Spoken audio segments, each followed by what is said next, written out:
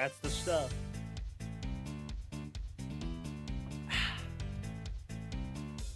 What's up, fellas? Hopefully y'all doing well, man. Stanley, Sue, Lightspeed, Dylan. Hopefully y'all doing well, man. Hi, hello, hi, hello.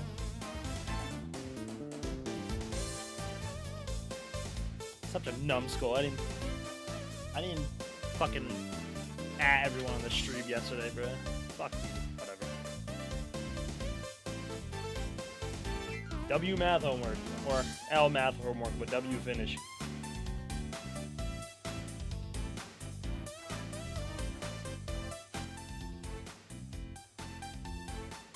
Ding dong ditch. Oh boy. Not again, Doug. Just circles? That's not bad then. Not gonna lie. From the math I see nowadays that kids learn, bruh, starting from like 6th and 7th grade, there's no way I could do that shit nowadays, bruh. Some of the shit they learn now is so hard.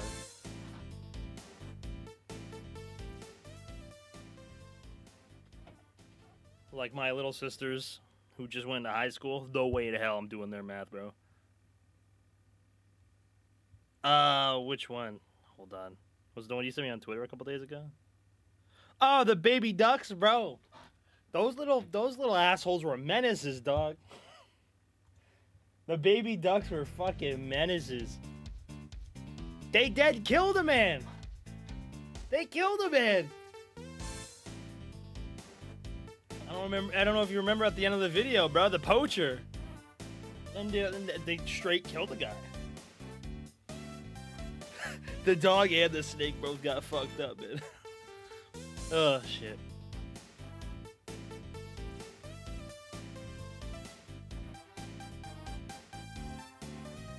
X squared plus y squared plus 8x plus 4y plus 19 equals 0? If you give me enough time, I think I could do that. Just give me a second. Let me think about it for a second, bro.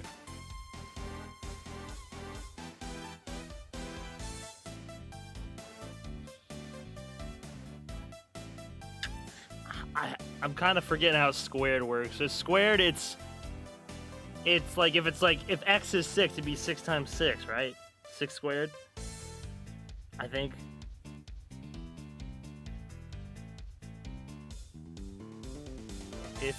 Does it have a circle as a graph? If so, give the center and radius. Oh, fuck no. Yeah, you're on your own, buddy. I've been out of school for far too long. You are on your own, bruh. It's easy to you, yeah, because you're actually doing it right now, but I haven't, bro. My math outside of school has been counting. That's it. I actually used to be really good at math too, but and maybe dumb street smart wise, but book smart wise, back in school, I used to be pretty good. I was in honors classes. I was usually on the honor roll every time. I think I missed the honor roll once. That was because I got a C in a class. I can't remember which class, but it was a class. Probably fucking science, bro. I hated science. Matthew, if you could do it, no. I cannot. Maybe if I had a little bit more time, but I don't think so, bro.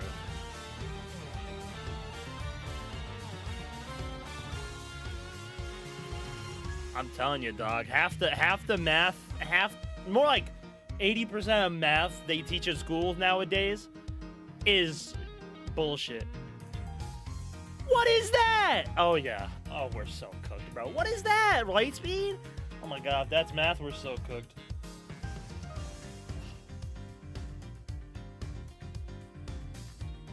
Hell no. Like I said, my math is counting, bro. Math taught in schools is literally just busy work, bro, and using your brain. That's it. You don't apply that shit to real life, bro. You can't tell me otherwise. I had to feel I was thinking it had to be a negative, bro, because no way all that's positive and it equals 0.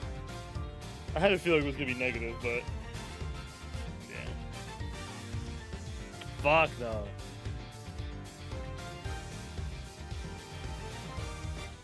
Whack ass math. Alright. That's enough math talk for a year. Off I go, bro.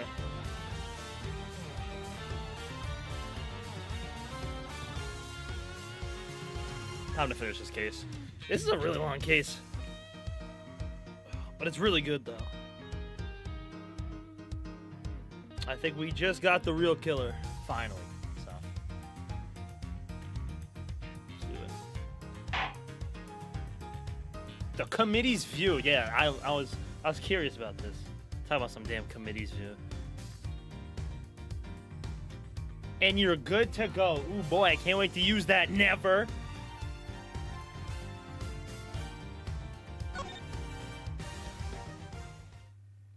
We got to play as Miles' late dad. That was cool. That was a really cool part. All right. So, from what we found out is Miss Bound here stole the ice sculptures from the victim, but she didn't kill him. But we found the killer because she set up a trap to find him. And we found it. So far. Yeah, Dylan, you're on your own with that, bud. You learned something? I already forgot it, bro. Miss Bound, are you feeling a little calmer now? Yes. Good. Then allow me to get to the point. Regardless of your intentions, you broke the law. Yes, I understand. Nevertheless, I understand that you did what you did in order to prove Mr. Tangaroa's innocence. Therefore, if the real culprit really is someone else, then we have a duty to reinvestigate the case. Overruled. Oh boy. There is nothing to suggest that anything nefarious took place in the official IS-7 incident records. Are you kidding me? Did we just forget who was the main prosecutor in IS-7? You know, the guy who fabricated evidence every single case? Alright. That's cool. And right now, there is nothing to suggest that we should take Miss Bound at her word either. So for our first order of business should be to arrest the culprit of the case before us, Miss Bound herself. Objection! Official records cannot always be trusted, Judge Gavel. Especially since there are those prosecutors who would think nothing of twisting the facts. Overruled. Are you suggesting that the committee in that time overlooked just as such a prosecutor? Yes! For 40 years! Yeah! For 40 years, you bitch! Damn! My fault, bro. But damn, dog! 40 years! 40? That's for you and your people to figure out. However, it is a fact that the autopsy report was faked. Seeing as Mr. Frost's body was only found just now. There really is something of Mr. Von Karma in you, Mr. Edgeworth. How so exactly? By can you continually defying the will of the committee and bending the truth to fit your needs, that's how. Objection! Perhaps it is time you understand how I, no, the committee sees this case. This committee could shove it. The committee is willing to accept that Mr. Von Karma falsified Mr. Frost's autopsy report. Even still, Mr. Von Karma only managed to have Mr. Tangaroa convicted as an accomplice. I personally have come to believe that the real culprit behind the IS-7 incident is Miss Bound. Her plan to poison and kill Mr. Gusto today was her attempt to frame him for Mr. Frost's murder. And this is how the committee sees things, is it? It is. As always, I act solely in service of law and order. Sounds to me like all she's doing is acting in the service of the committee and covering up the truth. But if I can't change her mind, there will be no saving Mr. Tangaroa or Miss Bound.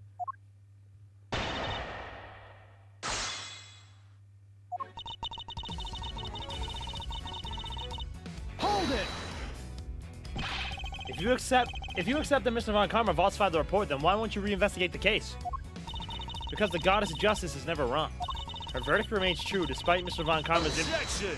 Hey, let's go, Fender. Despite blatant evidence tampering? You sure your precious goddess is into that? Almost makes you think the committee might have other reasons for not wanting this looked into again. Further investigation is simply unnecessary since the goddess of justice has already spoken. Is that right?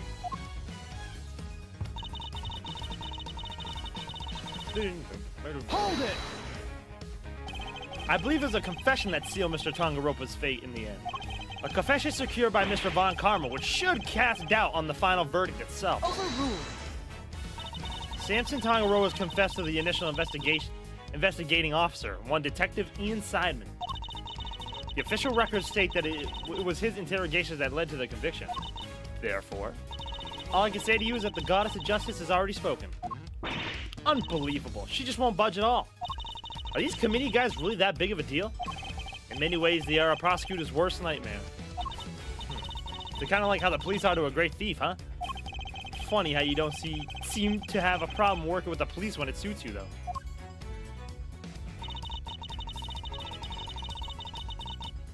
Hold it! Are you suggesting that Mr. Tongaropa and Miss Bound killed Mr. Frost together? Why not? You could even imagine they'd split their roles as thus. Mr. Tongaropa could have been the one to commit the act itself while Miss Bound was to remove the body. What? The thought of that we could ever kill Mr. Frost. You stole his corpse and hid it for 18 years. Is it really so surprising that you might be considered a suspect as a result? Miss Bound has freely confessed to all her crimes. Now is not the time to speculate about what else she might have done in the past. Very well.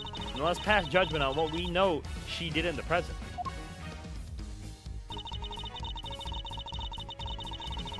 Hold it!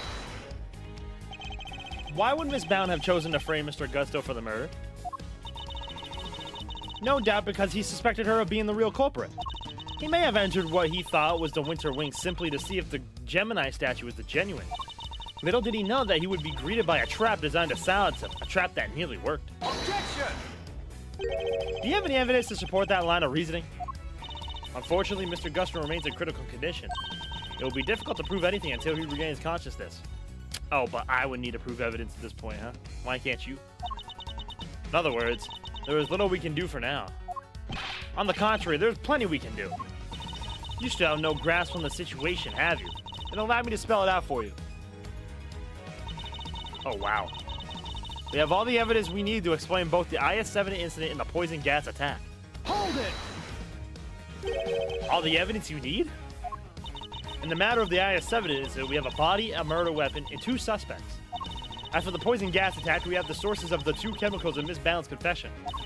As for you, Mr. Edgeworth, we also have enough evidence to see that you yourself will have to answer to the committee in a formal hearing. What? Whoa, that doesn't sound good. Don't worry, Miles Reno. If nothing else, you're always more than welcome at Edgeworth & Co. Ugh, Your Honor, I'd greatly appreciate it if we could stay focused on the matter at hand. Of course. Now, where was I?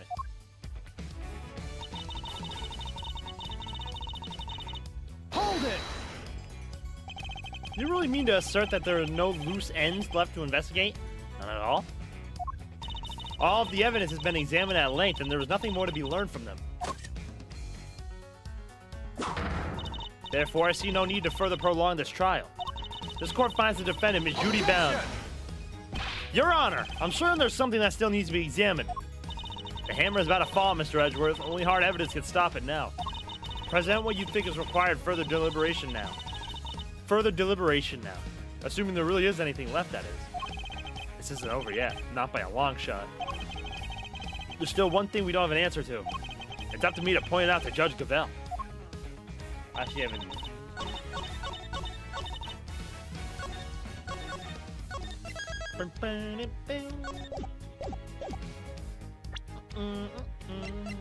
Alright, what do we need to examine? I mean, we haven't used this photo yet.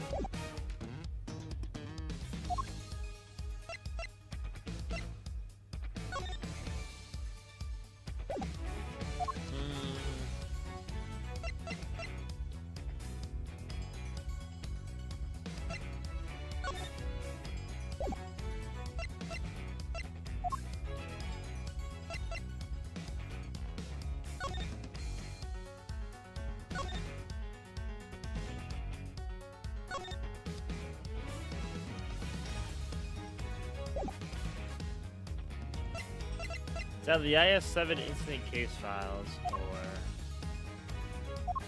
I mean, I think I want to say the photo, because we haven't used the photo yet.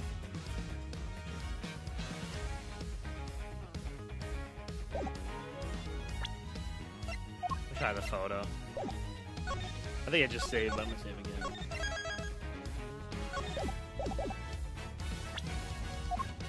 Objection!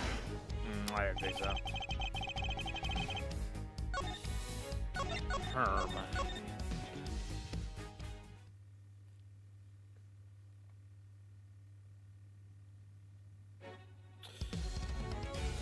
We have all the evidence we need to explain both the IS-7 incident and the poison gas attack. We have therefore determined that there is no need to investigate either case any further. Objection! Not it either.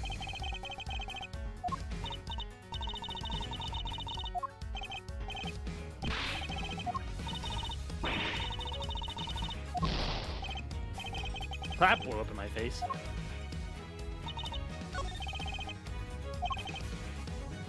There's still one thing we don't have an answer to. It's up to me to point out to Judge Gavell. One thing we haven't... Finger marks?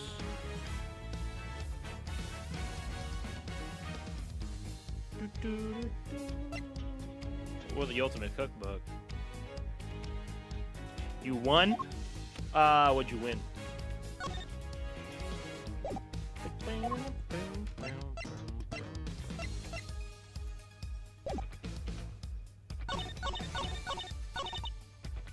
Link showing a light cone? W, man.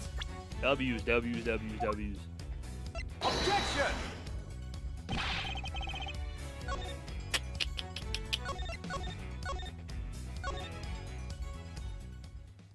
W's. Gorilla, you fuck. There's still one thing we don't have an answer to. What do we not have an answer to? Alright.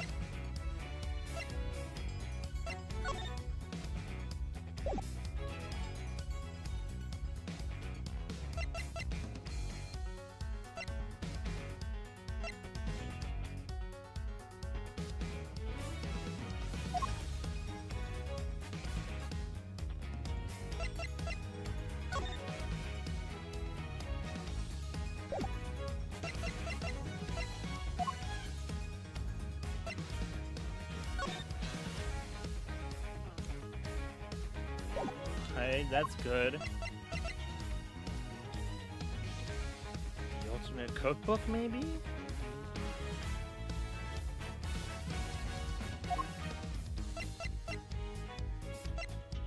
Or poison gas ingredients? Where do you get the asphyxiant from? Maybe it's where we got the asphyxiant from.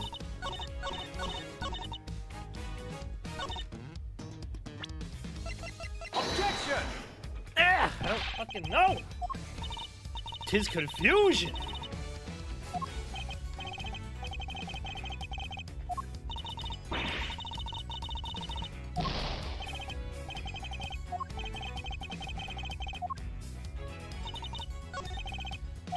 Oh, this was a bad place to end, bruh. Hold it! There are no loose ends left to investigate, none at all. All the evidence has been examined at length. There's nothing more to be learned from them. Therefore, I see no need to further prolong this trial. Objection!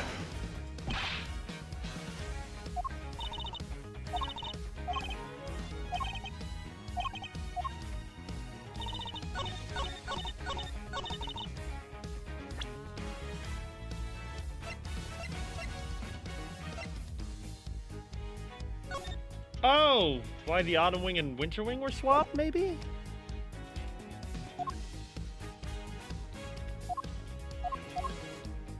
Objection! Oh?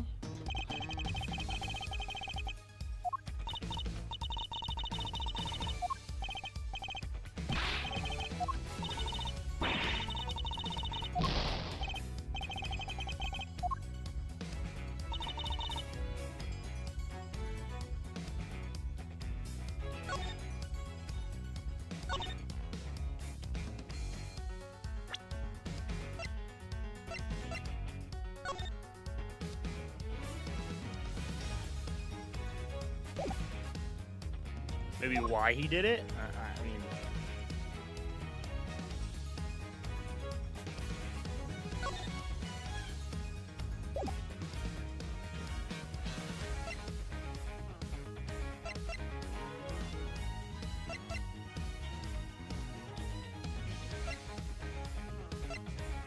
Objection!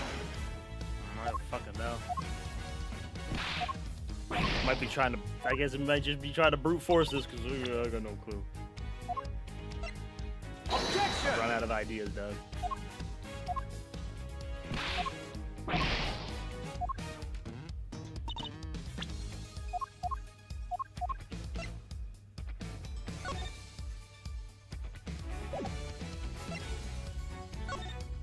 Sugar composition matches that the sugar found in the pale blue liquid in Artie Frost's room 18 years ago. Sugar to be found in water also seems to be matched. Objection! Oh, was that? My God, I thought that. Help. All right, we're good. Any jorkers? Jorkers? I'm afraid there is still one question concerning the IS-7 incident that remains unanswered, Your Honor. Would you mind taking a look at this? What is it? They're test results. Carried out in the liquid at the bottom of the Gemini case in the winter wing. As you can see, the traces of blood were detected. The question is whose? Until that question is answered, I hardly think you can claim to have all the evidence. There was blood in the Gemini case?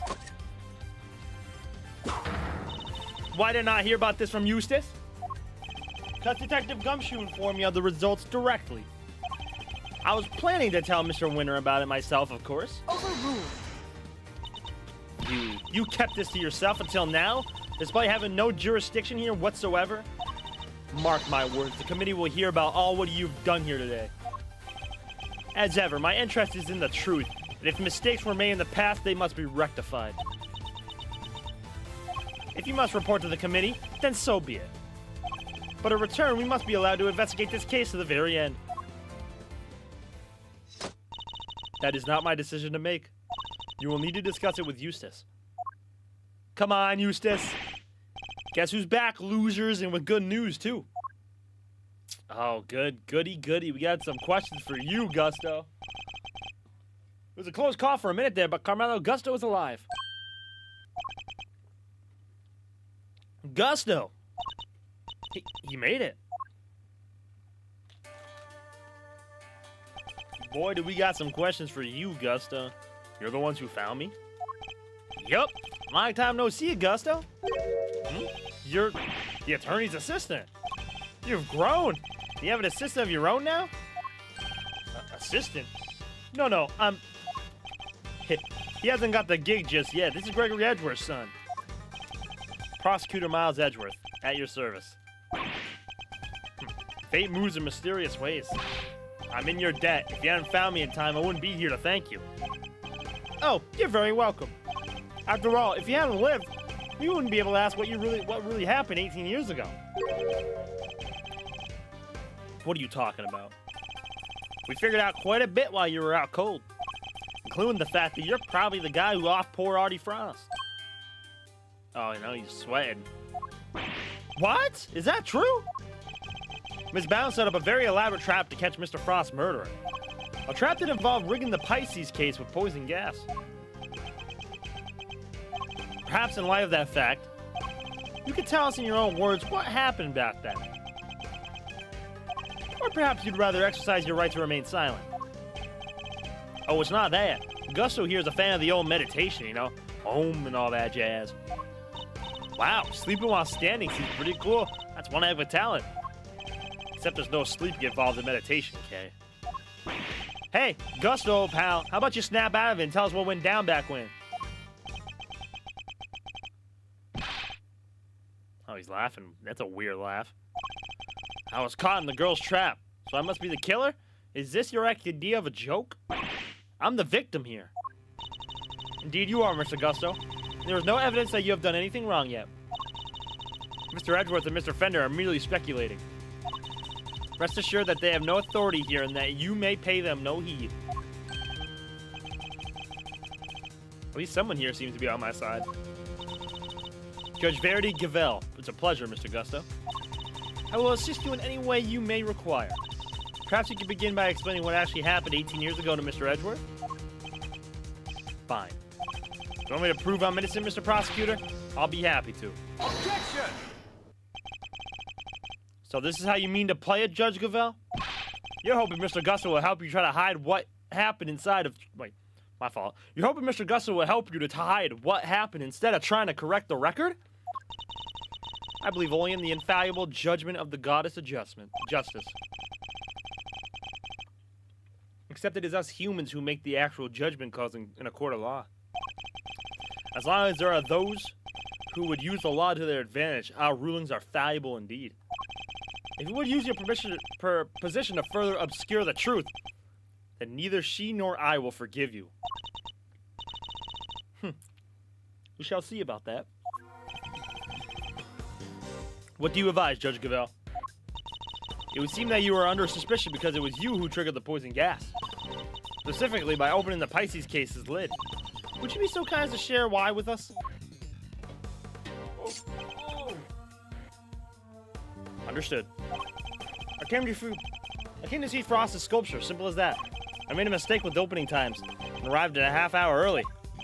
Miss Bound, was there no one at the reception desk at around that time? Hold on. I accidentally spilled a little bit of drink. Hold on, I'll be right back.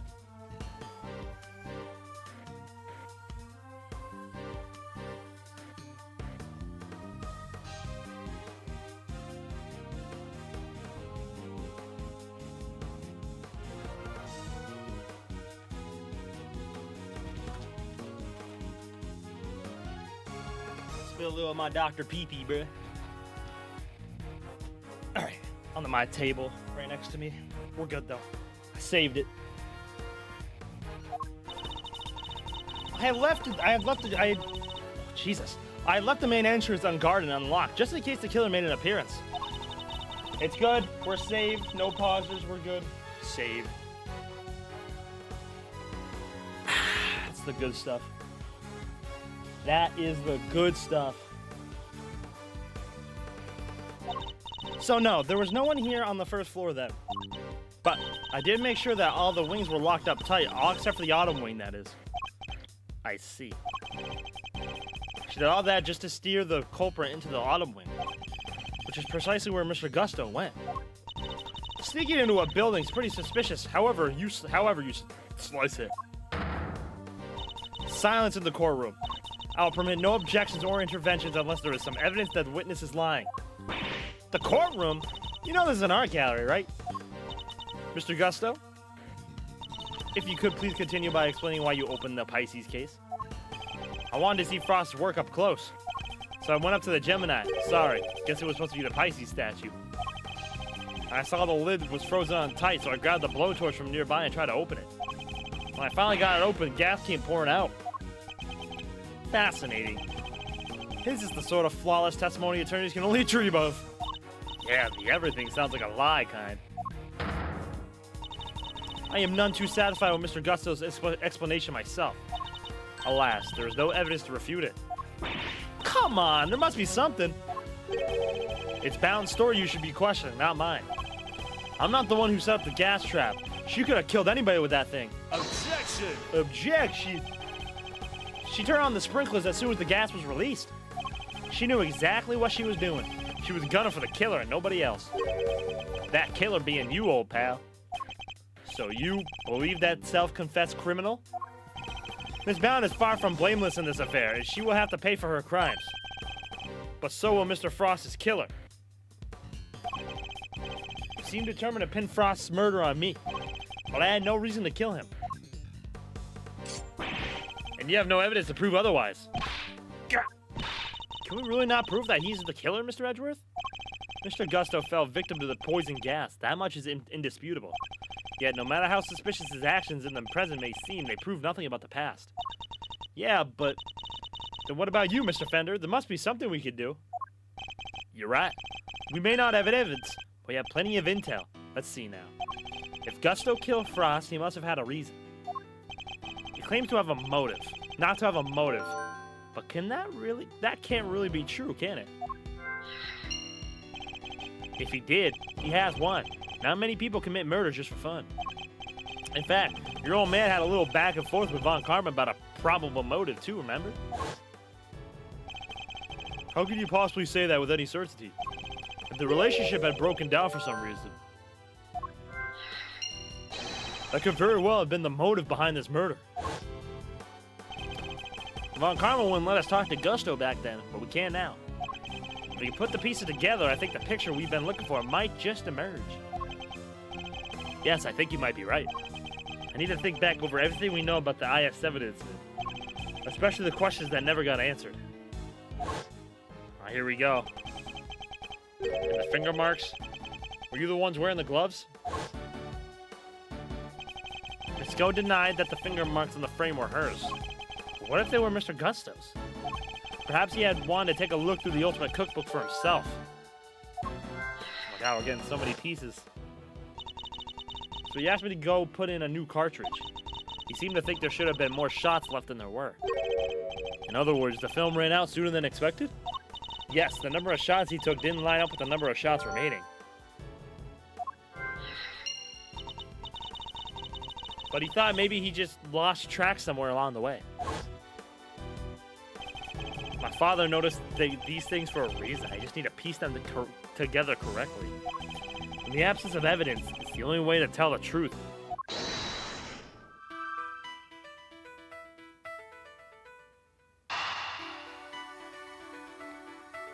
Gustos insists he had no reason to kill Artie Frost, but...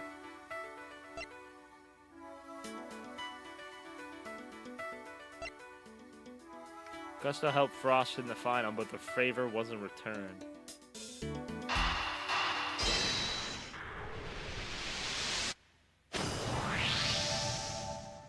Mr. Gusto, you and Mr. Frost conspired to create works for the contest together, did you not? Huh? So you know my little secret. Mr. Fender was kind enough to inform me. Mr. Frost was in charge of the designs while you were in charge of the flavor. Is that correct? Ugh, what can I say? Still had a long way to travel on the road to becoming a master confectioner. But you only collaborated up through the semi-finals. Something changed after that. We both wanted to show what we could do. Show that we were better than Tangaroa. Objection! Then why did you help Mr. Frost with his entry for the final? What grounds do you have to say that? Your own statement, made to Mr. Von Karma 18 years ago. You told him that you had been working together right up until the day before the final. Mr. Frost's entry was carved entirely from blocks of flavored ice. Ice which would have needed at least a day to freeze.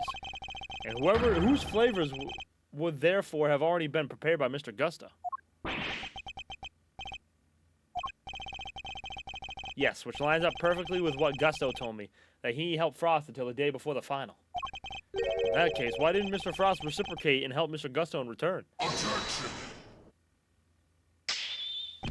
Can hardly be expected to read the minds of the dead. So why didn't Mr. Frost help you in return, I submit that your relationship broke down for some reason. And that became the basis of your motive for murder. Damn. That's not how it was. Sure, we stopped working together, but it was all perfectly friendly. You stopped working together in a friendly way? Kinda hard to imagine, but okay. Besides, how do you think I did it exactly? You think I just strolled into Tangaroa's room and killed Frost? I couldn't have killed the man while Tangaroa was in there working on his chocolate pieces, could I? So you see, it can't have been me. I wouldn't be so sure. There must be a window of opportunity when Mr. Tangaroa wasn't in his room. If I can prove that, I can prove that Mr. Gusto had the opportunity to kill Mr. Frost.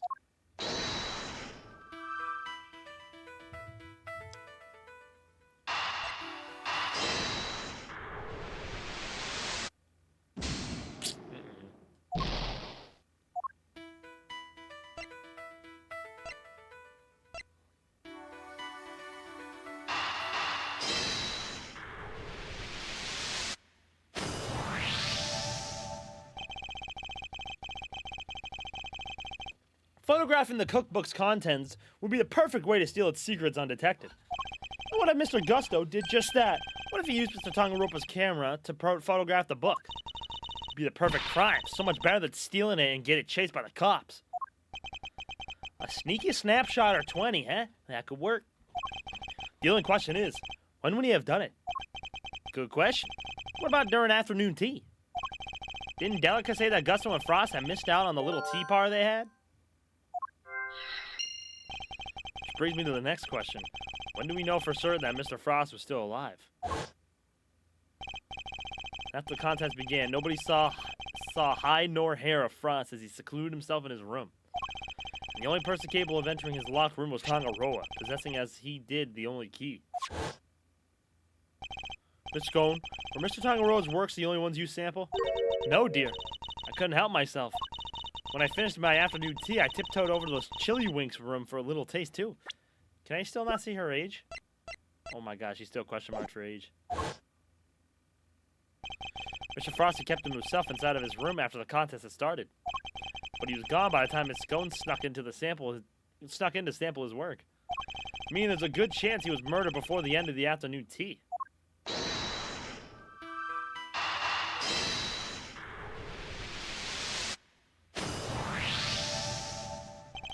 We can be sure that Mr. Frost was alive until the beginning of afternoon tea.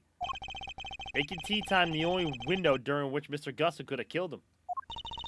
Are you satisfied with Mr. Gusto's story now, Mr. Edgeworth?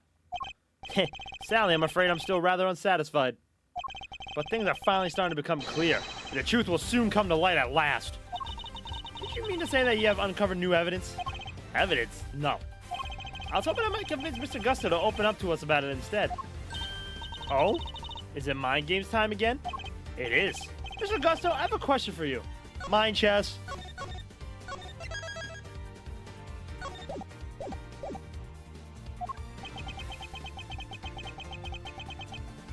I said I have a question for you. What is it? You chose to make your entry for the final on your own. I told you I wanted to test myself. I wanted to prove I was the best in the world. Objection! If that were the case, then surely you wouldn't have chosen to cheat in the first place. So tell me, Mr. Gusto, why did you feel the need to team up with Mr. Frost?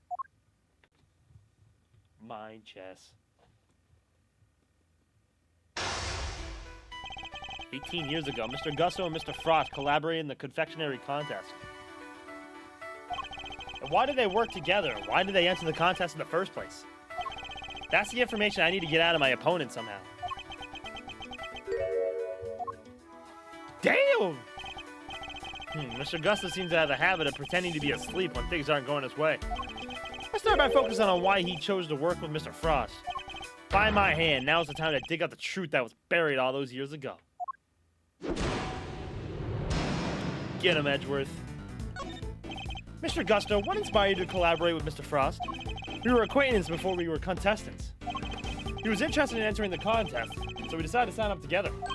And your decision to pair up with a sculptor had nothing to do with your lack of faith in your skills? You don't know me. We joined forces because we wanted to make the most perfect creation possible, that's all. I'll expose all your lies in the end, Mr. Gusto. Oh, oops. Oops.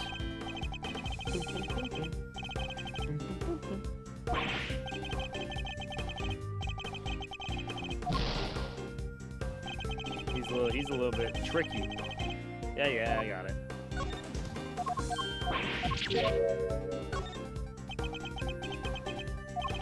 Frost's son and I were in the same grade at school, so we got along pretty well, too.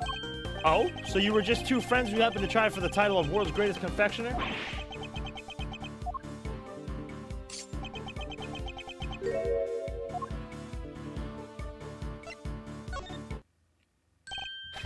Pretending to be asleep when the going gets tough won't work on me, I'm afraid. Mr. Frost is a sculptor, Mr. Gusto. I doubt he cared much about winning a title for confectioners. In which case, he probably had a different motive for taking part in the contest, wouldn't you say? Fine. It was me. I wanted that title. Frost was only in it for the prize, the ultimate cookbook. I see. And since your objectives dovetailed so neatly, you decided to work together. But then something happened. A breakdown in your relationship, perhaps? If so, I want to know why. Mr. Prosecutor, I'm still quite unwell after my brush with death. Pushed me too hard. And I'll be on my way back to the medical room. No, wait. You better wrap this up quickly. I'm already dangerously low on patience. Mr. Gusto's trying desperately to make his escape, but he's not going anywhere yet. Not as long as he's still keeping things from me. So let's figure out what he was really after next. There's no time to lose. I need to pick the right line of questioning it fast. You two had your eyes on something other than the title, didn't you? After all, I'm not sure the title World's Greatest Confectioner even counts for that much. Now you're insulting the way of the confectioner? My only goal was to win that title. I didn't care about anything else. You have no idea how much it would have meant to me.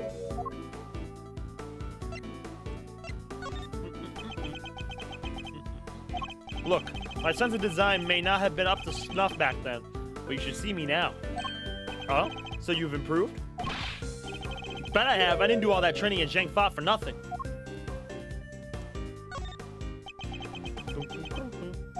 I looked up to Tangaroa, you know.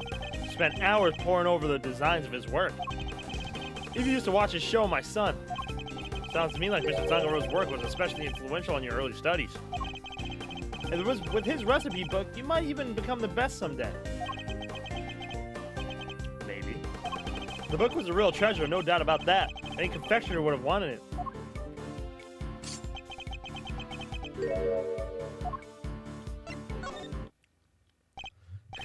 You claim that your only goal was to win the title. Yet you also seem to have an interest in the contest's prize, the ultimate cookbook.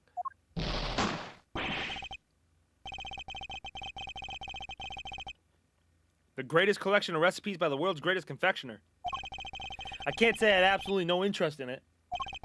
And even if I did, what exactly is so wrong with that? Nothing, I suppose. Only that the book contained recipes for medicines, not desserts. Everyone who entered the contest supposedly knew that. I feel like I'm finally getting somewhere. Can't let him slip from my grasp now. I just need to stay calm and keep the pressure on. Next, let's find out why he wanted the cookbook.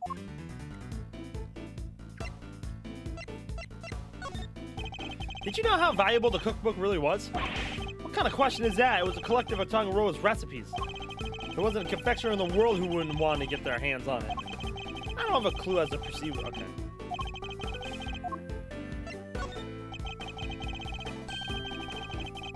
So your plan was to win the cookbook and use it to help you with your own creations? What else?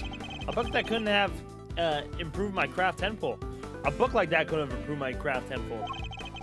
You could have made a lot of money if you sold it. I don't know much about what was actually in there.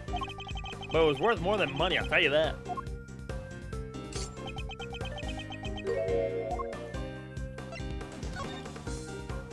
Come now, Mr. Gusto, and I think you know more about the ultimate cookbook than you claim.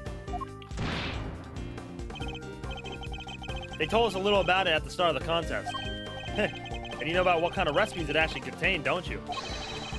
And that they weren't dessert recipes at all. I see you did your homework. Fine, so you know what was really in there. The Ultimate Cookbook, or the Angel's Cookbook, to give it its proper title. It's a collection of chemical formulas and ways to synthesize new medicines nobody's ever heard of before. So he did know the cookbook actually contained recipes for medicines. This could be an important clue.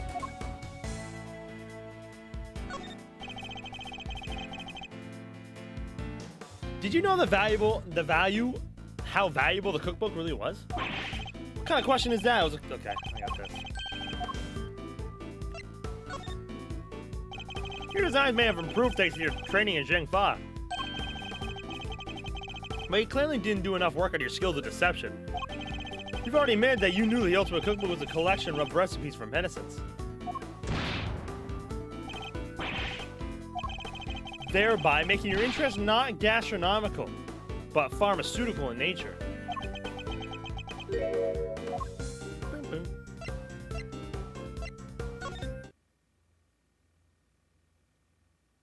If it was gonna be for his kid, I'm gonna cry, Doug. You're a confectioner, Mr. Gusto. You had no professional interest in revolutionary new medicines, which suggests that your interest must have been personal. I underestimated you. Fine, you're right. Winning the title wasn't the only reason I entered the contest. I needed one of the recipes in that book. It was for my son. He was sick. Oh my god, I knew it. He was? Tell me more. That's none of your business. I've told you as much as you need to know. Looks rattled, but I can't let him off the hook. Let's find out what this mystery illness was. Almost gotten to the bottom of this. I can feel it. Just a few more moves.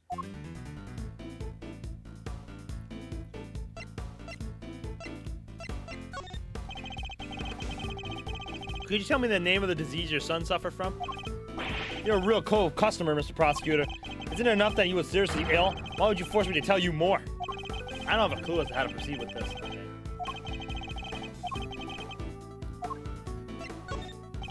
Tell me a little more about your son. He was my pride and joy, my biggest fan. He was? Oh. Did you enter the contest in order to help him? You clearly don't have children of your own. Any father would have done the same. Would have done anything to help him. Anything.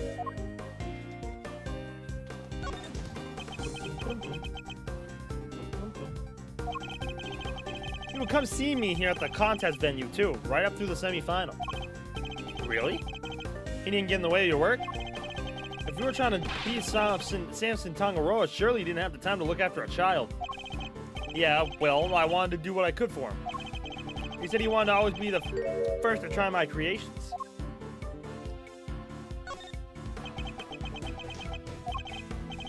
I'm still recovering, so if you got nothing to say, let me go back to the medical room. Wait! I'm gonna be a little bit more proactive. Oh, God.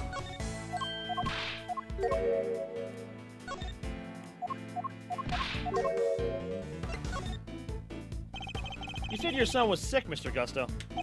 And yeah, he was able to come and join you for the contest?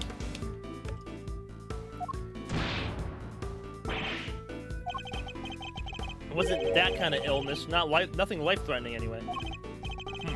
This feels like it could be an important clue. Could you tell me about the... Okay.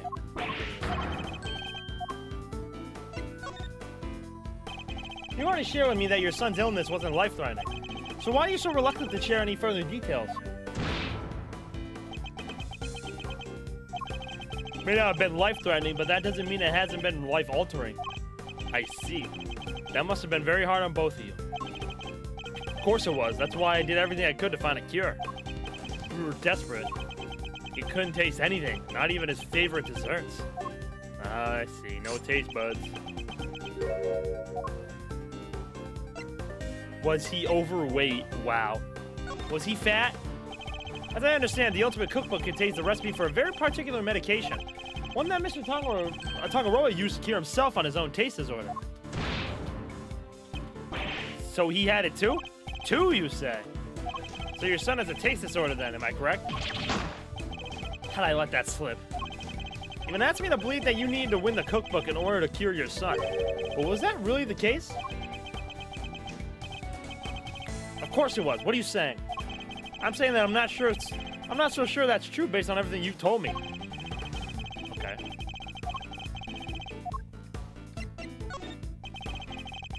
So you needed the book to cure your son? Yeah, nowadays you can get the medication he needed anywhere. But back then, the book was our only hope. Which is why I didn't dare waste my time on fancy tea parties. I had to give it my all. It's all my work. What about Mr. Tangaroa's work? Surely that tea break gave you the perfect opportunity to go steal a glance at it. And what makes you think I had the energy or time to care about what the others have made? Oh, shit. God damn it.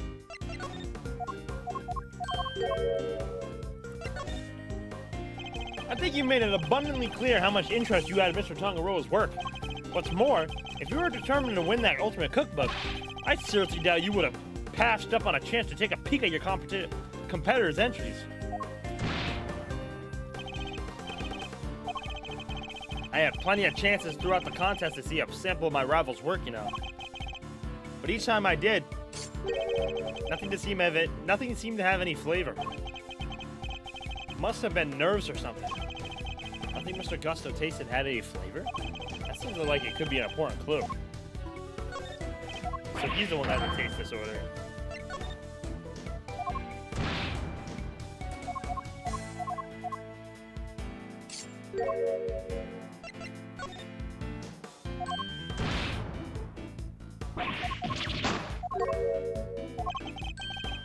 Time to deploy my clue.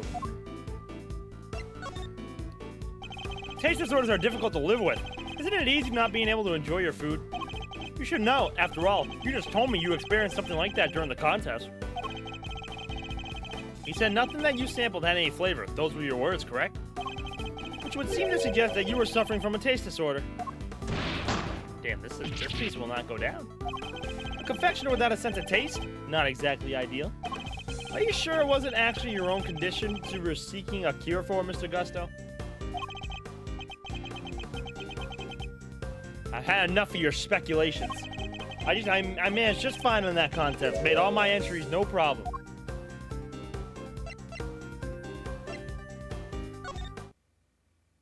There we go. Sorry, but I'm afraid you're contradicting your own testimony. You already admitted that you and Mr. Frost had worked together during the contest. Too late to claim you did it all on your own now.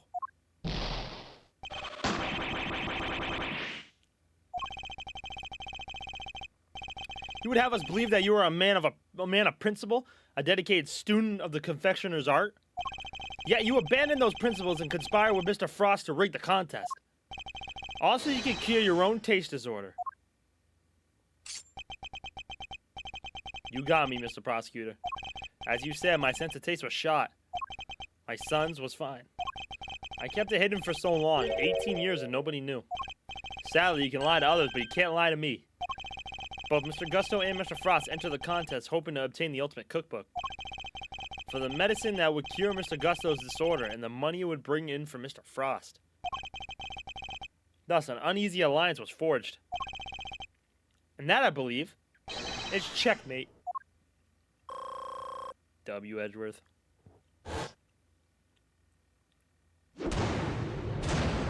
Checkmate.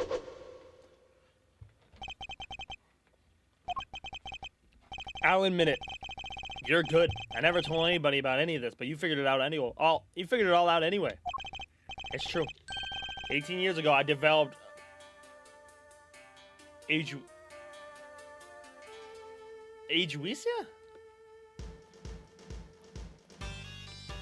I don't know how to pronounce that. Hold on. How the fuck do you pronounce that?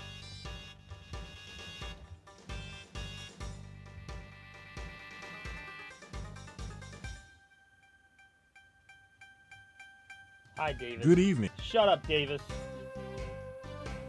Yo, bro, is there not?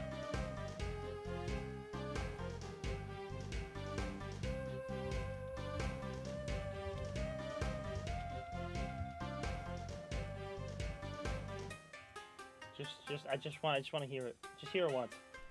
You are. Okay, bro. How to pronounce these words? All right, bro. Pronunciation. Or more videos on. All right, bro. You know what? Age, bro. He developed age. That's it. He developed age. I give up. What's Aguisia? It's a taste disorder that makes it so you can't taste anything at all.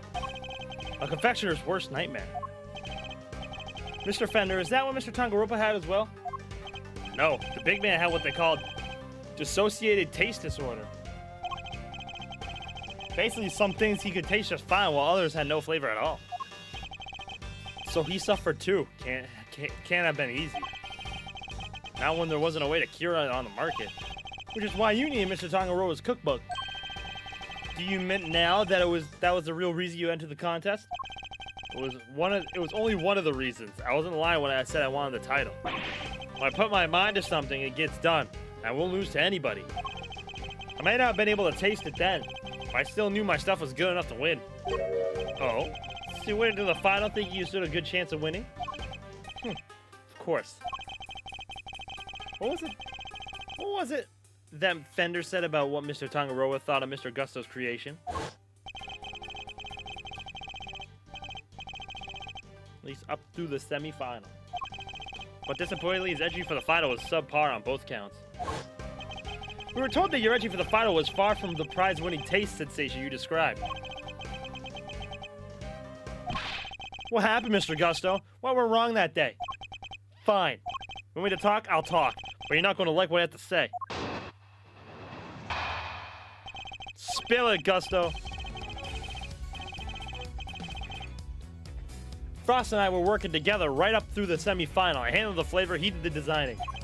If I wanted to face Tangaroa in the final on my own, no help, just me and my skill. So I helped Frost with his entry, but mine I did alone. If it didn't taste good in the final, that's on me. What can I say? I lack training.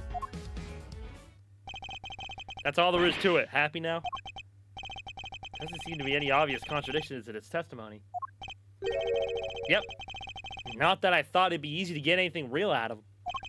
He's managed to not let slip what really happened for 18 years after all. Why don't you try pushing him a bit, Mazarino? See if you can shake off something loose. I think I just might have to, Fender.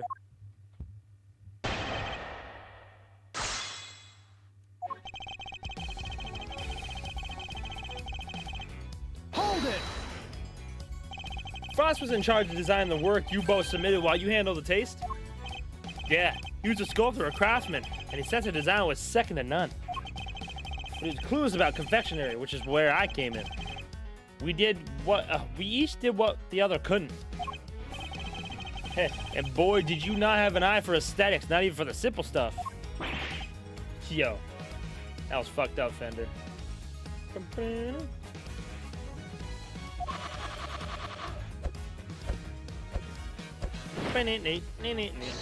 Ooh, how do you like me now? Huh? The national symbol of Shangfa. Oh yeah, it's a phoenix. That's awesome. I'll say, pretty different than the stuff you were pumping out 18 years ago. Hey, what's up, Brody? Hey, man. Behold the fruits of my training. I've dedicated my whole life to my craft. But back then, we both needed each other's help, so we joined hands until the final. I don't care. If your cam not on. All right, bro, you say. The funny hat will go on.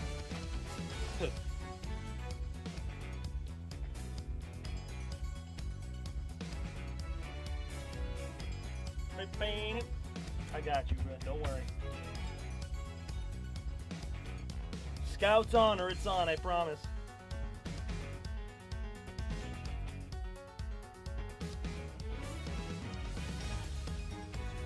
It's almost getting close to Sandy Jewels time anyways. It's almost holiday season, which is really gross. I feel like Christmas just went by, bro. Burn it. Hold it! Yeah. You were serious about winning the title then? Of course. The art of confectionery is my life. Why wouldn't I have wanted to be crowned the greatest? But I still have a lot to learn back. Then. Guess it's no surprise my work wasn't up to scratch. But the title wasn't the only thing you won. There was the cookbook too. And you won the book even more than you won the title. Isn't that right, Mr. Gusto? Overruled. Mr. Edgeworth, you are badgering a witness who is still suffering from the effects of today's attacks. I cannot allow this harassment to continue. Yeah, I understand, Your Honor, but ignore him, Mr. Gusto. You need not answer that vile prosecutor's question. But please do continue your testimony in your own time.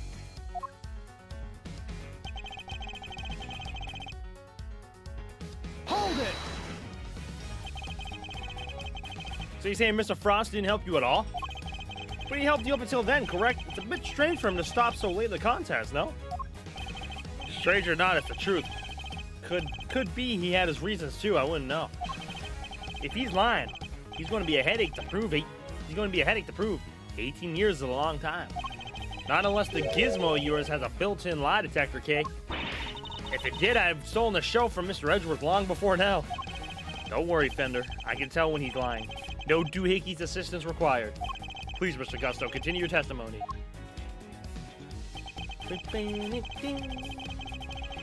Hold it! And yeah, I heard that your creations prior to the final were scored highly for their flavor. So what went wrong? Was there some kind of cooking accident on that day? No, nothing like that. It was I told you I had a taste disorder. My sense of taste failed me. It's as simple as that. When Mr. Franz said you was complimented on his flavor, your sense of taste hadn't failed you then. Did something happen overnight?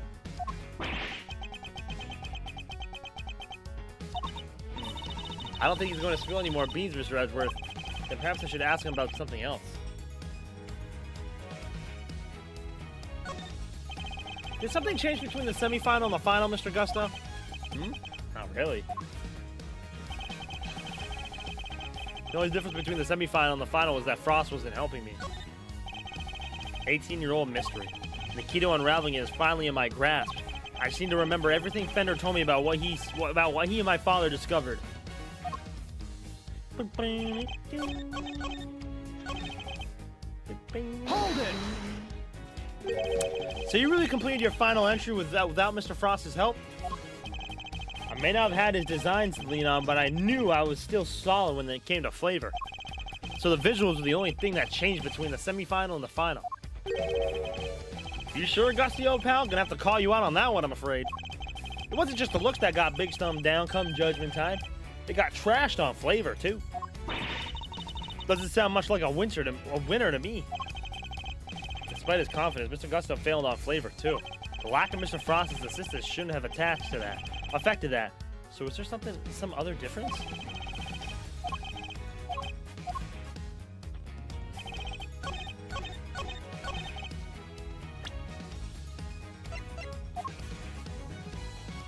Demonic brood shit.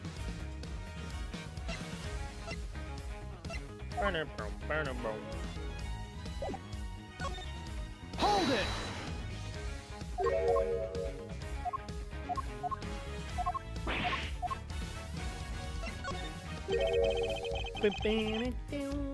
You knew Mr. Frost before the contest, correct? You remember, I see. My son and Frost used to go to elementary school together. Hold it! It was no coincidence you both entered the contest, correct? Yeah, I heard about it first, then I told Frost. I knew he'd be interested. He was always short of cash for his sculptures. That's right. Mr. Frost was supposedly always in financial trouble, wasn't he? The cookbook was really worth that much, huh? I see that glint in your eye, kiddo. But don't get your great thieving hopes up. It was worth a lot back then. But these days, you can find most of the stuff in there on any drugstore shelf. Oh, bummer. So literally every last contestant only ever had eyes for that cookbook, I see.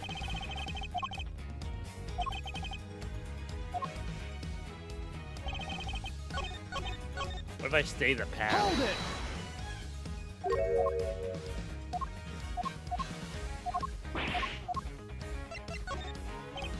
No, I'll just stick with what I have for now.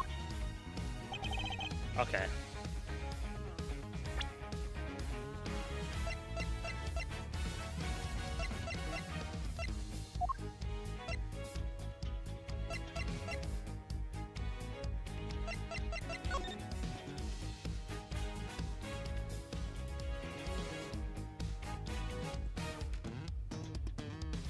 Huh.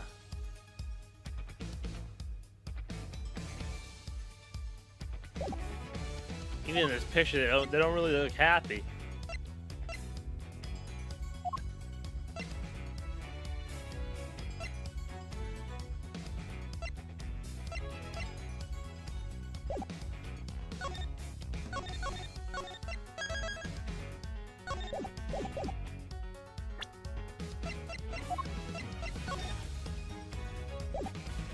Objection!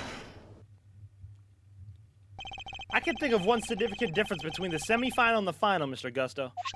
Your son. This is him in the photograph, correct? You told me he was here with you throughout the semifinal. He was? What of it?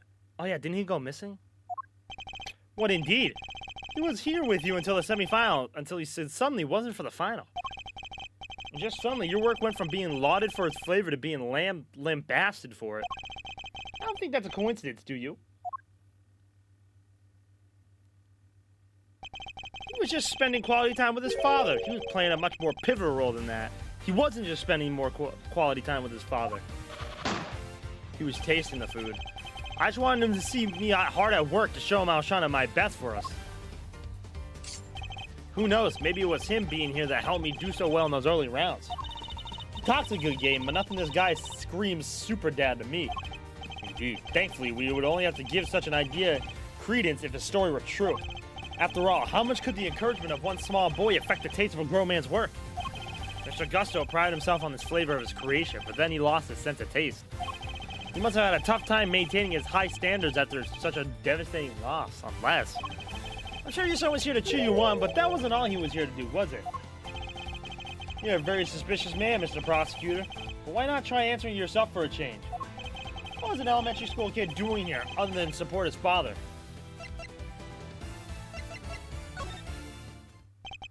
Your son knew the taste of your work pretty well, I imagine, Mr. Gusto. He was my biggest fan, of course he knew it. In which case, he would have been a good judge of whether someone tasted on brand, so to speak, no? Well, what are you implying? You've already told us that you were suffering from a taste disorder.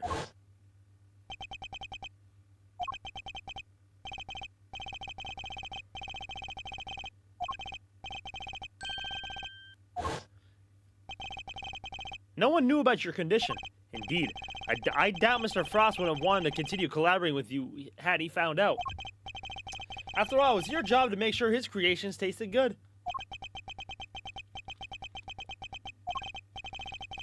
Therefore, your son wasn't just here to support you. He was helping you by taste testing your work.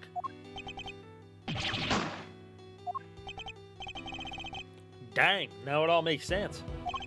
Frost's stuff tasted good because it really was finished the day before when the kid was still here.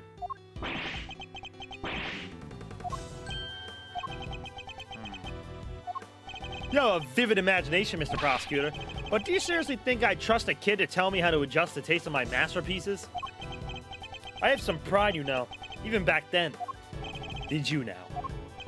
My designs may not have been much to write home about back then, but I always knew my work tasted better than anybody else's. You think I'd risk everything by putting my reputation in the hands of a child? Your child? This is just more speculation. That's all it is. In that case, I ask to speak with your son this instant. Let's see how much of your story he can corroborate. Is he the one that disappeared? Sadly, for you, my son is no longer my concern. What? As soon as I got my sense of taste back, I went straight to Zhangfa to start my training. And cut off all ties with the kid for good. What the What? What is wrong with you? What? You abandoned your own child?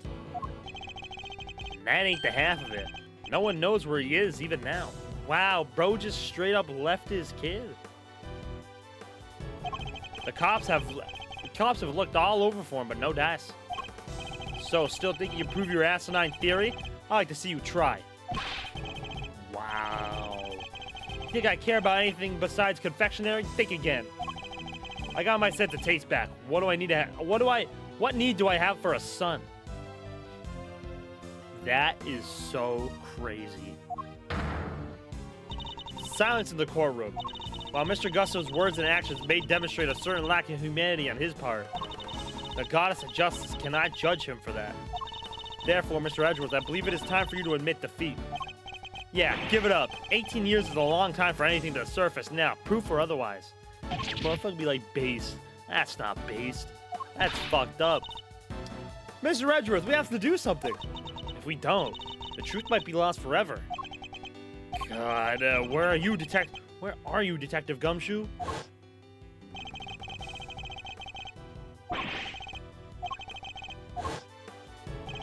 That's the last piece of the puzzle, I'm sure of it. Once we know whose blood it is.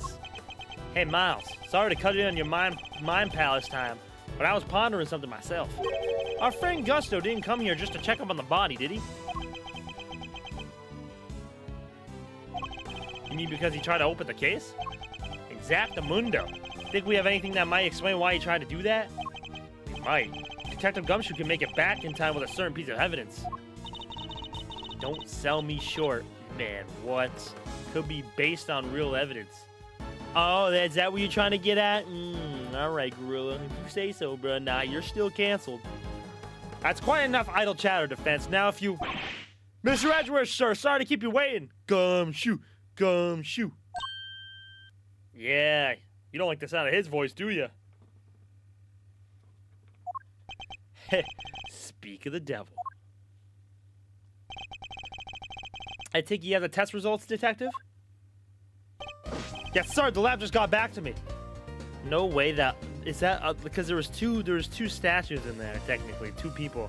Was the other one his son? Did he kill his son? Detective, please. Court is in session.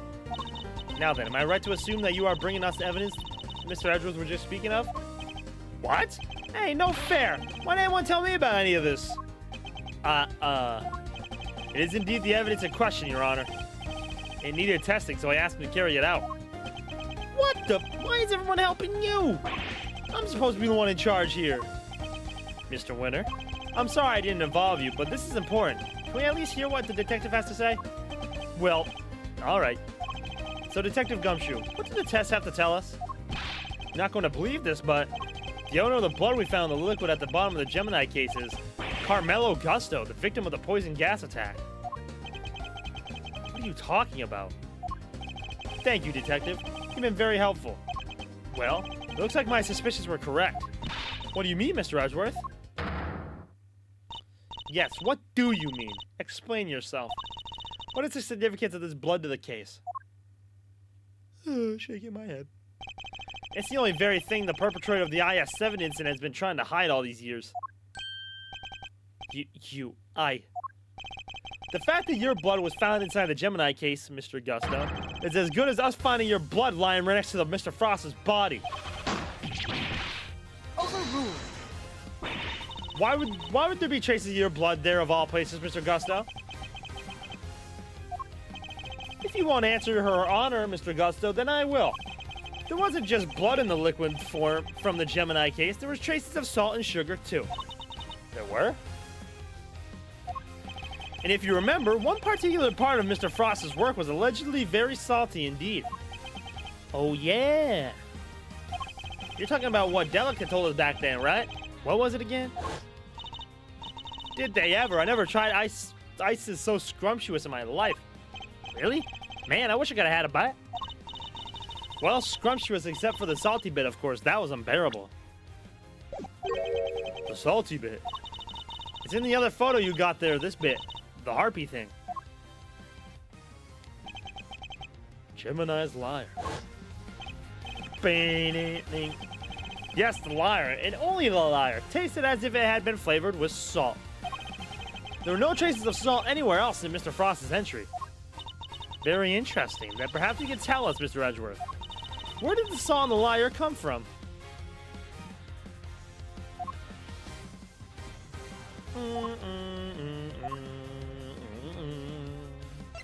Take that! This is the lamp from the IS-7 incident. Indeed, and I believe that the salt gave the liar its flavor, and its flavor came from just such a lamp. Mr. Von Karma had established that both salt lamps were in Mr. Tongaroa's room at the time of the crime. One of them used to kill Mr. Frost.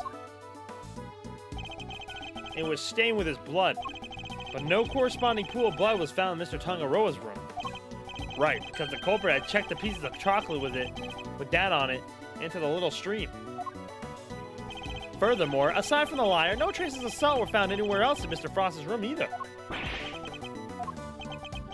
Hey, come to think of it, the lamps were found in Delica's room were both broken.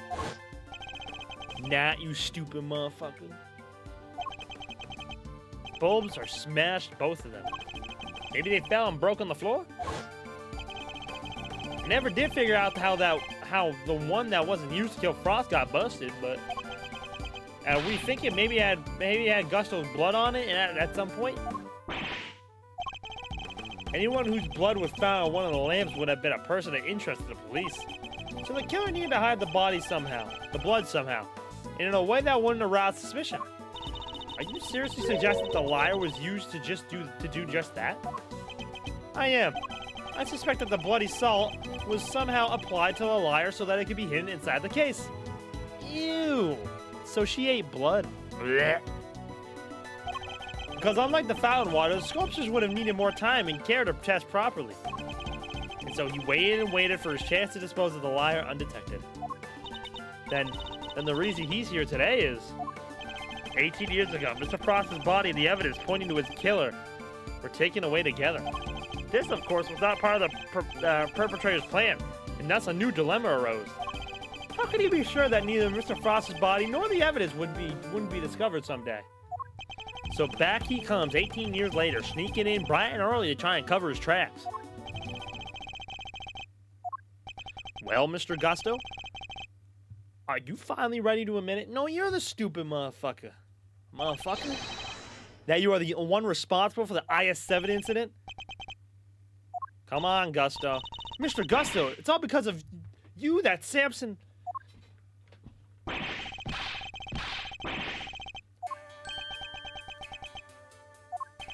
Gusto. So I finally got caught, huh? All these years later? Nobody came close back then. Not even the big shot prosecutor or the attorney. That's some impressive work, Mr. Prosecutor. I have to hand it to you. You admit it then? That you murdered Artie Frost? I do. But the statute of limitations is done. Nothing. You went to Zhang Fa, good sir. You're out of here. Sure I do. I did it. I killed him. But he only had himself to blame. What do you mean by that? He agreed to help me. We were supposed to help each other so that one of us could win. And whoever won supposed to let the other use the cookbook. But on the day of the final, the rat finally showed his true colors. Seriously, Frost? We had a deal. Sorry, I'm not helping you in the final. Our little agreement is over, Gusto. But I helped you. I spent all day yesterday making the ice for your pieces. Did you? And you can prove that, I suppose? What do you...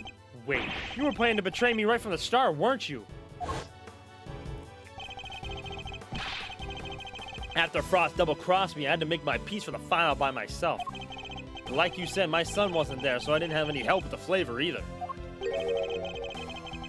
So much for the pride you claim to have in your ability to make delicious desserts. Just you wait till my lawyer reaches out. Nuh-uh, bruh. Liar. Go ahead and judge. You have no idea what it was like for someone like me to lose my sense of taste. I gave up everything to become the best. Everything. I take pride in that. Something someone like you could never understand. You're right. I don't understand. Do you take pride in the fact that you resorted to murder? Or that you abandoned your son? Why would I want to understand someone who could do such things? A man can't afford to rely on other people. I learned that the hard way 18 years ago. My son never showed up on the day of the final. And in hindsight, I wouldn't be surprised if Frost was the reason why. Why would you think that? What exactly happened to your son? How am I supposed to know? I told you, he's none of my concern anymore. And according to you guys, nobody knows where he is now either. And you don't care? You're horrible. So with his disappearance, so too went your chance to winning, correct? Yeah, I had to find another way of getting my hands on that book. That's what inspiration struck. I decided to skip afternoon tea and snuck into Tangaroa's room. Should have been so easy. All I had to do was photograph the formulas I needed to get out of there. But then Frost showed up. Oh, damn. I thought I might find you here. Stealing recipes from the famous cookbook, Toot, toot, toot. Frost. What's this? A cure for taste disorders. Oh no, that's just too tragic. A confectioner who can't taste anything. What will people say? If you tell anybody, I'll... Yo, what? You can't even hit me, you miserable worm. Damn. Why, you... Frost shoved me hard when I went to punch him. Knocked me clean off my feet. I crashed into one of the lamps.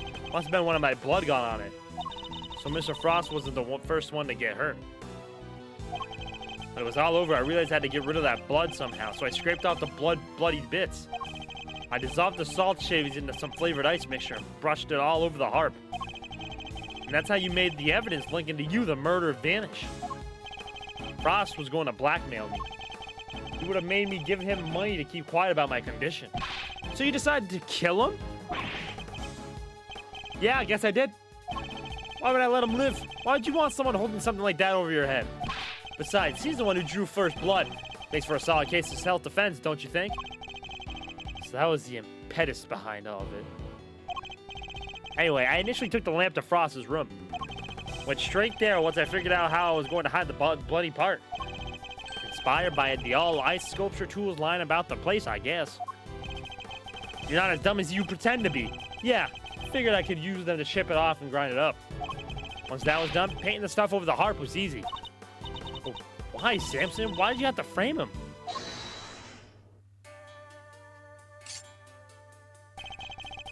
I never meant for the cops to pin it on him. That was your fault, you and the rest of them. Why do you think I went to the trouble of placing the lamps and the cloth back in Scone's room? There's only one reason to plant the murder weapon in the rooms of another contestant. And that's to cast suspicion on that person. What? You trying to frame me, Gusty Pants? Yeah. But why? Why poor old me? I respected Tangaroa. He was the best. A true champion.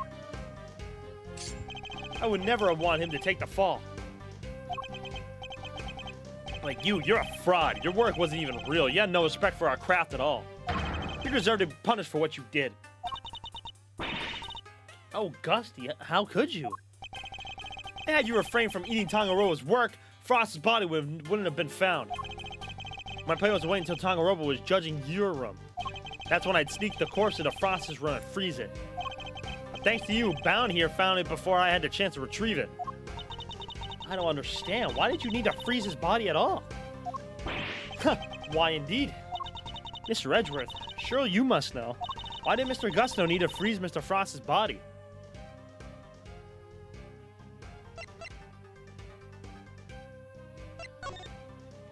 Mr. Gusto needed to freeze Mr. Frost's body in order to obscure the time of death. If they determined that the murder occurred during the afternoon tea, he would have been an obvious suspect. Bingo! Freezing Frost's body wasn't simple. Preparing everything took time. So I decided to put his body in the chest in Tangaroa's room, while I got everything ready in Frost's. At the time, it seemed like the perfect hiding place. Never count on some gluttonous pharmacist showing up and making the whole ship collapse. I still don't get it though. Why disguise the body as an ice sculpture at all? The sooner it was found, the smaller the effect of the freezing it would have on masking the time of death. Therefore, he needed to disguise it, at least until it had fully frozen. How awful. Using Mr. Frost's own work to help you cover up the truth behind his murder. Ironically, Tangaroa would have been just fine if the body hadn't been found before I got out of his room. If only things had gone to plan, he wouldn't even have been arrested, let alone convicted. You mean it was my fault? Everything that happened to Samson? It was all because I found the body? Don't let him get inside of your head, Judes. None of this is your fault. If it wasn't Samson, it would have been Delica instead. She would have been the one they arrested. Either way, there's only one person to blame here, and that's Gusto. It didn't help that the initial detective was so bad at his job either. He never even told the prosecutor that the body had been vanished. So that Mr. Von Karma had unwittingly placed Mr. Tangaroa under arrest in the absence of a body? I mean, I guess it would explain why he was so keen to wrap things up. Still, you'd think he'd notice something as big as that if he'd taken a look at a few reports, right? As someone had been deliberately distorting the facts of the case, though.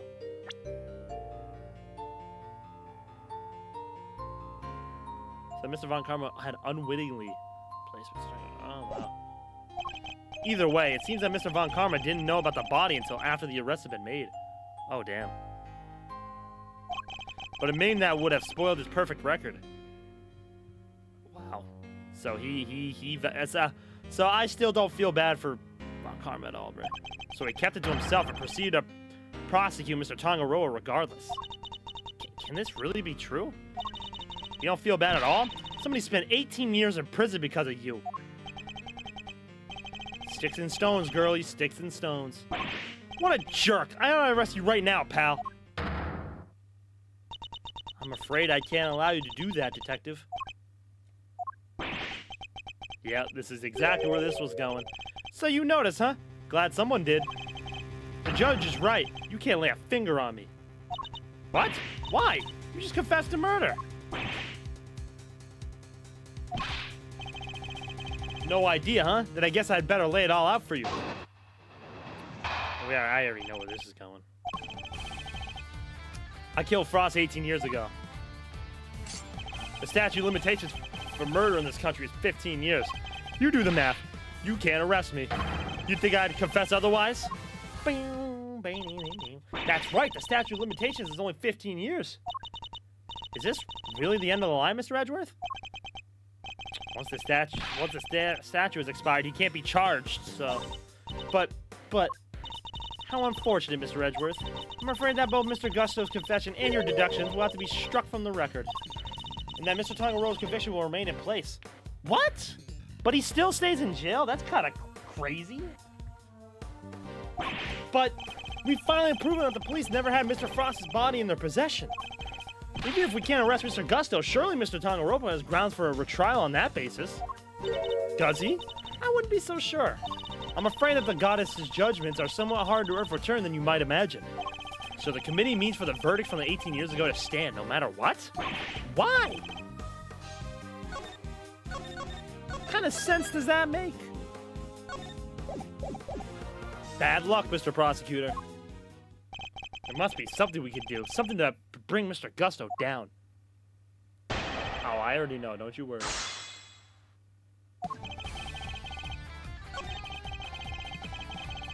I'm not even gonna press you, man. Boom. Objection! Dummy. Boom. All right. I know it's because he went to Zhang Fa and it suspends it. So if he's over in Zhang Fa for 3 years.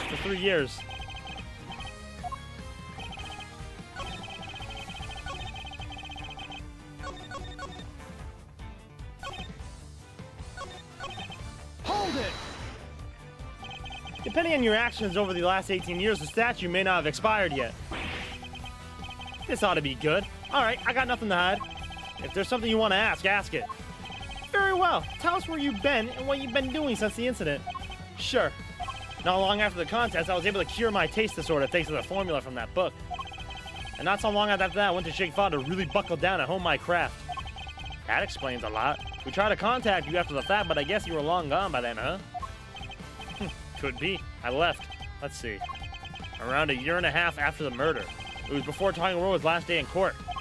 Going to Zhang Fa was the best thing I ever did. Flavor, design, I'm the full package now. Objection! And all on the backs of those whose lives you destroyed. What's an omelet without a few eggs, Nothing, Mr. Prosecutor. Nothing. You're evil. Sticks and stones, girlie. Can't arrest me, and that's all that matters. I need more to work with. There has to be something I can get out of him. Maybe I can push him further on the statements he just made. Is there anything I should follow up on? I'd like you to tell us more about your training in Zhang Fa, if you wouldn't mind. Fine.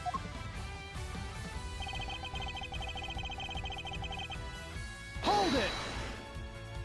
Zhang Fa. And you were there for a while, I imagine? Yeah, I left some time after the investigation had wrapped up. I've been meaning to go there and start my studies for a while. And thanks to the hard work I put in.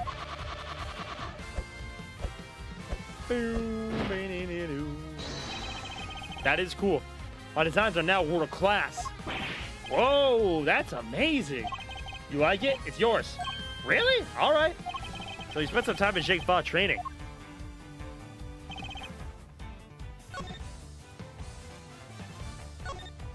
I thought he was gonna tell me like how much time, but I guess.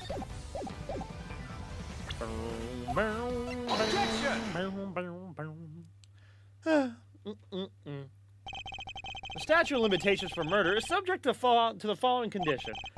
The statute is suspended should the suspect flee to a foreign country, which means that the time you spend abroad doesn't count toward the total time under the statute.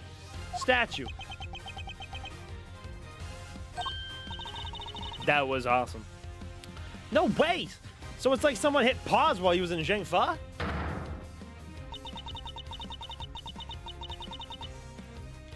It appears that there may be time left on the clock yet, but that will depend on how long you stay in Zhang Fa, Mr. Gusto.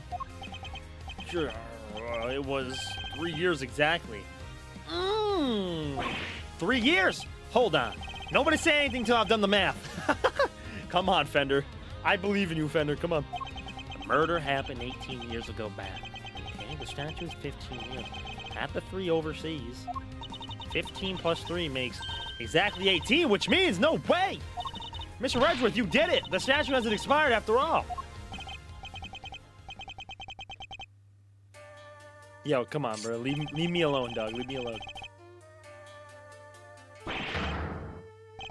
Bingo. 18 years exactly. Glad you worked it out for ourselves.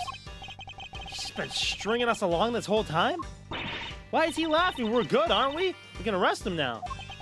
I hate to break it to you, little sis, but IS-7 went down at the end of December. It's April now, which means, strictly speaking, it's been 18 years and 4 months since Frost's murder. Gusto staying in Zhengfa really lasted 3 years on the nose. It's not enough. We're a few months short. Not enough? But... What'd I tell you? You can't touch me. I hate to admit it, but he read the board well when he made his confession. How unfortunate, Mr. Edgeworth. She says, Mr. Edgeworth, like, I didn't just solve an 18-year crime, and we literally made the guy confess. You're like, oh, well, I guess he couldn't do anything. You literally did nothing. I hate you. If only the statue has been suspended for another year. Those who would overturn the goddess's judgment must be willing to pay the price should they fail. And you, Mr. Edgeworth, have failed. There must be something I can do. I knew it. Well, if the law can't bring Mr. Gusto justice, then... Judes? What are you thinking? No, she's gonna try and kill him right here. Judes, no. Judes, no. Objection! There's no need to go adding to your rap sheet just yet. We're not done here. Far from it. Cause there's still a way we can nail him. Oh yeah. Oh, they got the Fender theme going, bro. Oh yeah. Oh yeah. There is? She was about to kill him right here, dog. All right, Miles Reno, pep talk. I need you to think back on over everything we know about the case. Gusto's overlooked one critical thing that you yourself were led to believe wrongly about.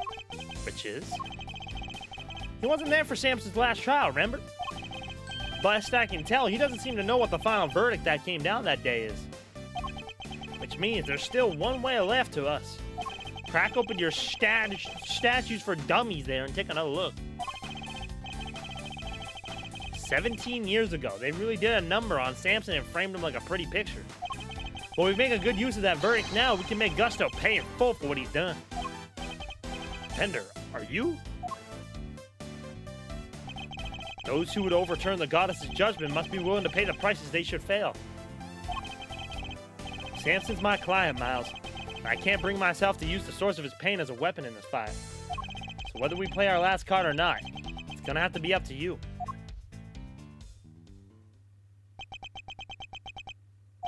Bringing Mr. Gusto to justice can only happen if I use the outcome of that hard-fought trial. So, should I raise an objection to playing that card or not?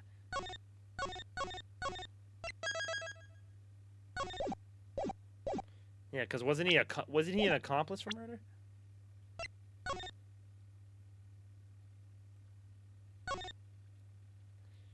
Convicted as an accomplice based on his confession.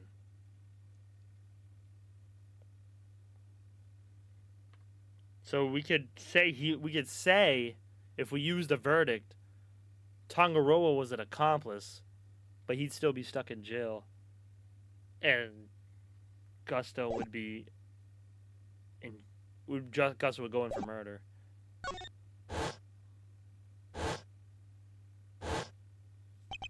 My father and Mr. Von Karma, one sought to reveal the truth, the other to hide it. I know which path I choose to follow, the one that seeks to reveal the truth. This court has reached its final verdict. The record will state that Mr. Gusto has been found not guilty on all counts. Objection! No, Your Honor, Mr. Carmelo Gusto is absolutely guilty, and I refuse to let him walk away. His crimes are too unspeakable to go unpunished. Do you mean to suggest that you have grounds upon which to call for his arrest? I do. That'll show Judge Gavell something that proves the statute of limitations hasn't yet expired. Take that! Very well. Is there a particular page of the IS-7 case file you would like to refer us to? Oh shit. Doo doo doo.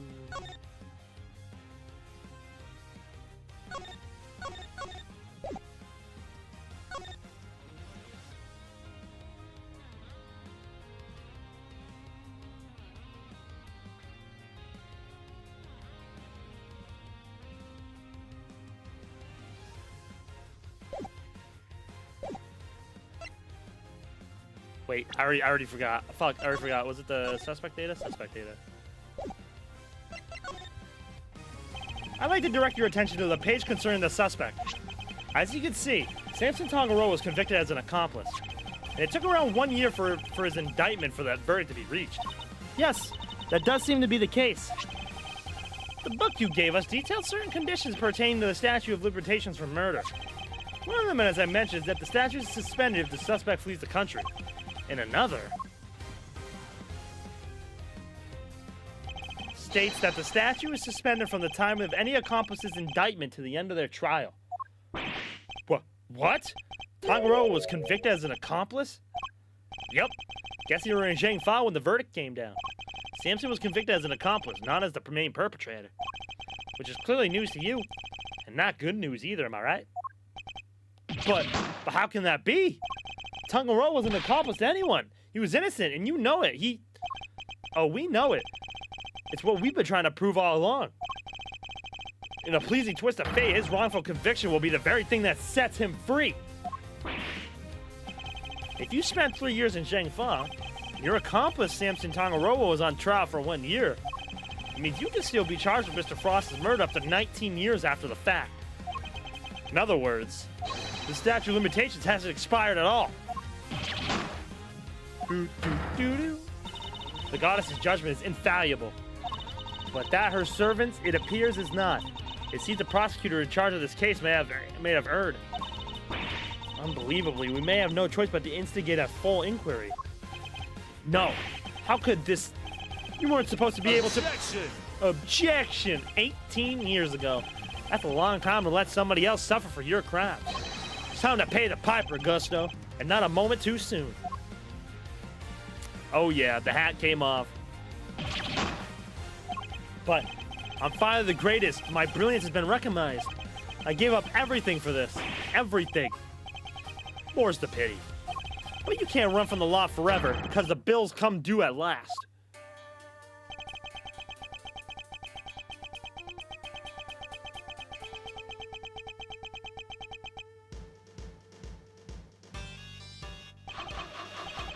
Oh shit. Oh shit. Oh, that's him. Bro just made himself. Damn.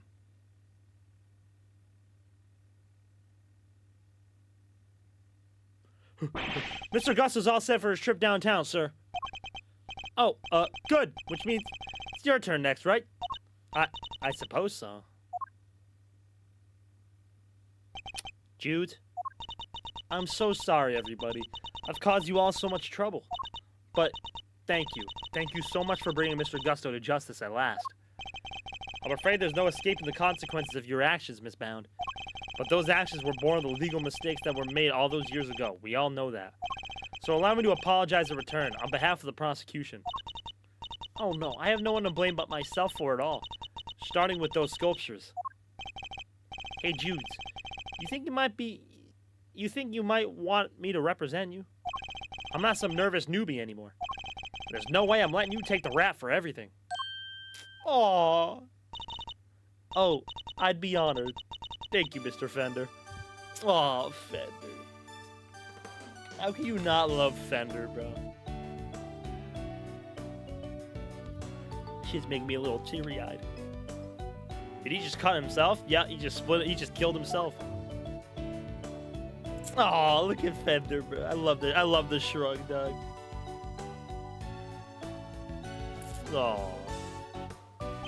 Aw. Sorry, man, but you gotta come with me now. Of course.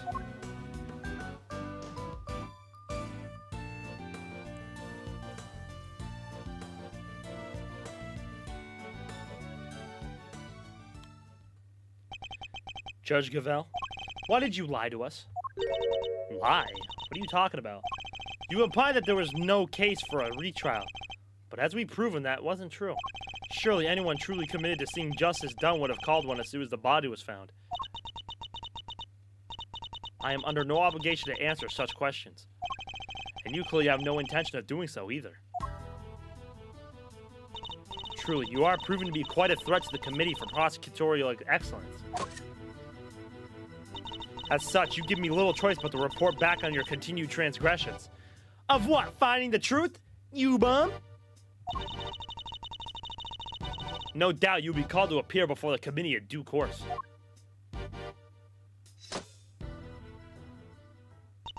Now, I must be on my way. What the heck? And after you caught the real killer and everything. Isn't that what prosecutors are supposed to do? Regardless of how it may play out, I will never regret what we accomplished here today. Mr. Edgeworth. Fucking Eustace, bro. Hey, Mr. Edgeworth. Yes? Well, why'd you stick your nose in this case anyway? You weren't even on the job. My job is to bring the truth to light, Mr. Winter. Not only as a prosecutor, but as a person. I don't get it. I wouldn't expect you to understand. Not as long as you believe that closing a case makes you a winner. That's going way over my head.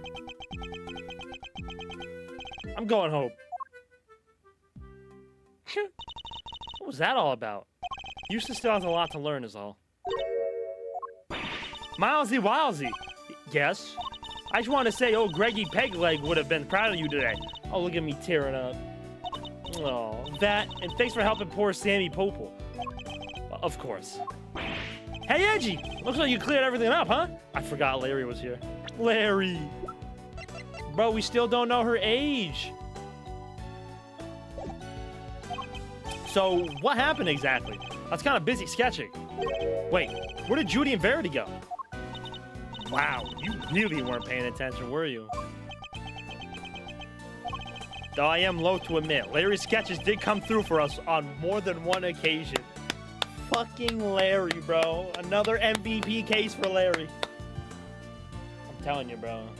He might be the smartest guy in this entire series, bro. We don't know it. Not that I'm about to tell him that. Quit declaring, will ya? Whatever I did, I'm sorry. Calm down, Larry. I wasn't glaring at you. You totally were. You were just like your pop. He was a terrible liar, too. He was? Listen, I'm gonna head out. Need to fill Samson on what went down today. You want to come with? Yes, of course. Great, then I'm coming too. Oh, we get to go see Samson again. After 18 years in the clink, bro. Jeez. Oh, that must suck. So what's Mr. Tangaroa like? I can't finally wait to meet him. Oh, he's a real sweetheart. You'll love him. Even when locked up, he can't help but make all sorts of cookies and cakes for everyone. That's why 3 p.m. cake extravaganza is the thing for prisoners and gods alike. Really? That sounds awesome. Think there'll be any left for us to try? Didn't we find a few slices of chocolate cake in the prison the other day?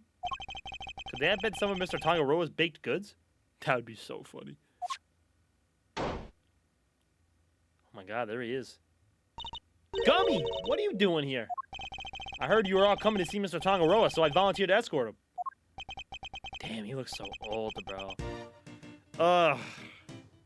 He looks so old, bro. I feel so bad. 57.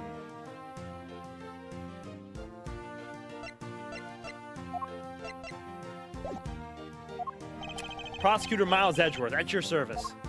Now Mr. Edgeworth's trusty sidekick, Kay Faraday. Very nice to meet you both. Miles here is Gregory's son. Is that so? Your father was very kind to me and fought so hard for my case. But in the end, I betrayed him. I made a false confession and... Don't worry, Mr. Tangaroa. Mr. Fender has explained everything to me. Sure did. And now we're here to tell you the truth about what happened 18 years ago. The truth? Judy did all that for me? Crazy kid racked her brain for 18 years until she finally figured out how to set you free. What can I say? Turns out she really would do anything for you. Oh, Judy. I never did anything to deserve such devotion. Come now, Mr. Tangaroa. I think we all know that's not true.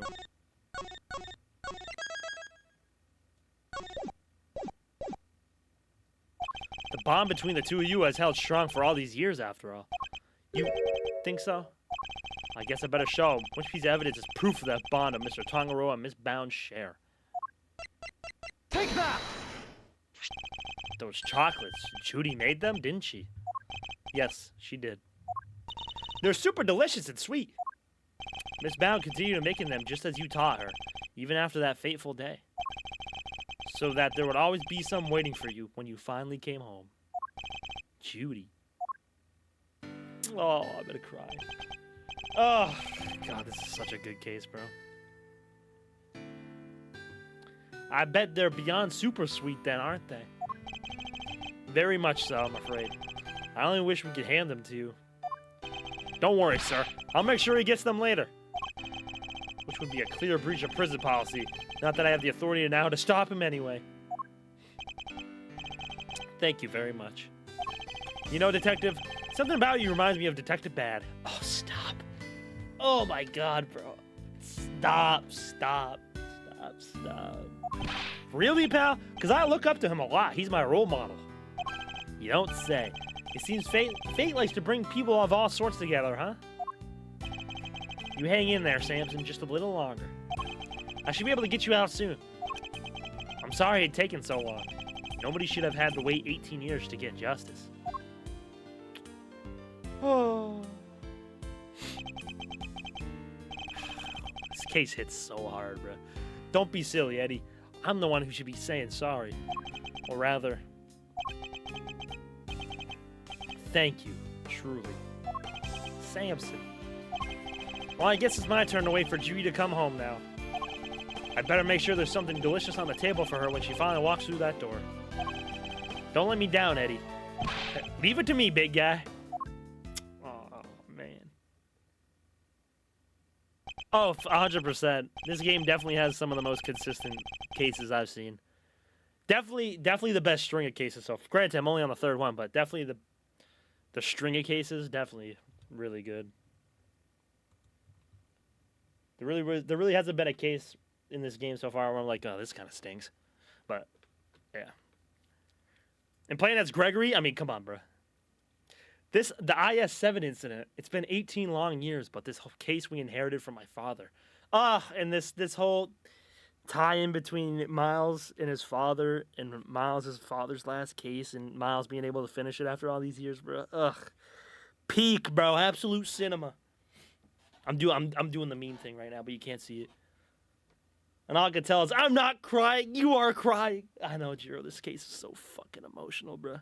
What's up, homie? This case. It's finally coming to a close.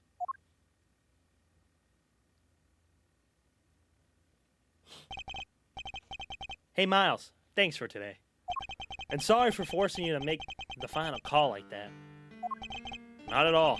I simply made the call that felt right to me. Huh? What are you guys talking about? You know how Samson was wrongfully convicted?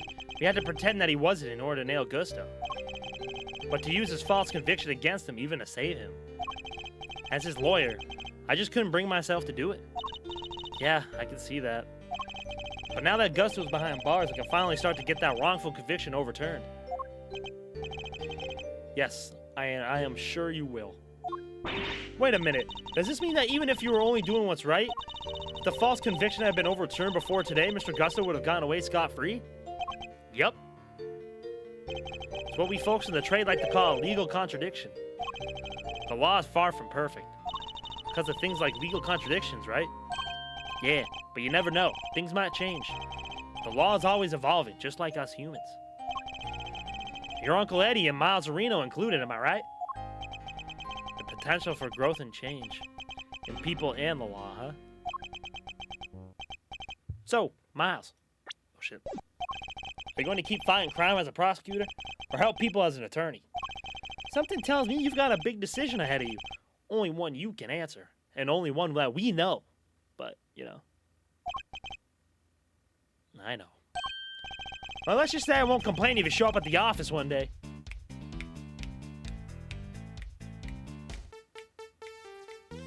Ever since we pointed out that Fender does kind of look like me, bro. It's kind of crazy. Fender had a crazy glow up over there. Nah, for real, he did. Fender is rising in the ranks of my favorite characters in the series, dog. Fast. And fast. And on that note, it's time for me to skedaddle. I owe you big time, and I always repay my debts. But for now, thanks again for today. I mean it. Oh, the wave. Did he seem kind of in a hurry to get out of here to you? He did. And honestly speaking, I'm the one who owes him a debt of gratitude. After all, he gave me the chance to reckon with my father's final case. When I was a boy, all I ever dreamed of was becoming an attorney like my father. But then, during my time with Mr. Von Karma, I learned the way out of the prosecutor instead. Oh, I think the one line that hits the hardest, it was an optional line while you were playing as Gregory and talking to Fender. He was talking about, I don't know, something about Miles, and he said like, ugh, it'd be the worst or something, or like I couldn't imagine if Von Karma raised Miles. Ugh, shit hurts, dog. Eventually, with the help of some good friends, I found my own voice and a new way to live. But now my career as a prosecutor is at risk of being taken away from me. It may be time to take another long, hard look at how I want to live my life, whether I like it or not. Jesus. Edgeworth and Co. Are we gonna be a defense attorney for a little bit? Oh, he's talking to his grave. Hey, Gregory. Sorry for reporting in so late. Oh, get the fuck out of here, bro. It may have taken 18 years, but we're finally in position to prove Samson's innocence. All thanks to your boy, Miles. I couldn't have done it without him. You should have seen him. The way he fought for the truth gave me chills. It was like I was watching you.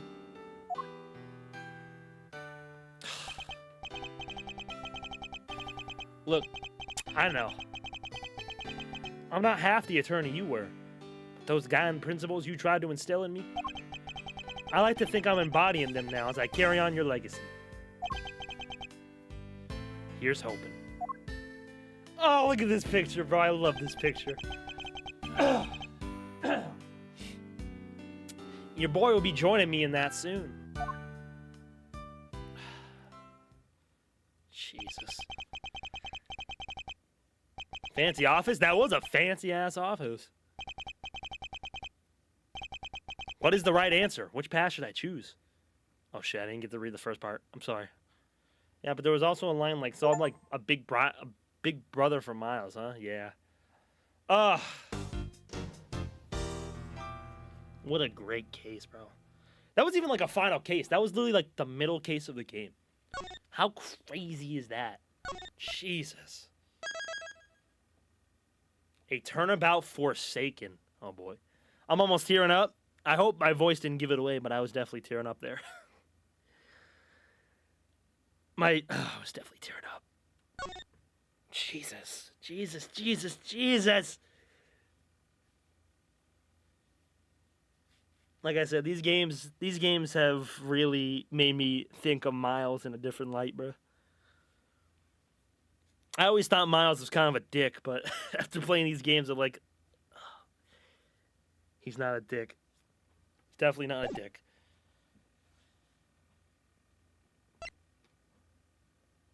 I think this one's the best third case. Is there any other better? Is there anyone better? Is there? You have to remind me of the third cases in all the games, because honestly, I don't really remember a lot of them. Third case for Spirit of Justice was what? That was... oh, that was the Reyes one. Ooh. Big Top. Yeah, Big Top. Yeah, all right. I don't know. I like the Reyes case. The magic show. No, that was the second case. I lied. Actually, yeah, you have to remind me of the third cases, because I don't remember them. But that was definitely... That's definitely top tier. Big Top. Fucking circus, dog. Whoa!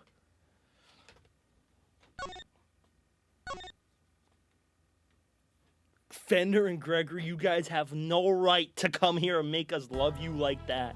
Literally. I hereby call this meeting to order.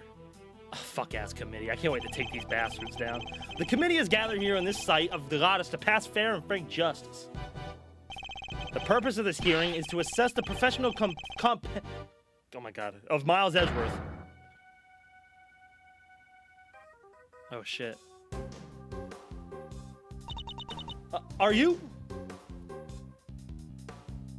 Okay. Why are you wearing that raincoat?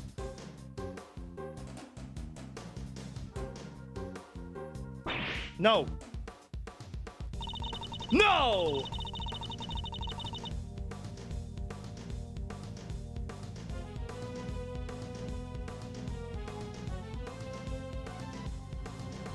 No. No. No. No.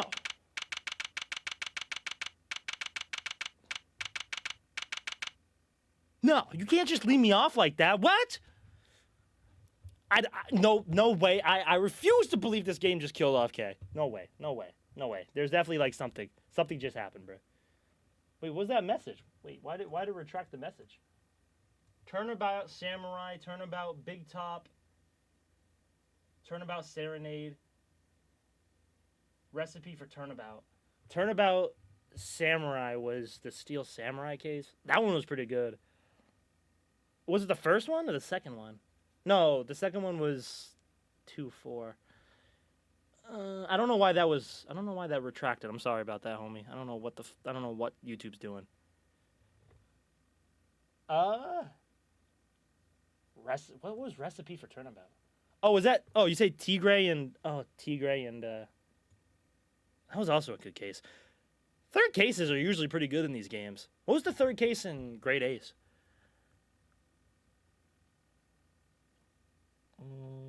First case, second case was. I'm gonna be talking about spoilers, so second case is Kazuma.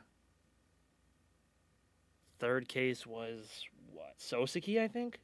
Was it that Soseki case? That one was whatever. I can't remember.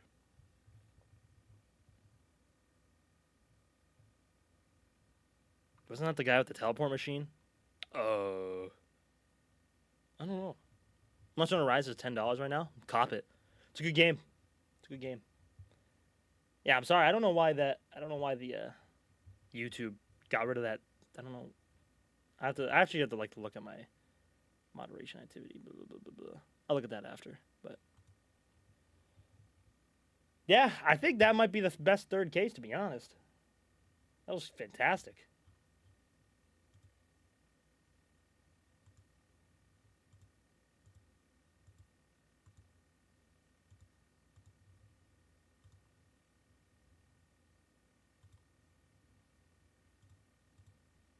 Sorry, I'm just looking at something. Yeah. All right, let's do it. No way Kay just died. I refuse to believe it, Doug. Will you please stop pacing, Detective? You're kicking up dust.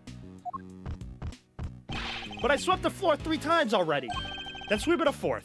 They're gonna take your badge, Mr. Edgeworth. How can you just stand there cool as a cucumber? Oh, wow. So they said they're gonna take his badge?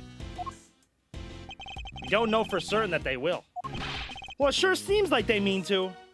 Judge Gavelle pretty much spelled it out.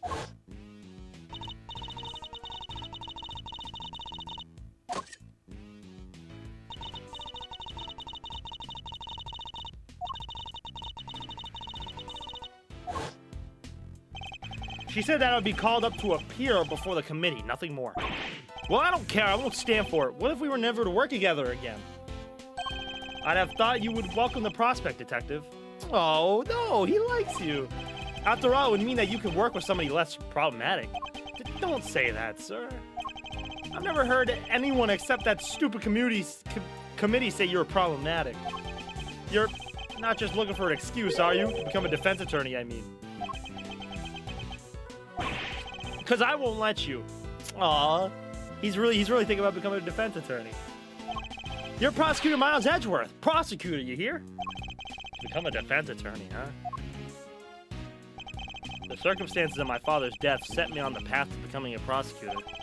But I'd only been interested in the law to begin with thanks to my father as well. And his work as a defense attorney. Are you going to keep fighting crime as a prosecutor or help people as an attorney? Something tells me you've got a big decision ahead of you.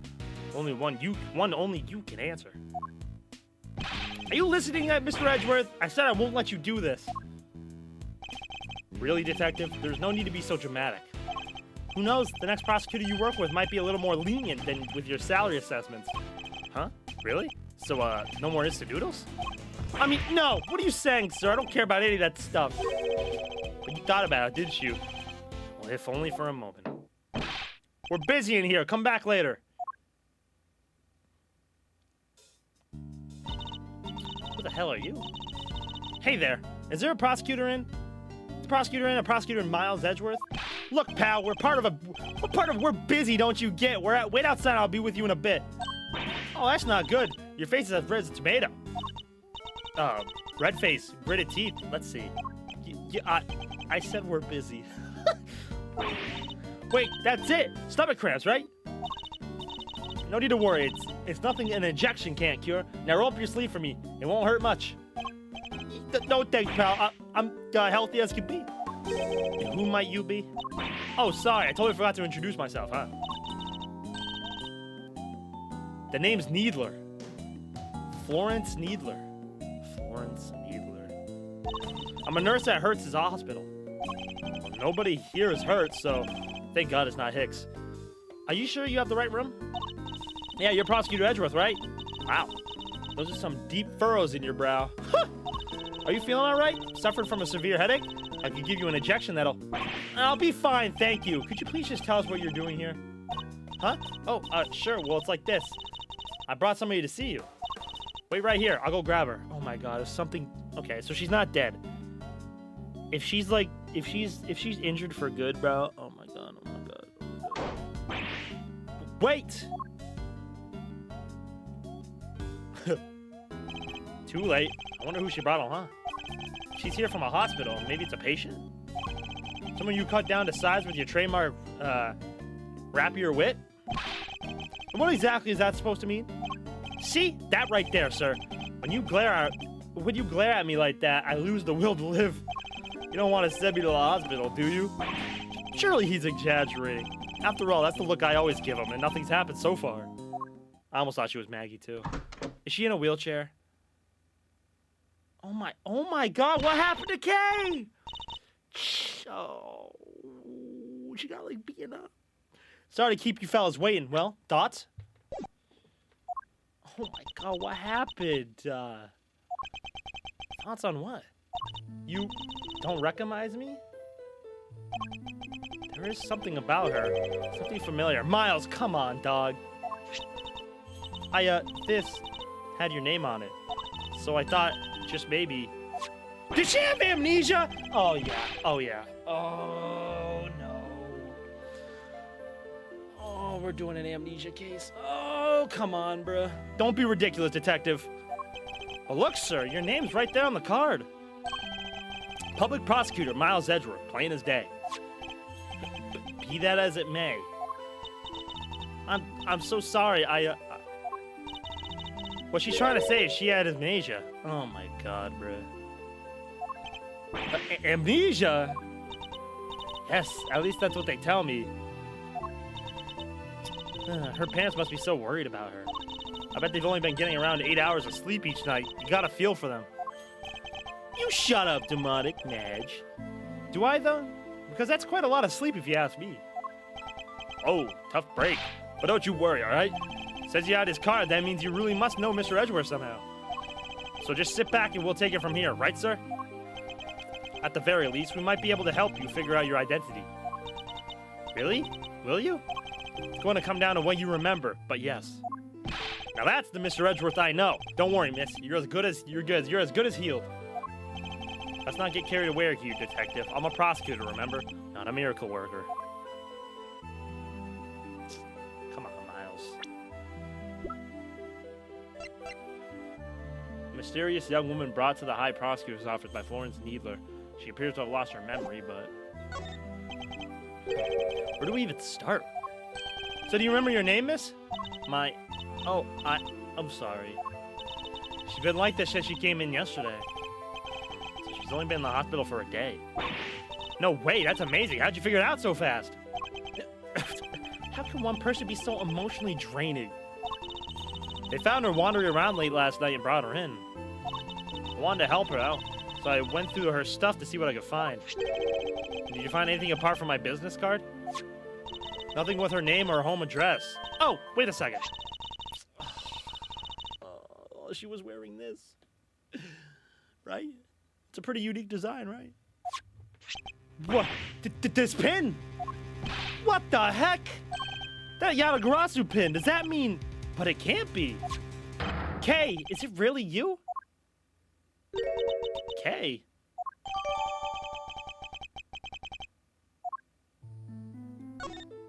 It's you, isn't it, Kay? Kay? Come on, Kay, you really don't remember? Look, it's me, Gummy. That's what you always call me. Aw, Gummy. But you're an adult. That's so rude. I don't really call you that, do I? I'm so sorry. I can't believe I feel so guilty now. What the heck happened to you? I've never seen you so polite. Being polite and sensitive is just not... Where's the Kay I know? You're nothing like her. Careful, detective. We won't want her to get the wrong impression. Make it sound as if Kay isn't normally a polite or sensitive soul. Not that he's wrong exactly, but... So what kind of person was I before? Well, first of all, your full name is Kay Faraday. You're bright and fun and full of energy, and oh yeah, you're a great thief. Great thief. There's a little more to it than that, but yes. Thieves generally steal other people's valuables from their dresses or vaults and... Steal? But that must be so awful for the people that I took things from. Oh gosh, I'm so sorry, I didn't know I was a criminal. Maybe I lost my memory as some sort of punishment. No, that's not what I meant at all. I don't think that did her much good, sir. But it sure explains one thing. Look at these gloves. They're just the kind of person like that would wear. Oh my god, she's gonna be convicted of something, and she's like, you stole this, and we'll be like, but I don't Here we go, bro. Hey, that outfit. This? It's what she was wearing when they found her. We had to get her out to change it out and put on the hospital clothes, so that's why I have them. There's something on this part here. Could it have something to do with how Kaylee lost her memory? I'll send the outfit over to forensic later and see what they can figure out.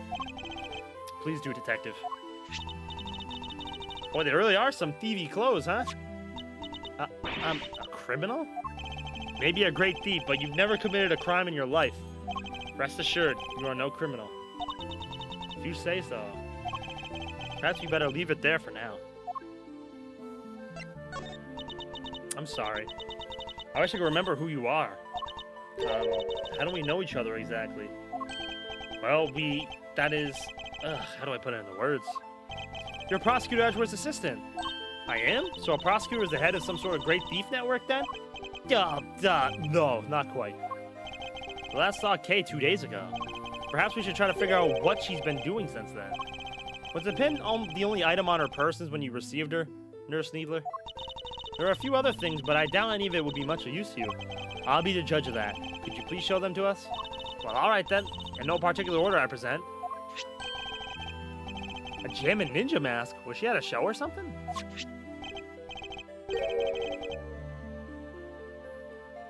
Don't worry, I'll make sure you blank precious thing back. Rosie. A letter, and it's addressed to Kay. Is this nurse stupid, bro? She's like, I couldn't find anything with her name or a home address, but this literally says Dear Kay, and it was on her, bro. Wow, this nurse is a fucking airhead.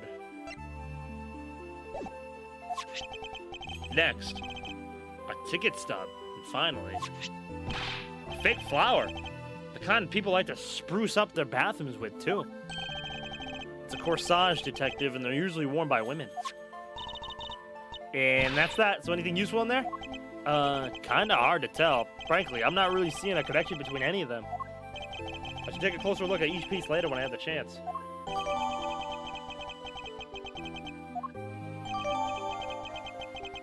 This music is so sad, though.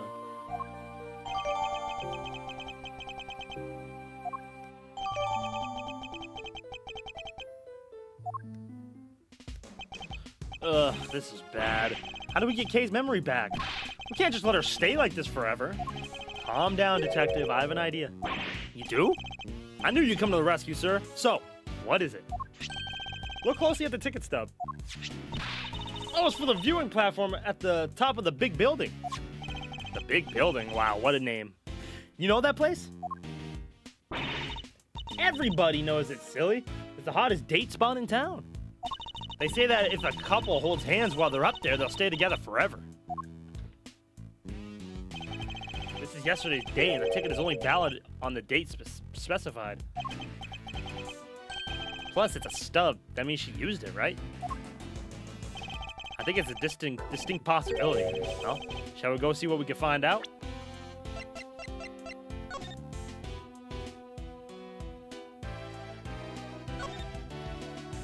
This is the pin Kay always wears. It's shaped like the mark of the Yatagara suit. It's very eye-catching indeed.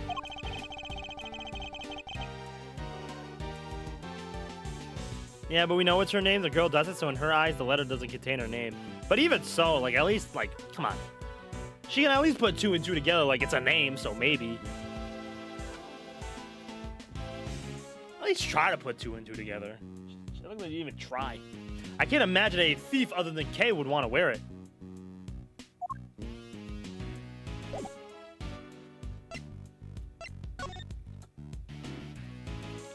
Don't worry, I'll make sure you get your precious thing back, Rosie.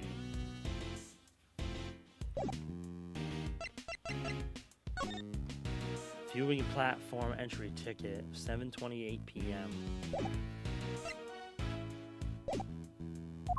Now? Just like that? One way to figure out how Kay lost her memory is to retrace her steps. But what about your thing with the committee? It's not for a little while yet. We have time. Great. So can I leave Kay with you? That would be for the best, but you don't mind, do you, Kay? Oh, of course not. Thank you. Alrighty then, back to work I go. If you need anything, feel free to give me a holler at Hertz Hospital, okay? I can come running with a syringe or 3, wherever you might happen to be. Yes, thank you. I doubt we'll be needing that particular service. Now then, detective, shall we get going? You too, Kay. Yes, sir. Yes, of course. Put on her actual clothes, though. No, we're not gonna make her put on her... Okay. She's just gonna walk around the hospital clothes. So according to this pamphlet, the big building's 50 stories high. It's all offices inside, so the viewing platform up top is the only part that's open to the public. Here, this one's for you, sir. They were handing them out for free in the ticket area. How very kind of you, detective. Alright, I think it's time we headed inside. Look out, the big building. It's about to fall. What? What? We gotta do something. Oh, it's this kid. No, please, I'm begging you, stop. This kid was at the art gallery. I was trying to figure out who it was, but I have no clue. Ugh, it's no good. Without fresh milk, my thoughts aren't getting through to him. What's happening here? What's going on with the building? Just stay calm and talk to me, kid. Cut. I'm so sorry. We're shooting a movie, so could you, yes. I thought as much. Forgive our intrusion. We'll get out of your way. Oh, it's this girl. Speaking of the, samurai case. It's this girl. From the first game. Sorry. You really had me there for a second. Yeah, whatevs. Hey, director guy, can we take 5? I can't work under these conditions. I'm so sorry. Sorry. Oh, gosh. So they stopped the building from falling down? That's good. I wish we had time to explain, but maybe later. Come along, you two. Let's make ourselves scarce.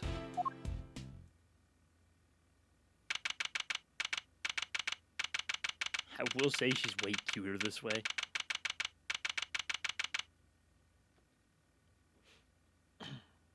You'd accuse her with some random theory of yours. I say we commit man's laughter. Man's laughter. Sure, bruh. Viewing platform. Damn, this is so high up. Whoa, get a load of that view. Feel the sun on your face. Eek, the wind. It's very strong up here. That's okay. You just stand behind me or Mr. Edgeworth here. We're both more than big enough to keep the breeze away. Speak for yourself. Okay, does this place bring back any memories? I'm not sure. Have I really been here before? Perhaps simply encouraging her to talk will help.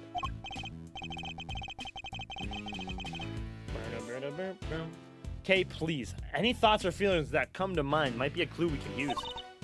I'm in the second. All right. I don't know if this will be any help at all, but oh my god, what I remember. I still can't be sure if I've even been here before. It's so high up and the wind is so strong. It's terrifying. I don't remember. I just don't remember anything. It's no good. I'm so sorry. No dice, huh? I'm sorry. I feel so useless. I know I'm supposed to have all these memories, but I just can't remember. You have amnesia, Kay. Don't be so hard on yourself. Listen, sir. Maybe just this once. Try not to be so intimidating, okay? Or at the very least, don't use your trademark glare on her. Nobody asked for your opinion, detective.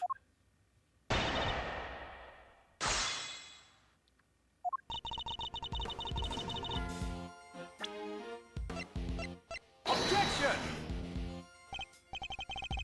Damn. I thought I could just get it done and over with. All right, let me press. Come on, sir. Poor kid's got amnesia. You can't go throwing curveballs at her like that. Perhaps it's not as closely related as I thought. She's already trying her best, so stop pushing her so hard. You're right. I'll try to think a bit more before I show her something again. Hold it! Well, this ticket stub says otherwise. But I don't remember. I don't remember coming here at all. Can't even imagine wanting to come here. Hold it! Kay used to love places like this, though. But am I really her? I just feel dizzy taking a look around. I don't even think anyone should be allowed up here. What if an old person fell, or a child? Doesn't bear thinking about. There's a fence all around us. It's plenty high. There's really no need to worry. If you say so. Hold it! If nothing is coming to mind, then just take a look around. Do you recognize anything? Anything at all? Let's see. Cherry blossoms. Go on. I was standing under the cherry tree. Yes, I was trying to stay out of the rain. It was raining, I remember now. And there was a red something. So it was raining. She was underneath the cherry tree. She saw something red from where she stood. But what? Was that something I said? No. But if you could add that to your testimony, we could explore it further. Hold it! There's something red. Can you tell me any more about it? I'm not sure. It was just a red thing. That's all I could say. What can we see nearby that's red? Was it the concession stand over there, perhaps? A stand. A red concession stand. Yes, I think that's what it was. Somebody was walking toward me from beyond it. And then what happened? Then, I'm sorry. That's alright. You just add what you told us to your testimony.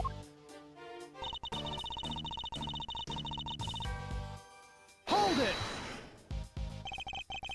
The stand in question is the one behind you, correct? That's right. I remember the red color, and the person walking toward me from beyond it. I saw it all from under the cherry tree. Tell me something. This person you keep mentioning. Could you not see their face? Or did you simply not know who they were? I'm sorry, I'm just not sure. So I have to go on as a person walking toward her from beyond the concession stand. And the fact that she had saw this from beneath the cherry tree.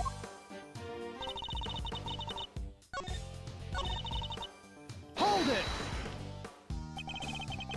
Doesn't have to be related to how you lost your memory, but if anything floats up at all, just say it. Really? Well, let's see. Oh, the cotton candy from that stand there. I don't know why, but it just came to me. If you're hungry, you only have to say. You want cotton candy? You got it. My treat.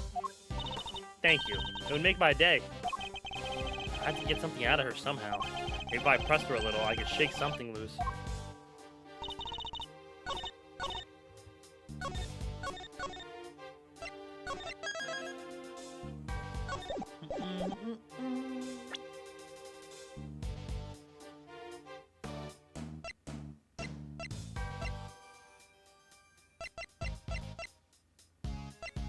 Objection!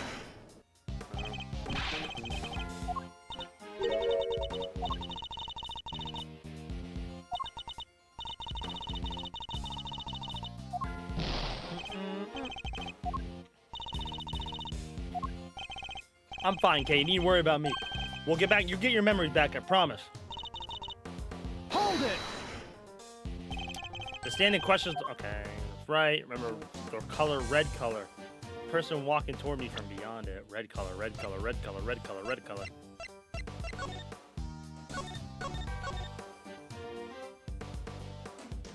Oh, wait. You can't walk from beyond the stand, bro.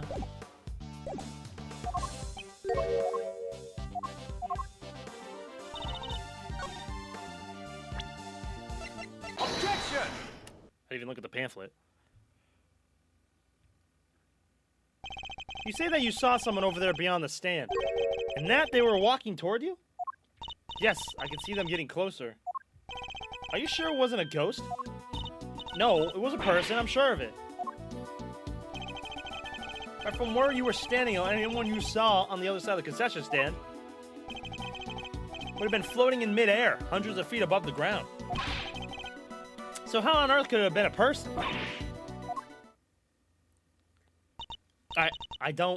I'm not lying, I promise. Somebody red. Oh my god. Oh my god. Nah, that is a scary face.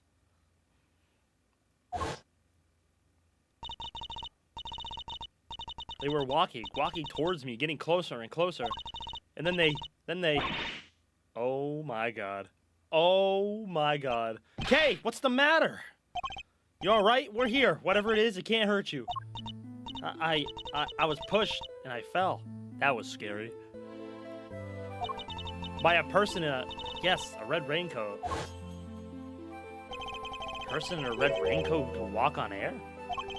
Who supposedly pushed her off the building? None of this makes any sense, not the least of which nobody could fall from this height and survive.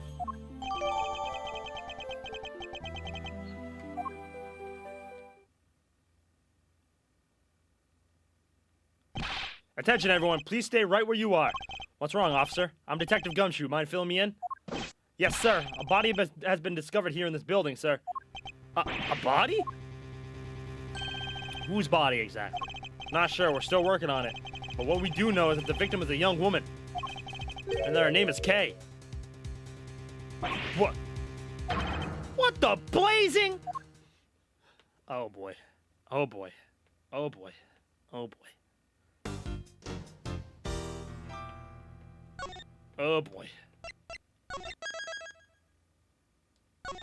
Jiro, what the fuck did you do?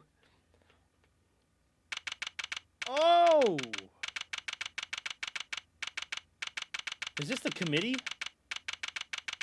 Committee for Prosecutorial Excellence Chamber. Wait, this room? Officer, isn't this... Yes, sir. This is the trial chamber of the Committee for Prosecutorial Excellence. So it's here now? I knew they'd moved out of the prosecutor's building, but I had no idea they'd come here.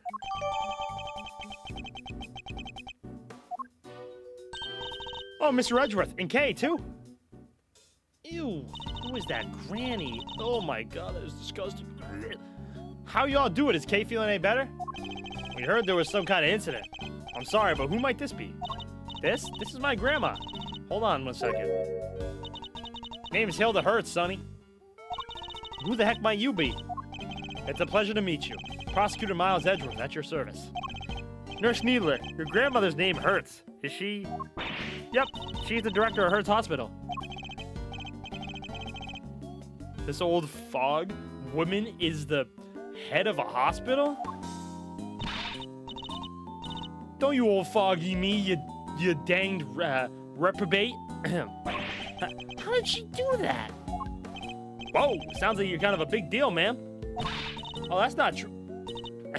Not wrong. Not wrong at all. Oh, him? He's the one looking after the girl. The one with amnesia. Seems Dr. Hertz is a bit of an introvert. Want me to fix those brow furrows of yours, Sonny? Oh, there's no fixing those, ma'am. They're downright incurable. What? You sure want me to say that, Grandma? All right, then. Now, I don't got a dang thing more to say to none of you. You go on about your business, you hear? As long as none of that business doesn't involve messing with the deceased's body, I got work to do. Wait, please, dang thing, I tell you. Hey, you can't talk to us like that. What gives you the right, huh, pal? Damn! Oh, did I even mention Grandma's also a coroner? She's in charge of this case, which means, ouch! Which means exactly that. What do you mean, exactly what? How am I supposed to know? She said it, not me. Damn. It's like I'm trapped in a comedy routine I can't escape. Joel, your granny's here. Well, we've got a body to be looking at. Catch you later, gang, and take care. What the heck is their deal? What does it matter? As long as you have permission to investigate. What does it matter? It matters a bunch, sir. What will you do now, Mr. Edgeworth? Examine the scene of the crime, of course. What kind of prosecutor would I be if I didn't? All right, let's get to work.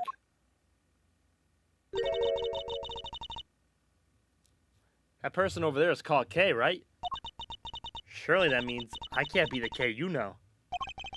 That's what we're looking to figure out, but don't worry. You're the K we know. I'm certain of it. Thanks.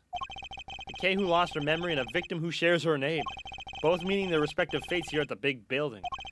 No doubt this will be the key to restoring our K's memories. I'd stake my life on it. 2 women named K. Alright, hold on. Before I investigate, I gotta piss so bad. I got to use the bathroom. I will be right back, fellas. And then we will continue. Damn.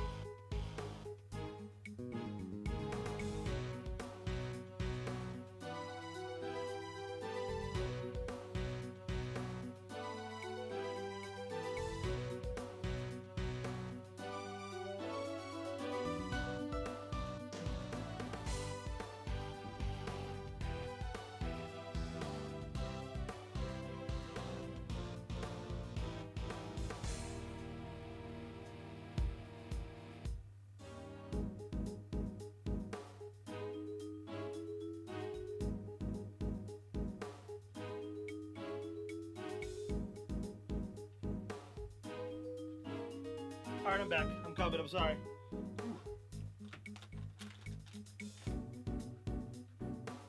Fella had to go.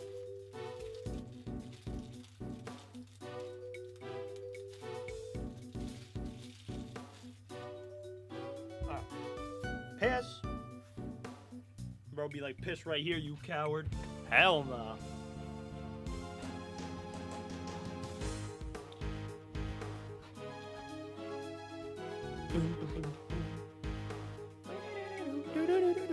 Let's do it. Alright. What can I investigate? Can't be easy reading the books that size, or lifting them for that matter. The committee only just moved. Must have been quite the undertaking. Hauling stuff around is kind of my forte. They should have given me a call. Well, if we run into the chairman, I'll be sure to ask if there's more heavy lifting to be done. I was just joking, sir. Can't be carrying stuff up 50 flights of stairs. I have a real job to do. I was joking too, Detective, but why were you planning on taking the stairs?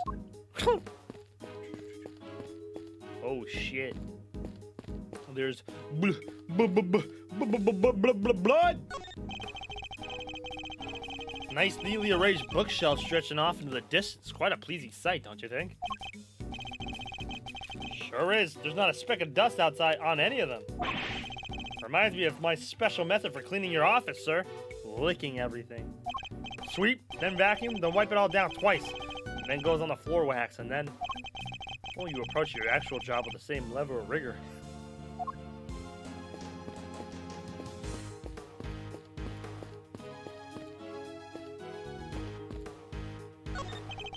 A book, sir. Kind of intimidating if you ask me. Intimidating? What could be more welcoming than a good book, Detective? Guess that depends. I got the chewing out of my life in a library back in the day for running laps inside of it. This isn't really a library, is it? So maybe I can jog around a little, work off some of the anxiety? Something tells me that if I don't stop him, he might very well start running around and around.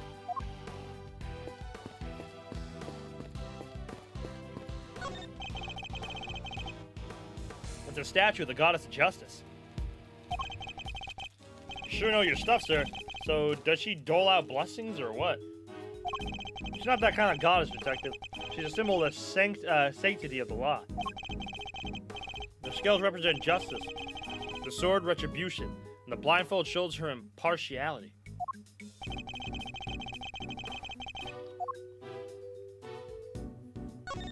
There's a pool of blood here at the foot of the statue. Judging by the amount and how it was spread, I'd say this is where the victim was killed. But the body's on the table behind us, sir. How come? Can only surmise the killer must have moved it for some reason after committing the murder. Oh, this is one big statue. What's it even for? The goddess of justice stands in judgment over the committee's proceedings against corrupt prosecutors. If I'm not very much mistaken, it's a Pahalik original. Oh my god. You mean the victim from the IS-7 incident, sir? Mr. Artie Frost?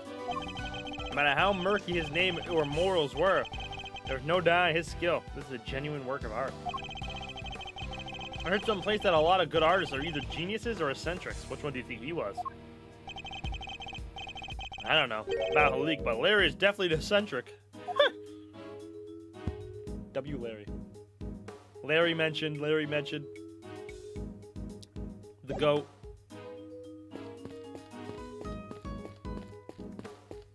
Alright, I think I've explored everything. An enormous semicircle desk with seating for 11. It almost reminds me of a certain legend. I know the one, sir. The Knights of the Brown Table, right? Oops, guess that wasn't it. New to the Brown Table? The Knives of the Brown Stable? Further and further from the mark. But I'll refrain from rubbing his nose in it for now. Okay. Officer, tell me about the security arrangements for this room. Yes, sir. Need a special key card to enter, sir. Interesting. So not just anybody can enter?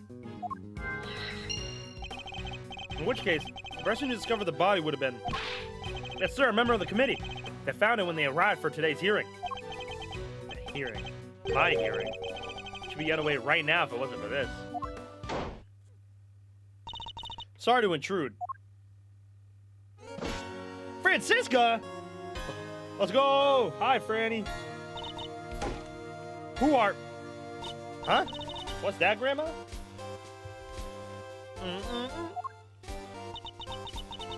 I know that voice anywhere. That's Von Karma's little girl. Oh, so you two know each other? It's been too long, Grandma Hurts. Bing, bing, bing, bing, bing. And you as well, Miles Edgeworth. What's she doing here? Francisca Von Karma. She's the daughter of Manfred Von Karma and a prosecutor like myself. These days, she's mainly been working with Interpol, though I thought she was supposed to be abroad. Don't look so surprised. Where my investigations lead, I follow, no matter where in the world that might be. Which means that there must be some kind of international angle to this case, yes? You know full well that I've been pursuing a certain smuggling ring. And then I won't rest till it's been destroyed, and its ill-gotten goods recovered. So the smuggling ring has evolved then? That information is to be shared on a need-to-know basis, and you don't need to know. I see she means to be as helpful as ever. Miss Von Karma, was it? Grandma wants to tell you something. I'm about done here. Scene's all yours. In that case, we'd like to examine the body ourselves, too, if you wouldn't mind. I mind plenty. I remember where I heard about you now, you danged vermin. Don't need no soon-to-be ex-prosecutor messing with the place up. Go on, get. Just remember, it's not me saying this stuff, okay? But please, Granny, it's important. Who you calling a granny, little missy? I'm so sorry, I didn't mean to offend you. This is going nowhere. I didn't want to have to do this, but... Francisca, I need you to add us to the investigation. We have to see that the body up close, or we'll never learn the truth about what happened to Kay. As in, Kay Faraday? Please, you gotta help us out here. Kay needs us. I don't know what you're up to, but... Very well. Thank you. You won't regret it. Of course, I expect to receive a full explanation when I grill you later. Huh! We owe you big, sir. Big time. I wasn't talking to you, Scruffy. Yow! Well, Grandma Hurts, will you allow them to examine the body? I ain't about to say no to an international big shot like yourself, hon. But you sure about this? Yeah, I agree with Grandma. Are you sure you're sure? Of course I'm sure. It's my prerogative to judge the whole world in my name. That's just common sense. Of the extremely arrogant sort, perhaps. Sue yourself, but don't say I didn't warn you. Or you hurt her. Try not to get fired, okay? Don't worry. It'll take a lot more than this to ruin my reputation should things turn sour. Unlike me, who's on the verge of losing my badge. Another investigation, huh? Alright. I already talked to Kay. When? Can I help you with something?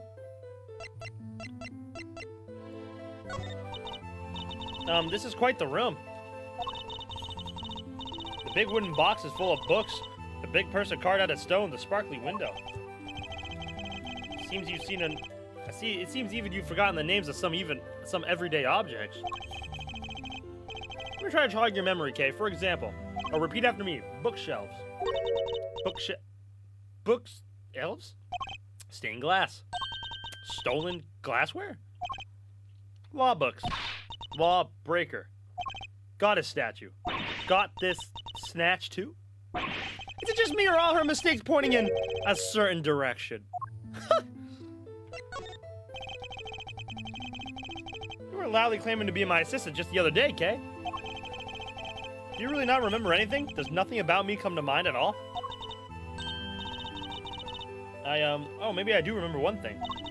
Remember beyond the viewing platform up on the roof? Yes.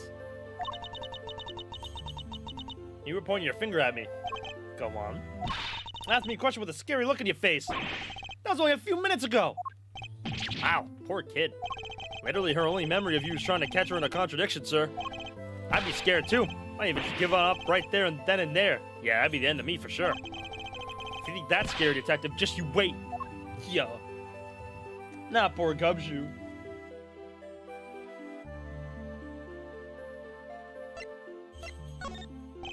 How do you not know Dick Gumshoe? You must remember Detective Gumshoe, K. You and he were very close. Yeah, don't I remind you of anything? Remind me of, Wait, I do remember something. I remember Mr. Edgeworth scolding you, and not just once, hundreds of times. That's no memory, kid. That's just the joy of our day-to-day life together. Isn't that right, Mr. Edgeworth? Joy, is it? I must not be doing a good enough job reprimanding you then. I'll have to try harder next time.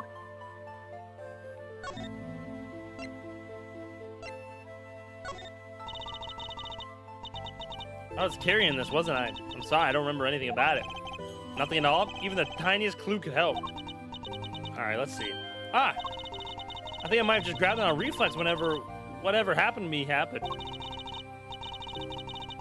There's a saying, right? A falling person will clutch at a straw. What's the matter? You're making a strange face. I don't want to dissuade you from trying, but please, I need you to think a little more before you speak. I understand.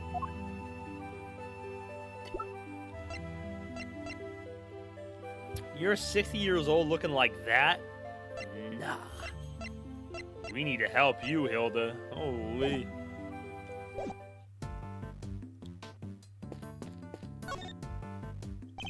Yes, sir? Didn't take long for Miss Von Karma to start waving her whip around, huh? I tried keeping my distance, but she's too quick. I can't get out of the way in time. I wouldn't bother, Detective. Sometimes the more you try to move away, the more the whip seems to find its mark. Yeah, it's enough to make you want to give up altogether, and I should know. I've been smacked around by Miss Von Karma at least as much as you, sir. Good for you. Maybe it's just because they're calling her Kay, but the victim is even starting to look like her to me. You're imagining similarities because of the name, Detective. Don't allow it to mold your perceptions. Mold them? Ugh, yeah, wouldn't want that. Nobody wants their perceptions getting all fussy. 1 minute it's moldy perceptions, next is dusty thinking, damp assumptions, you name it. You're imagining similarities because of the word, Detective. Don't allow it to mold your perceptions. Yes, sir. All right, then. We got permission to investigate the scene. So let's see what we can figure out once we molded things over. I think you mean mold. You're imagining similarities because of the word, Detective. Don't allow it to mold your perceptions.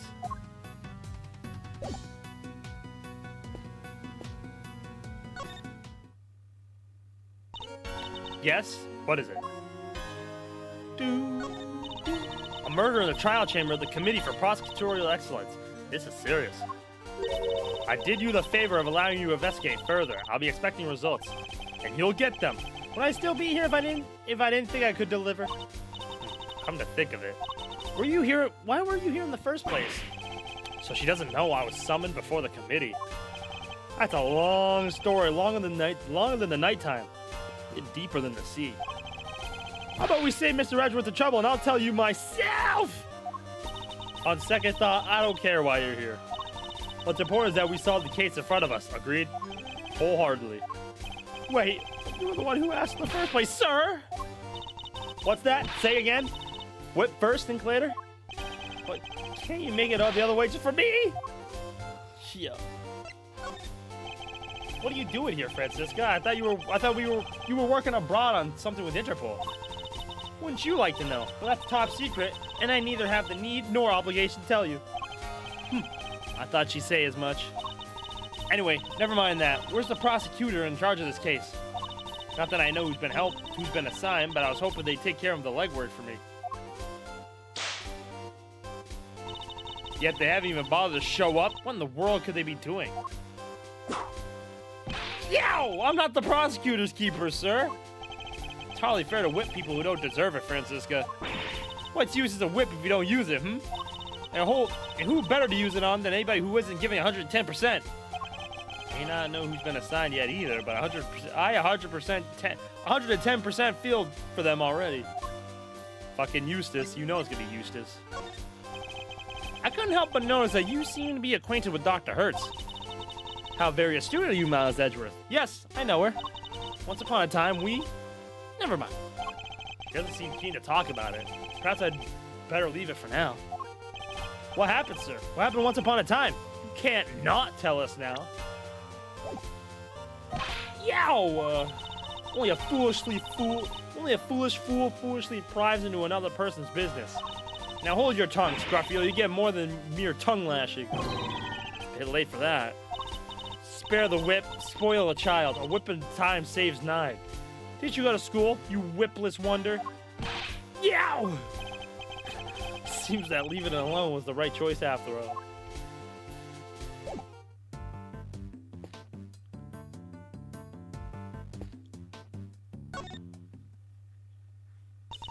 You pesky kids want something?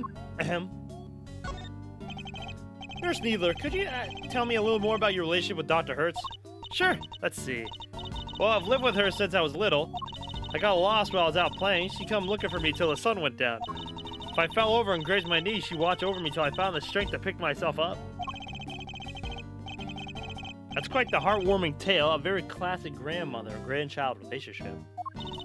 Once I became a nurse, if I stuck a needle in the wrong place, she'd say, "Not there, you bonehead, there!" And then she'd pull it right out and ouch!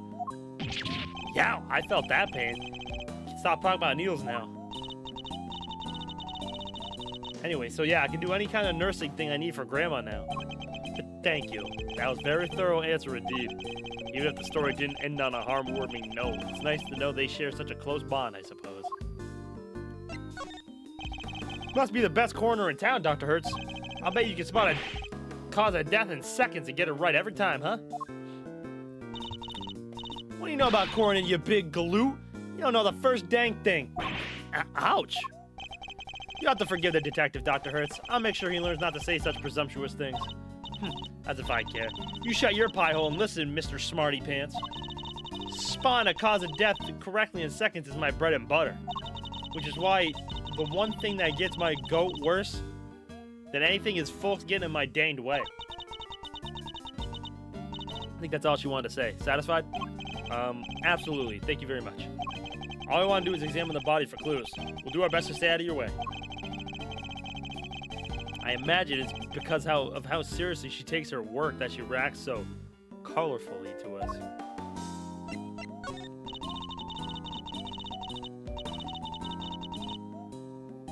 Hertz Hospital is the finest medical institution in the land. It would have to be with Grandma in charge. How about it? You look like you could use some R&R. You sure do, and you're in luck. We got us an empty suite or two with fancy hot tubs and all right now. Thank you, but as you can see, we're in a perfectly fine health. We won't be needing a room at the hospital. Yep, fit as fiddles and strong as oxes. That's our motto, right, sir? Maybe yours, detective, but I'd like to think I have a little more going for me than that. That doesn't matter. Hertz Hospital welcomes the hale and hearty, too. Healthy. So what? Stay away. Stay anyway. Campaign is in full swing and going great. Not sick or injured? That's nice. Your room is half the price. Nothing on earth could convince me to spend a night in the hospital for pleasure. This is a one-time offer, you know, so how about it? Come stay at the happiest hospital in town. Hot tub does sound pretty good. At half price? This might be good. This might be too good to miss. Seriously, detective? Alright, let's check the body.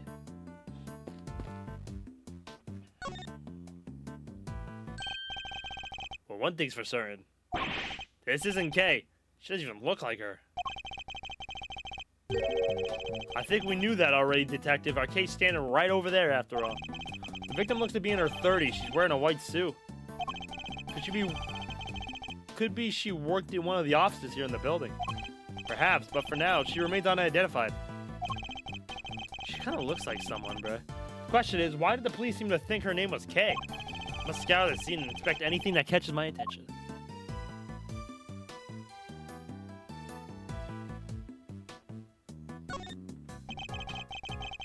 You think this could be the murder weapon? A 3-armed candelabra. The victim suffered the same number of puncture wounds to the chest. Puncture wounds that could have well been made by these spikes. A candle? A candle album? Not quite, detective. A candelabrum. A candle holder, in other words. Ah, I got you. That reminds me. I forgot to pay my electricity bill once a while back. I had to live by candlelight for a whole month. Who does that in this day and age?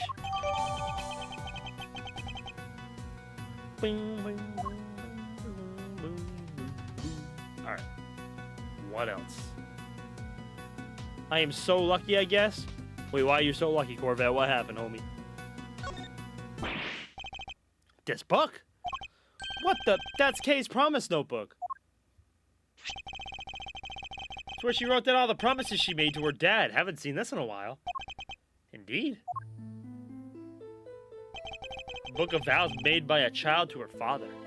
Never take things from a stranger. Never go anywhere with a stranger. I saw that someone gave me a sub.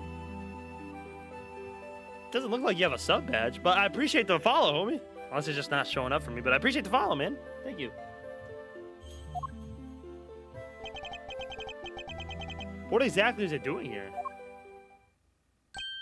Oh, I just remember something Detective Bad told me a few years back. He said something precious to... He said something precious to Kay had disappeared from the station. What? Evidence went missing from the police custody? Detective Bad said he looked for it everywhere, but no dice. What could this mean? Why did it turn up here of all places? You there! What do we know about this notebook, officer? The victim was holding it when they found it, sir. It was the only thing with any kind of name on it at the time. So that's how she became Kay. Talk about a red herring. Still doesn't explain how she ended up with it, though. If only we had a few more leads on the victim's true identity. Ah, no, Sarah's on Moonlit Soju? Oh, I know Soju. She's a cool streamer. I like her. And you were recommended? Ah, I appreciate that, man. Thank you for the follow. But yeah, I know Soju. Bing, bing.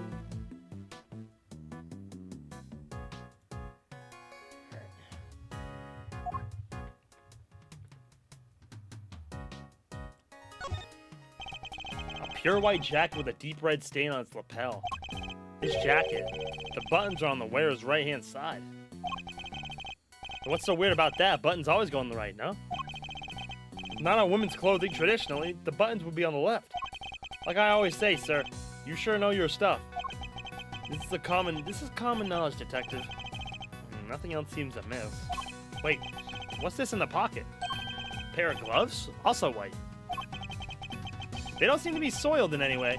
I imagine they must have belonged to the victim. Thanks, wrong person, but hey, you seem interesting. Hey, I'm gonna guess that says entertaining. I appreciate that, man. Yeah, I usually go with I'm a variety streamer. I play just about anything, but since I'm a big Ace Attorney fan, Persona fan, Yakuza fan, so I've just been playing through the Ace Attorney games, or the Miles Edgeworth games in particular, since these ones just came out, and I finished all the other ones, but yeah, I usually have my face cam on, but for these types of games, I keep them off, so.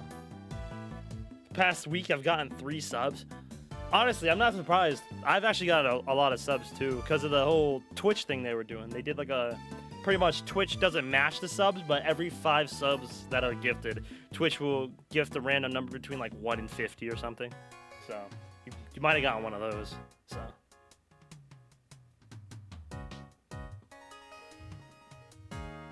That's over and done with, though. They don't seem to be soiled in any way. I imagine they must have belonged to the victim.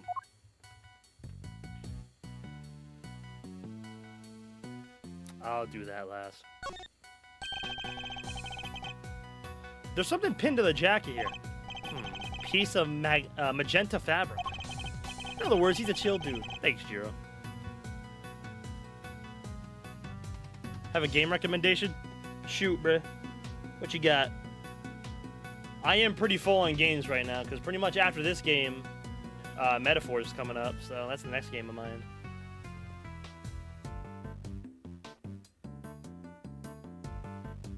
Whatever it was, it looks like it was torn off pretty roughly. Alright, so I know what that is, but first I'm gonna check everything else. The victim's hair is caked with blood. Looks like she was hit with something, huh? Unfortunately, it's too early to say for certain. Perhaps an answer will turn up as we investigate further.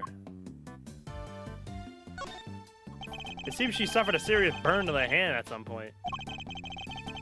You think it has something to do with how she died? No, this scar is too old for that. I'd imagine it happened some time ago. She's holding something. Detective, could you open her hand for me? Yes, sir, right away. What is that? Wait, I know. Ninja Gaiden. I've heard of Ninja Gaiden. Those games are older, right? It's a loyalty card. Probably from a store. Show! It's a key card. Ugh. Why, sir? Why? The question we should be asking is what does it open?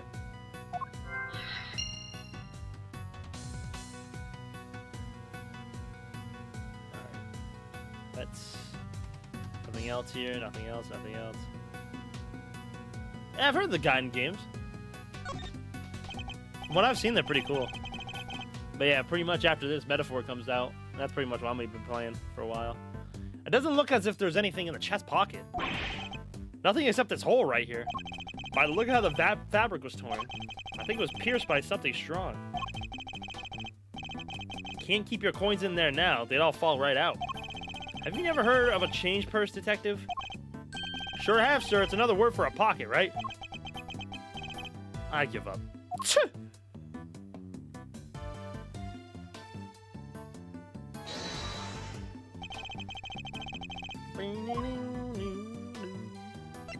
Eureka!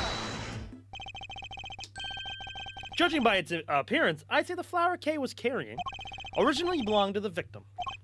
Yeah, now that you mention it, it does look like they're made out of the same fabric. Indeed. Let's make a closer comparison. The torn edges match up exactly. You've got one heck of an eye, sir.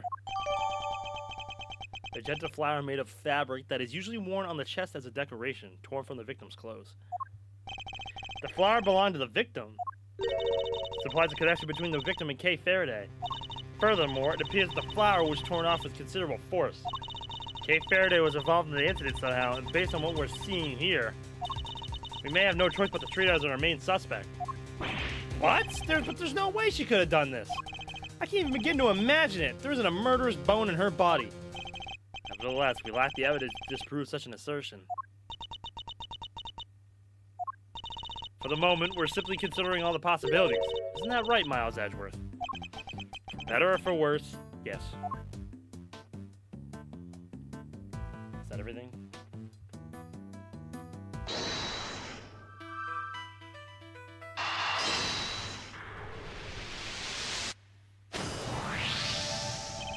I'd imagine that the victim's key card probably grants access to the room, wouldn't you? Let me go find out, sir. I'm back. They found some details on that key card in the security system. It's for this room, just like you said. So the victim was able to enter and exit this chamber freely. Assuming that the key card actually belonged to her, yes. Indeed. Curious.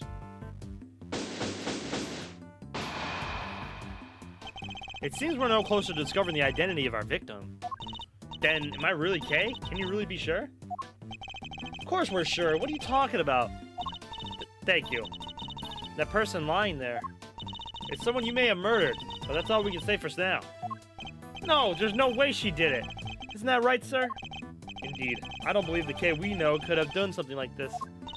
You're becoming a real softie, Miles Edgeworth. Oh, look who it is again.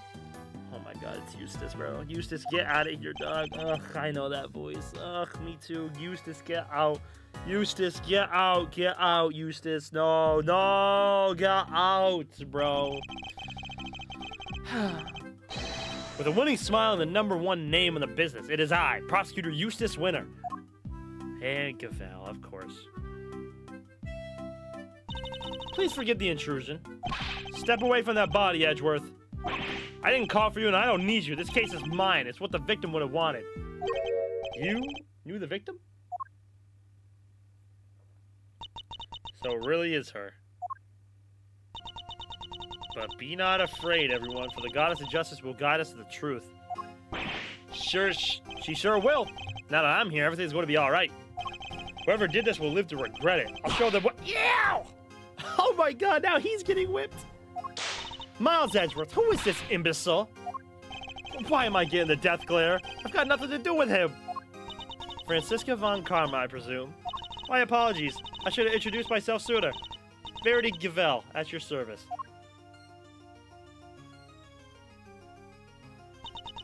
And the deceased in this case is Rosie Ringer, attorney at law and a member of the Committee for Prosecutorial Excellence. I see. Now explain the key card. So you're the lead prosecutor? Yep, which means this case will be solved today. Aye! You didn't tell me your name yet, little boy.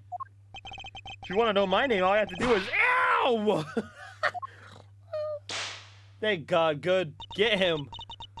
Get this motherfucker. Stop babbling and tell me now. It's Eustace. Eustace Winter. Good. This kid deserves this. I think we've established where the balance of power lies in this particular room. Mr. Guy in charge? Here, this is from Grandma. What's this? Oh, the preliminary findings. Looks like it's game over for you, Edgeworth. This isn't a game, Mr. Winter. Alright, that's me done. See you next stiff. Yeah, home time. I can murder a bowl of noodles right about now. We're out of here, everybody. Stay healthy.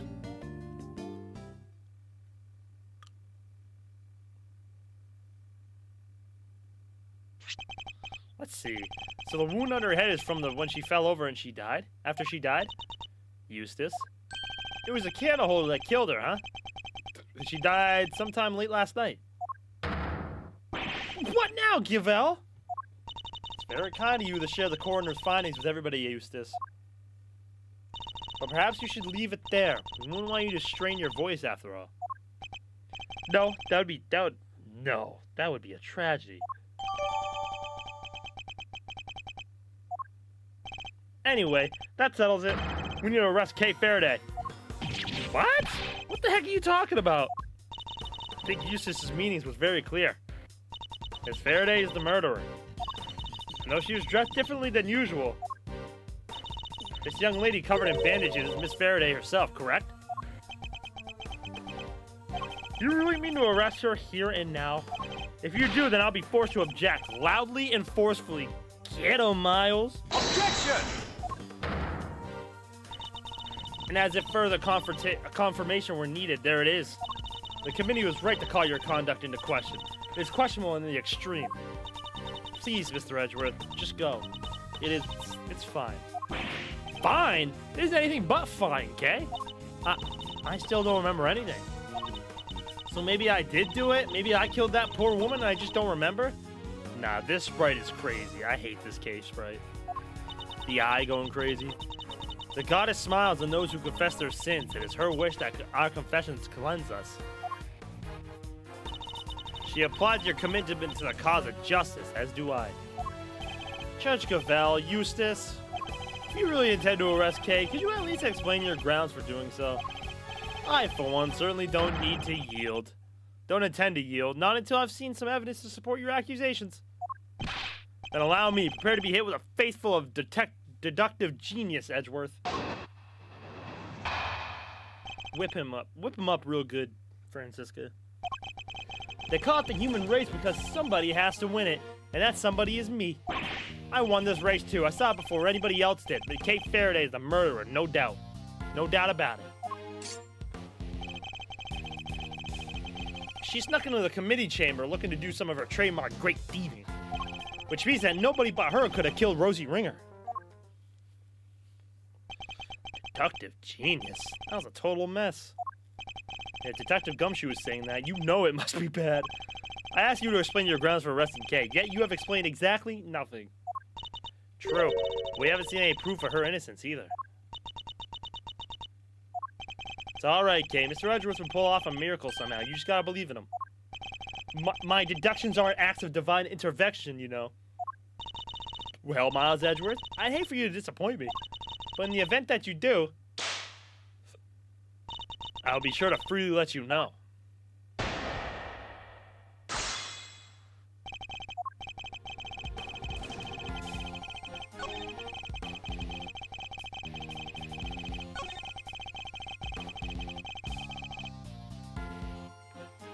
Oh, Eustace, bruh. We're still in the beginning part. Objection!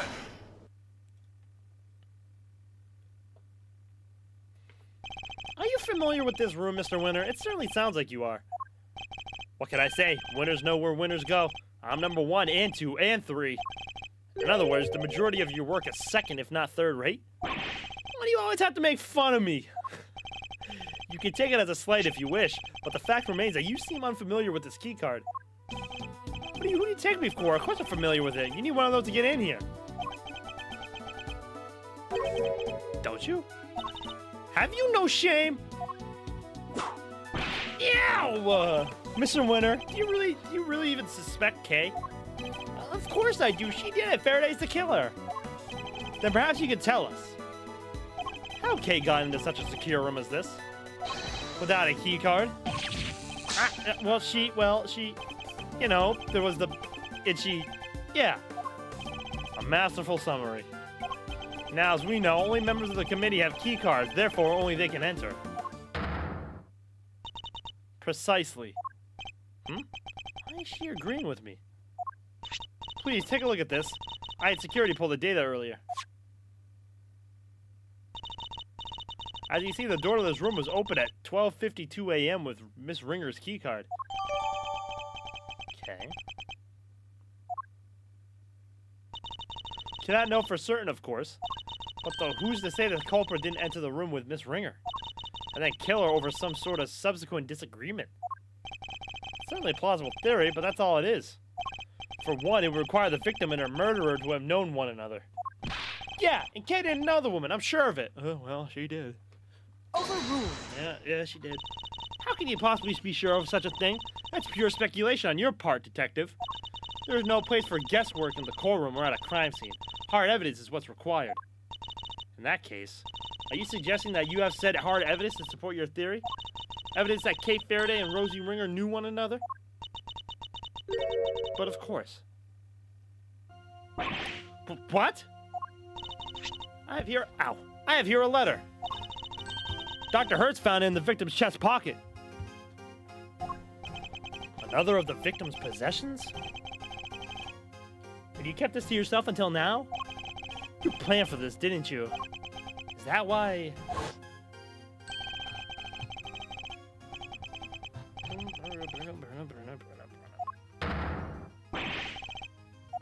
This literally just happened.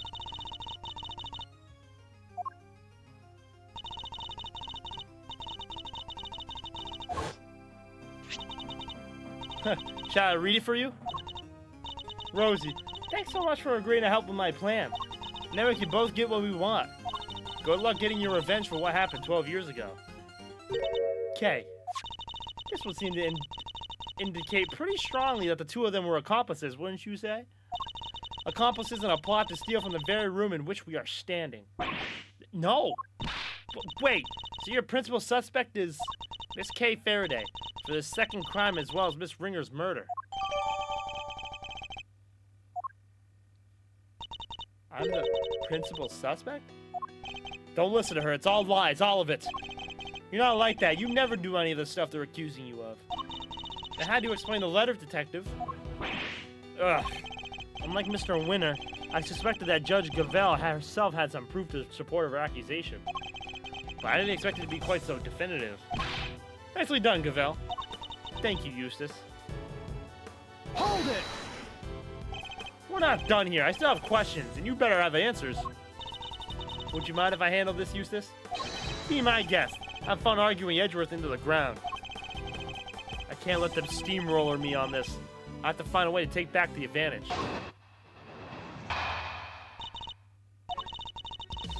As the letter more than adequately proves, Miss Faraday and Miss Ringer were acquainted. It seems Miss Faraday had asked Miss Ringer for Miss Ringer's help in a plot of some kind. But for whatever reason, their alliance must have broken down. Miss Ringer lost her life in resulting disagreement, but she had one last card to play. The letter she kept safe in her left chest pocket, which spells out the name of her killer. She's good. Better than ever, even. Think you'd put her down, Edgeworth? Think you'd take her down, Mr. Edgeworth? Yes, of course. Don't do this out of pride, Miles Edgeworth. If you're going to fail, do it on somebody else's time. Hey, whose side are you on, sir? There's only one side to be on, Scruffy, the side of the truth. Uh-oh. Looks like the kid's got something to say. Well, if there's one side to be on, then it has to be the one. Ow! Quiet, you. My thoughts exactly. Thank God. The one time I actually agree with Franziska's whippings is to that kid. Hold it! Excuse me. What exactly was the nature of the relationship? Miss Faraday was grateful for Miss Ringer's cooperation, just as the letter says. I think that more adequately describes it, don't you? Now, as I was saying... Hold it! Can you tell us any more about this plot? This letter implies a theft. And it was written by your friend Faraday, making her the prime suspect. Case closed. Objection! Anybody can forge a letter. It's not conclusive proof of anything. Overruled! I don't seem to recall Miss Faraday referring to herself as a great thief on more than one occasion. She's on sabbatical. How can you be sure of that? It's unlikely she could tell you if she had resumed her activities, surely. Perhaps she took up stealing again and simply chose to keep it from you. I can't prove that either way right now, and she knows it. As I was saying, it seems Miss Faraday and Miss Ringer were involved in a plot to steal something.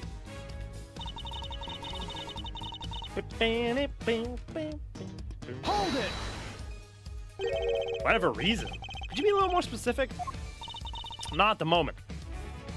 I am sure our investigation will uncover any numbers of possibilities. Whereas you lack of proof that Miss Faraday is innocent continues to be a major problem for you. Objection! I could see that some of the evidence would seem to point to case involvement, but none of it is anywhere near conclusive. Overruled! Overruled. A letter explicitly outlining a connection to the victim, backed up by supporting evidence from the scene? How much more conclusive could it be? What's more, where's your proof to the contrary?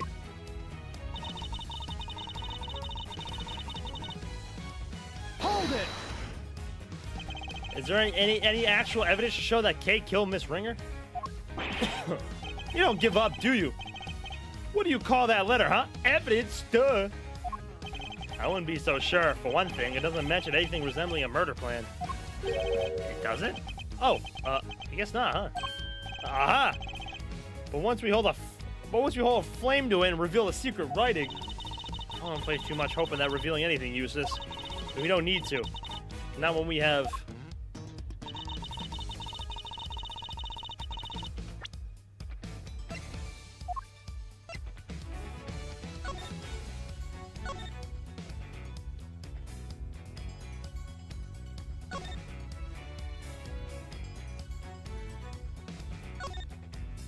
I was gonna say, wouldn't that have... Objection! There would have been a hole poked right through the letter. So the victim kept the most vital clue of all close to her heart. How very touching. The voices of the dead fight to be heard, and even then, they don't always reach us. But her voice rang loud and true, and it told us that Miss Faraday is our killer. I think you may have misheard her, Your Honor, or perhaps an evil spirit was trying to mislead you. Hey, you take that back! Perhaps we should try listening to the words of the coroner's report instead. By all means. If I recall correctly, the victim was stabbed on her left side. No. Yes, I'm afraid so. You claim that the letter was found in the victim's left chest pocket? Right where she was stabbed by the candle holder. Indeed, 3 puncture wounds to the chest, and yet not one to the letter miraculous, no? Well, Judge Givell, how do you explain that? Because I can think of one explanation. But the letter was deliberately placed there after the fact in order to cast suspicion on Kay. Someone went to a lot of trouble to recreate the crime scene we see before us. And that someone is a real culprit who almost certainly also forged this letter. clear that the culprit intended to frame Kay by means of the ladder. And you fell for it. Hook, line, and sinker. Objection! Objection! No, Faraday did it. The letter was... It was in her other pocket. Yeah. Huh? Seriously? The whole left chest pocket thing was a mistake. Whoever reported it must have meant their left. Ow! Stop your foolish floundering, you foolish fool. Or you're just that incurably foolish. Why do you keep whipping me? And stop making fun of my deductions. Yow! There, I saved you the trouble of disciplining him. Yes. Even though I had no intention of doing so. The letter is stained with blood, which suggested it had been placed somewhere on her left side. Therefore, I doubt there was some sort of mistaken report, not unless the report was given by you. What? Cavell, say something! No objections? Good, then allow me to continue. So we have established the existence of a second suspect. No, we haven't. The murderer had to get in here, remember? Who else could have gotten in apart from Faraday and the ringer? Whoever it was would have needed a key card. Judge Cavell proposed that the killer enter the room together with the victim. What if there was something questionable about the very basis of her theory itself?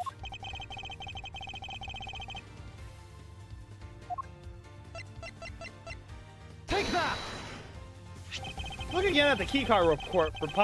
Oh my god. The keycard oh my god, it's so hard to talk.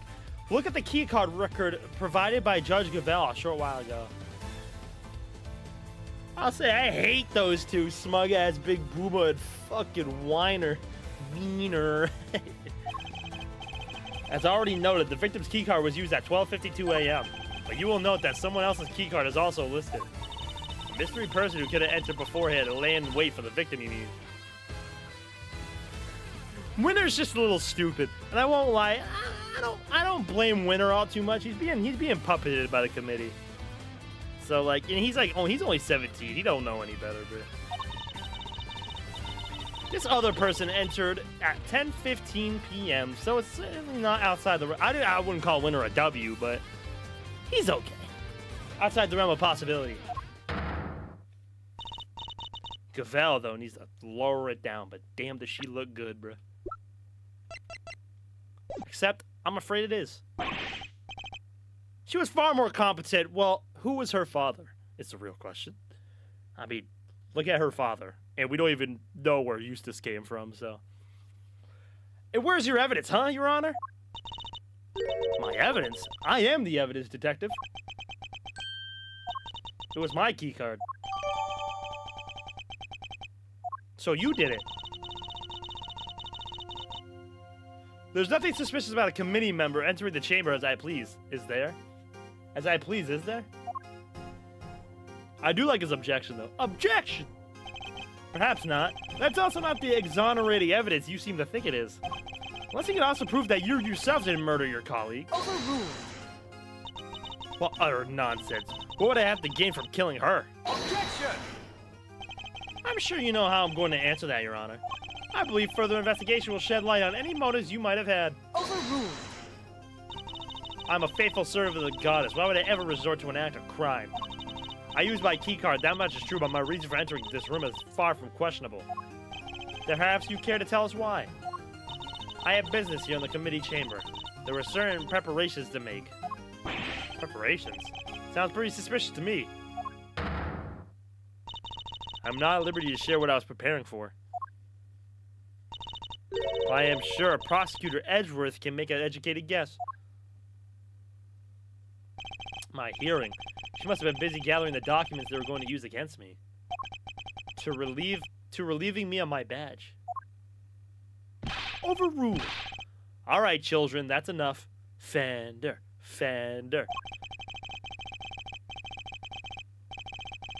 It's good to keep our skills and our tongues sharp, especially when we're young, but that'll do for now. Fender. Who in the...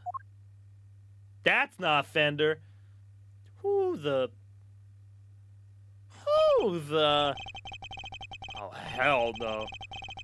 It really takes me back to the days of my youth, back when I would wrangle with a certain detective. He disappeared, you know. I hope he's out there somewhere living his best life. Who the... You have to forgive me. It's just I get so emotional. The tears, I can't stop them. Chairman Winner. Is this his dad? You see now, like, now do you understand what I mean, bro? If this is his dad. Oh, poor Eustace. He's a chairman? Winner. Ah, Verity, my girl. Do you ever stop working? Your deduction puts us all to shame. Kind of swastika? That would be crazy and definitely not allowed. And this is young Francisca I see before me. Dear child, when did you get so big? Uncle Winner? It's been far too long. And so formal. I thought we were like family. Used to sit on my knee and shout, Uncle Winner! Uncle Winner! At the top of your little lungs. But time goes so very fast. One can't help but shed a tear. Dad, what are you doing here? What am I doing here? Committee member has been murdered and you're in charge of the case, my boy. What is this? Bringing your pops to work day? Silence. Do you have any idea who he is? This man is practically the right hand of the goddess herself. A former chief prosecutor, the current chairman of the Committee for Prosecutorial Excellence. Now, Verity. There's no need to bring all that up. I'm just a harmless old man, really. I'm going to apologize for the detective's rudeness. I am Miles Edgeworth, correct? And you're the subordinate Dick Gumshoe. I am Excelsius Winner. Oh my god. Father to this idiot boy. Yo! He just called his son an idiot. Oh my god.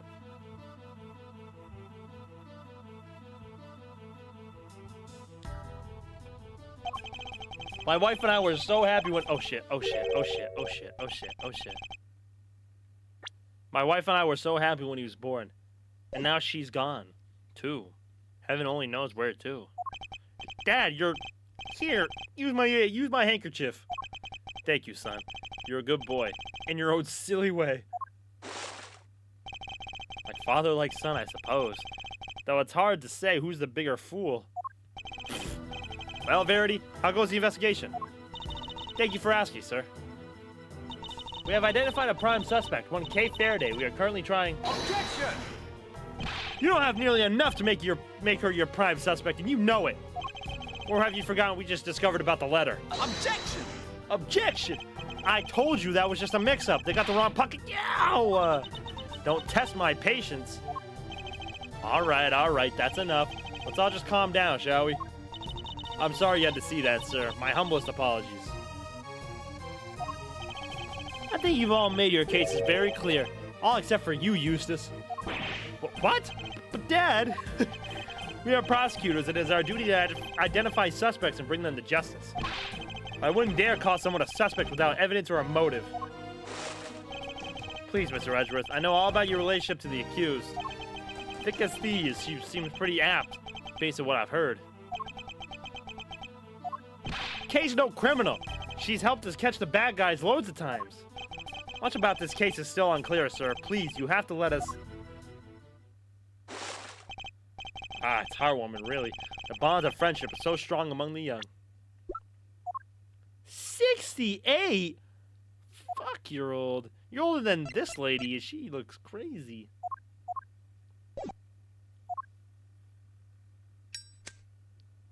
Oh.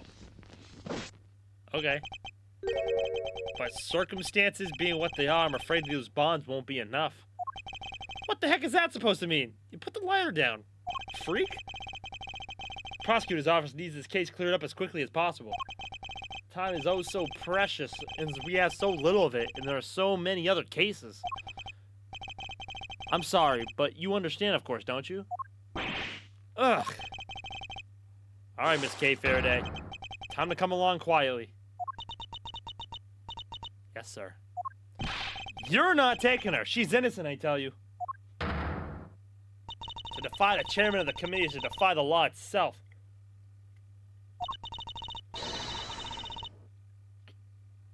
It's an act so brazen a hearing won't be necessary at all.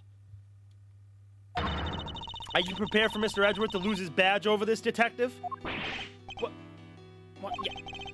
So either Kate goes down or Mr. Edgeworth loses his badge? What the heck am I supposed to do? You'd use his badge to shield yourselves? I'll have a committee too has fallen.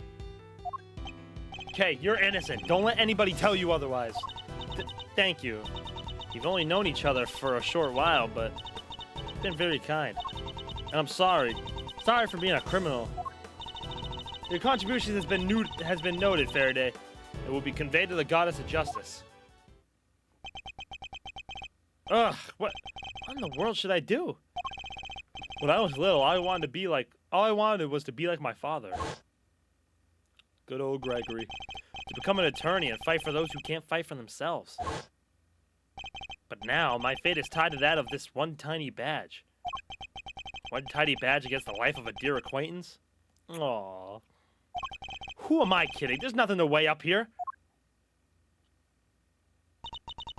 Guess this is it. Goodbye, Mr. Edgeworth. Hold it! Objection!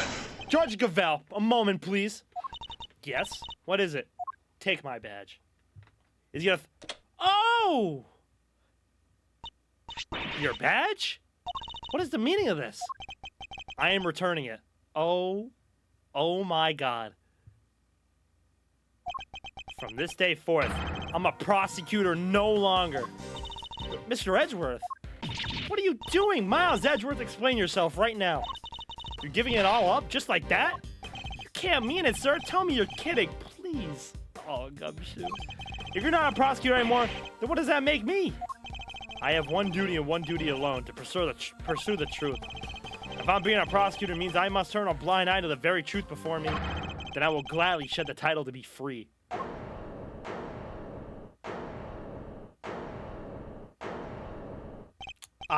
I'll carve my own path, one I believe in. I won't let my search for the truth end here. Objection! Are you running away from Von Karma? From me? Say what you will, Francisco. You won't change my mind. So you're leaving me behind again? I'll never forgive you for this. Never. No, this is all my fault. None of this would have happened if it wasn't for me. Wait, Kate, don't go. Oh, shit. You stay right where you are, detective. But, sir, I'm not a prosecutor anymore. Don't say that. Where you go, I go, Mr. Edgeworth. I'm always right by your side. Oh, this game is so good. There's no need for you to do that now, detective. Simply focus on your job and do what you can. Oh, well now, this is no good, is it? You let a dangerous criminal run free. And I try, yeah, it's never enough. There's no need to worry, sir. We'll set up a cordon. She won't get far. She better not. I'll be very disappointed in you if she does.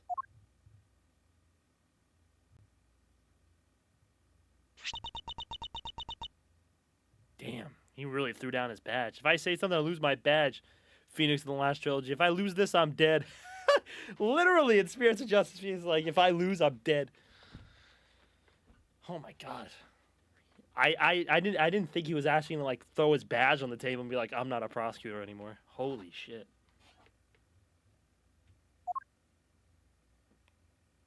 Jesus. Wow. Wow, bro. Wow. That was tough. That was one of the most badass things I've seen in this series, bro. That was badass. I'm not a prosecutor anymore.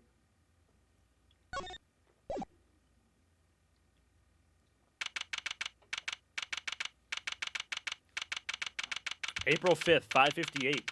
High Prosecutor's Office, room 1202. Kay! She's not here either? Where are you? Oh, Edgeworth. Fender! Knockety knock knock, special visitor. Fender. Whoa, talk about an unhappy face. Everything okay, big guy? You won't earn yourself too many admirers looking like that. Doo-doo. Do-do-do-do-do-do-do. The Rebel. Oh, Dirk? Dirk was awesome, too. Like I said, I'll eventually rank all this shit once I'm done with this game.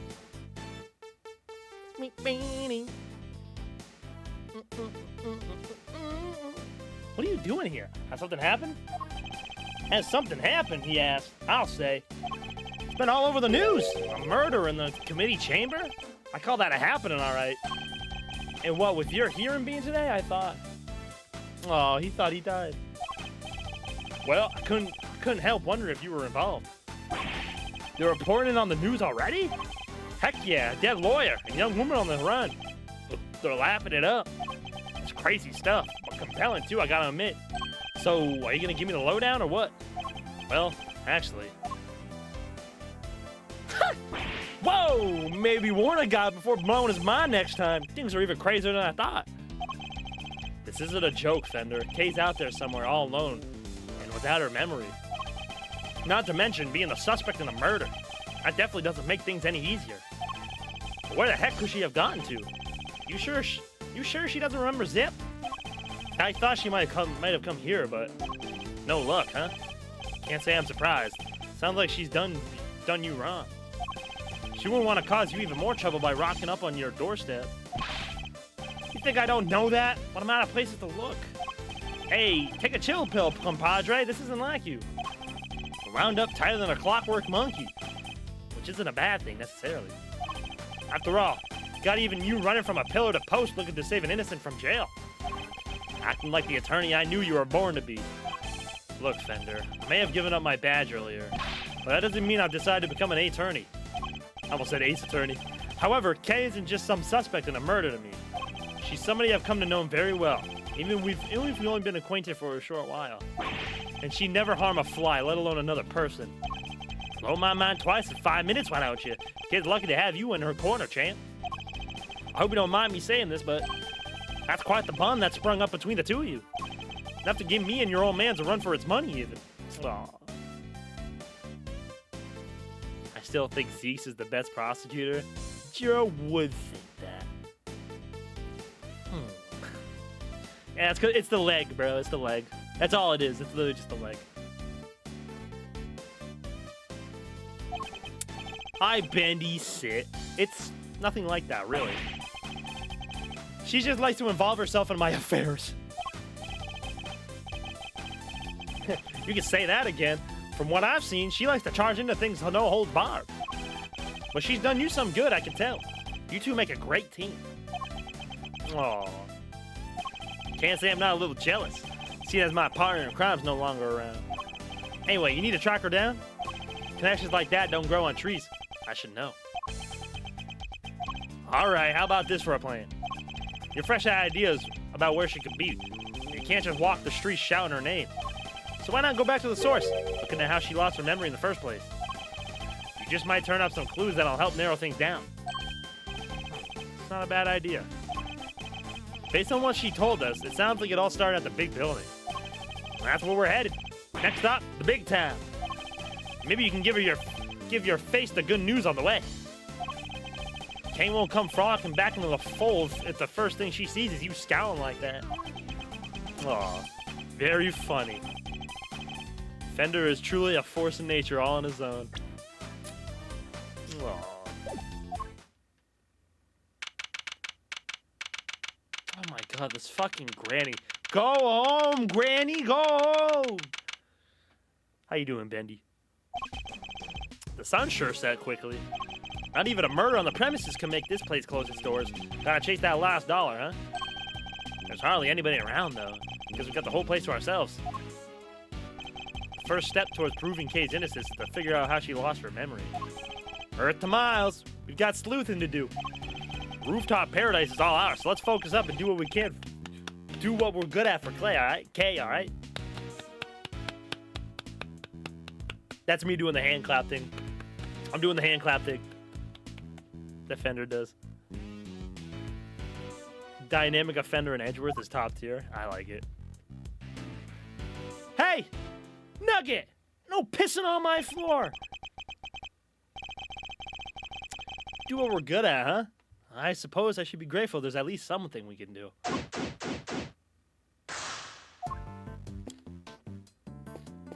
Wait, so my attorney's badge is gone.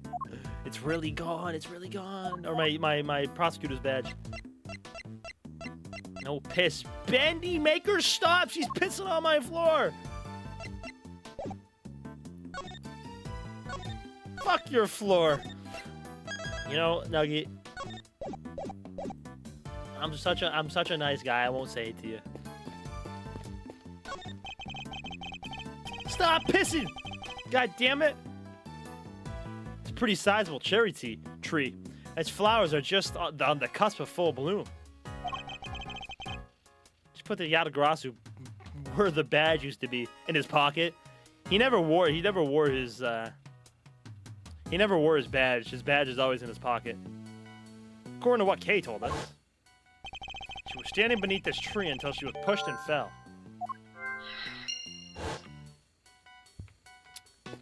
I hope you're doing well, though, Nugget.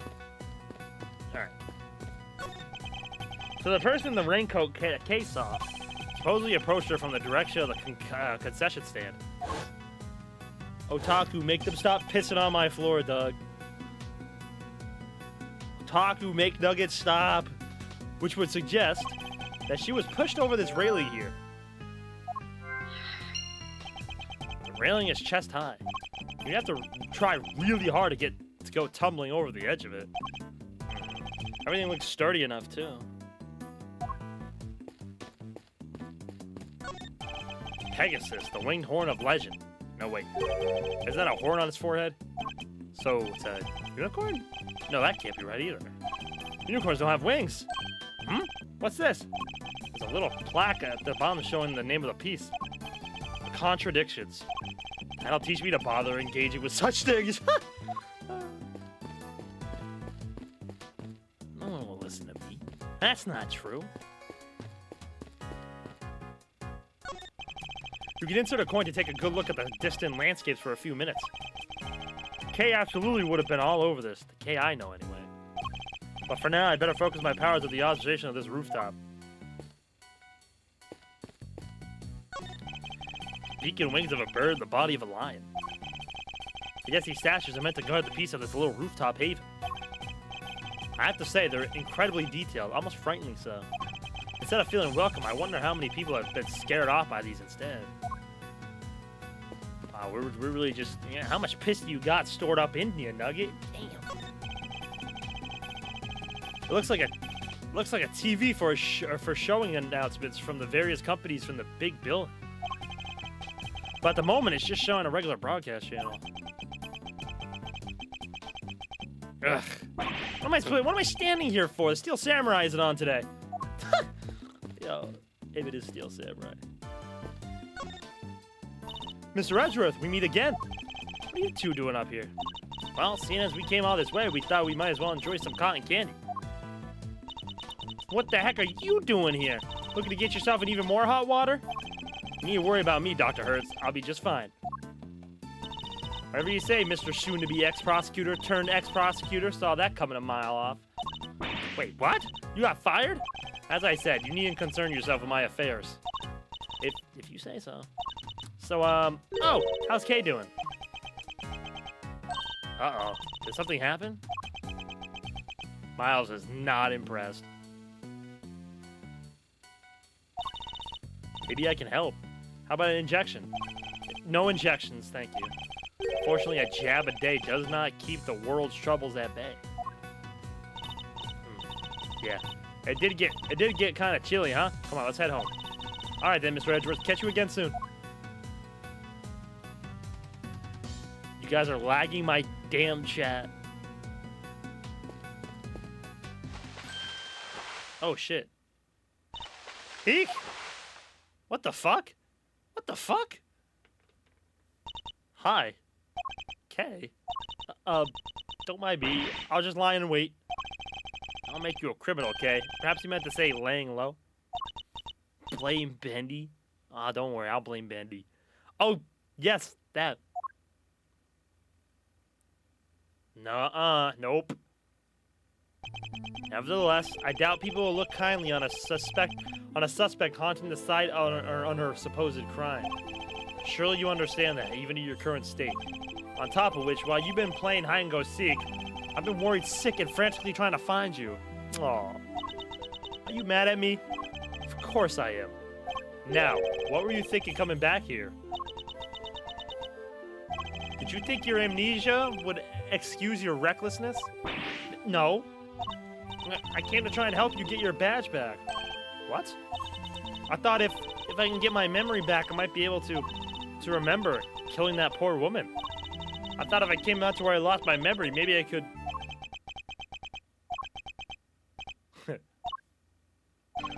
There's one thing you haven't lost, you know. Your ability to surpass my expectations at every turn. I couldn't be more certain now that you're the K I know so very well. Shit's so wholesome, dog. However, I don't appreciate you being so reckless. Do you hear me? I'm sorry. Seriously, Miles, you're killing me here. You were banking good guy points, and then you went and blew it by blowing your top. Good to see you, kiddo. Glad to see you're safe. Come on, bring it in.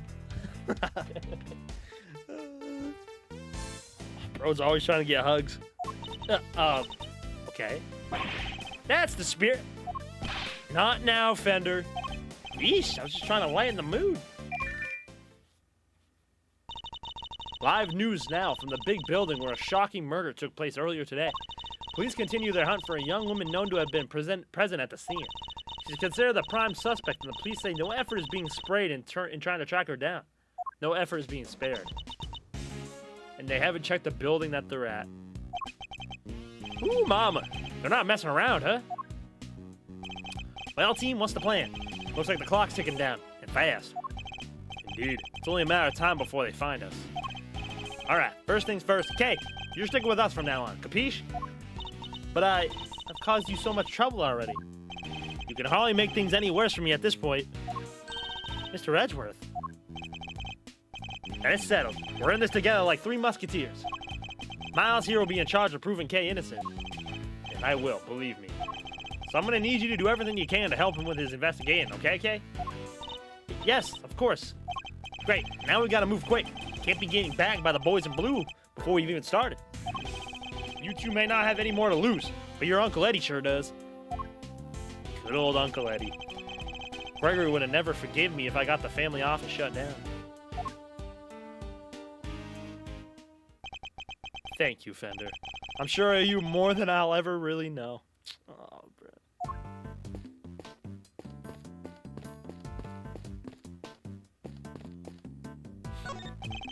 Can't believe this thing made the news already. How do they do it, huh? Hey, think they're filming us from the shopper up there right now? Go check the TV for me, Miles Reno. Need to make sure they're catching my good side. Now? At a time like this?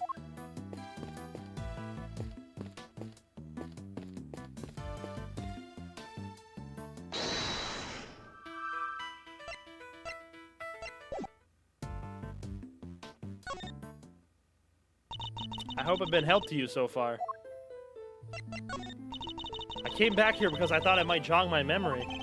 How about we go over what you remember one more time? Okay. I was standing under the tree, sheltering from the rain. Then I saw a person in a red raincoat. And then they pushed me. Can you remember anything specific about the person in the raincoat? I'm sorry, I just can't recall anything. Oh, but there is one thing. I could see the moon over the over their shoulder as they came closer and closer. The moon. Yes, it's all very fuzzy, but I was in the exact same place it is right now. It was the exact same place. Floating up there above the cherry blossoms. So the moon was visible over the mysterious figure's shoulder. That's new information. I should keep it in mind. I keep feeling like there's something just on the edge of my memory. There is? Could be a clue we need. Alright, just let it float to the top of your mind and say whatever comes into your head. Alright, I'm seeing, it's very faint, but I'm seeing a small restaurant, just a counter and some seats, and there's this incredible smell. A beautiful golden soup, not too thick, and it tastes just right. It's filled with delicious noodles. They're firm, but not too firm. That's when a thought crossed my mind. I'm going to order another bowl. Captivating memory, but sadly one that has nothing to do with the case. Also, maybe I wasn't paying attention at some point, but how did she survive the fall? That's... none of us know, don't worry. We don't know if she, like, fell, like, straight fell from the top of this thing, because no way she lives. So, yeah, we still are trying to figure out what actually happened. Because there's no way she straight fell off this building. You should say I were the second great thief Yatagarasu. A noble outlaw dedicated to stealing the truth. Do you really not remember any of that? Oh! I think you're right. I was a noble. Not a noble, Kay. A noble outlaw. Still, I suppose you got halfway there.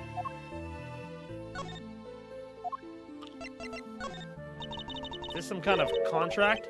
In a way, it appears to be a criminal contract of sorts, I suppose you could say. Criminal. And I wrote this? The letter isn't handwritten, so it's hard to say who actually wrote it. I see. I don't remember you well enough to accept a gift like that just yet.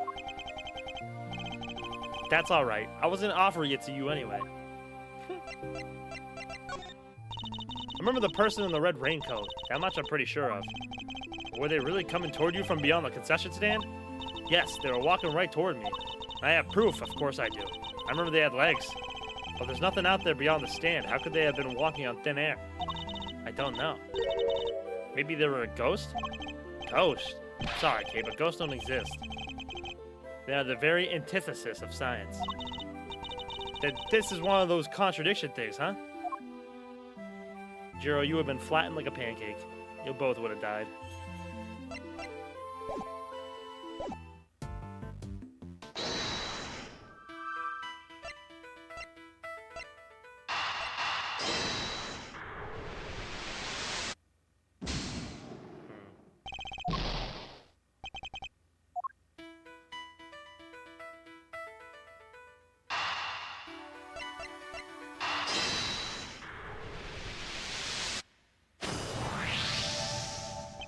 Thinking back over what Kay has said. Now hold it right there. Maybe spirit mediums? The person in that raincoat approached her from the direction of the concession stand. Which implies that she was pushed over the railing on the opposite side of the stand. Or the side opposite of the stand. Whee! She also said that she could see the moon over this person's shoulder. But we just checked now, the moon was in a different location than expected. Yet, Kay claims it's currently the same spot as the sky as it is as on the night of the incident. This throws the positions of the moon and the person in the raincoat out of alignment with her story. I think her memories may have been become confused somehow. What's more, if she really had been pushed over that railing, she would have never survived the fall. Therefore, I must conclude that she may not have fallen where she thought she did.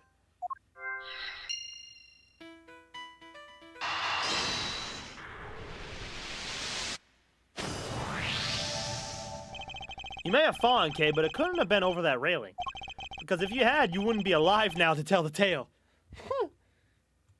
Yeah, no, you fell somewhere else, Kay. I don't know where you fell, but you definitely fell somewhere else. Fell. But I definitely remember standing under that tree. You know, if I was pushed, the only way I could have fallen is over that railing, isn't it? Not unless the ground opened up and swallowed you whole. The ground could just open like that? How? My bad, not a joking matter. Sorry, kiddo. But it may also be closer to the truth than you think, Fender. Let's take another look at the ground in that area. There's a chance we might have missed something.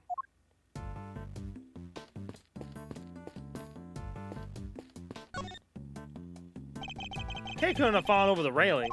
So where did she fall? There must be a clue around here. Did she fall through that trapdoor? First beat. Ah, shit.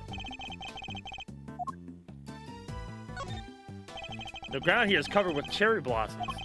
Even though the tree's not in full bloom yet, the strong wind up here is blowing the petals right off. It would have been nice if they thought to tidy up just a little, though.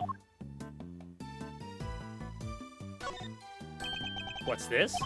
Looks like a service hatch. Kay, do you think you might have fallen down here instead? Nah, you'd never be as clumsy as that. I'm sorry, I just can't say one way or the other.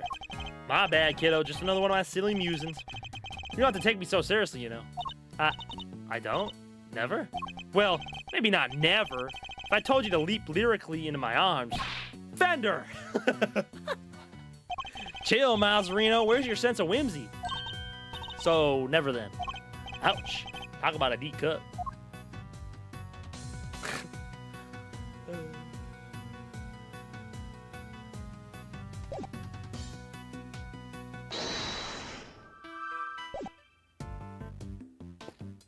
what else have we missed, bro? There's gotta be something else somewhere. Concession stand, maybe? Haha. Hey, you! Yeah, you! How about some delicious parting clouds cotton candy to brighten your day? Parting clouds? Is it named for the fact that we're so close to the clouds up here? Our gimmick is we take normal serving of cotton candy, we split it in half. Part of it, if you will. Part, if you will. Half the candy, same price, double the profit. And we're laughing all the way to the bank. I don't think your customers will be laughing if you keep sharing that information quite so freely.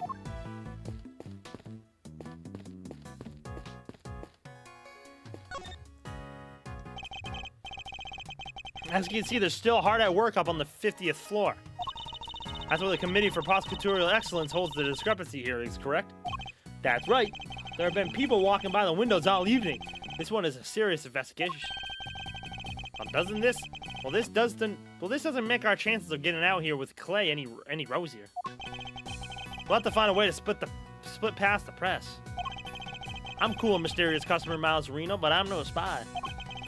Maybe we could use him as a decoy if things get desperate. Okay, whatever you're thinking, quit it. I can tell it doesn't end well for me. Tony? Oh my god.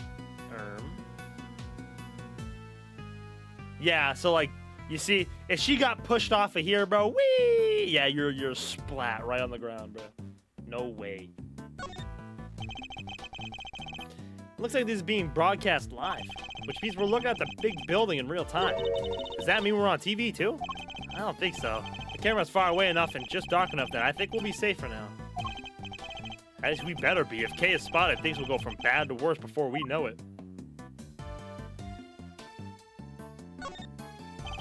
Jorkin? Any jorkers? As you can see, they're still hard at work up on the 50th floor. That's where the Committee for Prosecutorial Excellence holds their discrepancy hearings, correct? Okay, we've already heard this.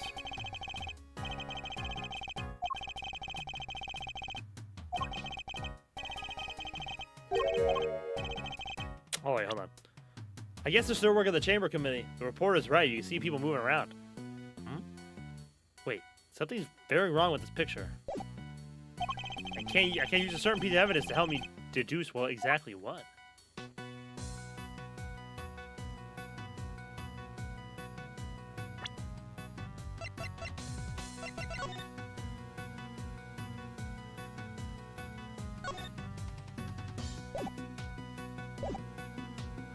Yeah, wait.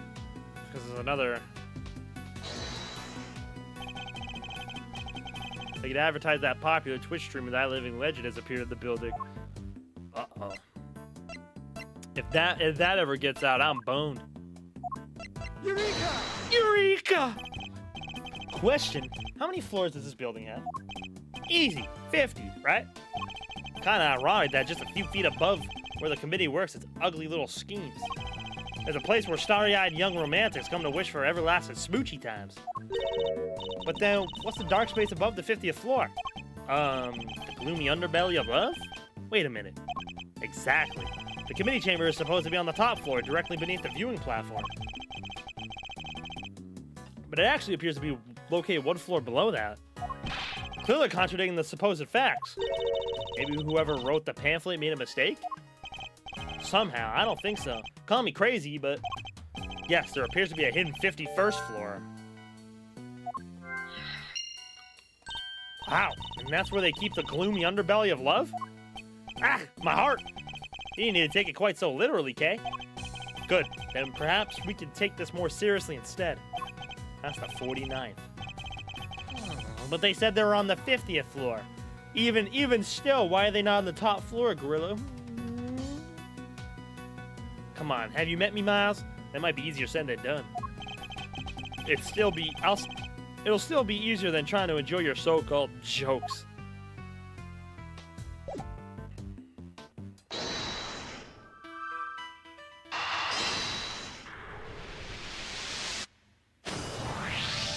Oh. How has no one noticed a floor between the 50th floor and the viewing platform until just now? You got me there. Kind of hard to hide a set of stairs going up to it, if you ask me. That's precisely it. Things like stairs that are normally out in the open going unnoticed by people seems a bit implausible. which can only mean the 51st floor is no ordinary floor and can't be reached by ordinary means. Then we'll just have to reach it through extraordinary means, right? I don't know about extraordinary means. Maybe let's go for unconventional. Indeed, consider if you will, the hatch we found by the cherry tree.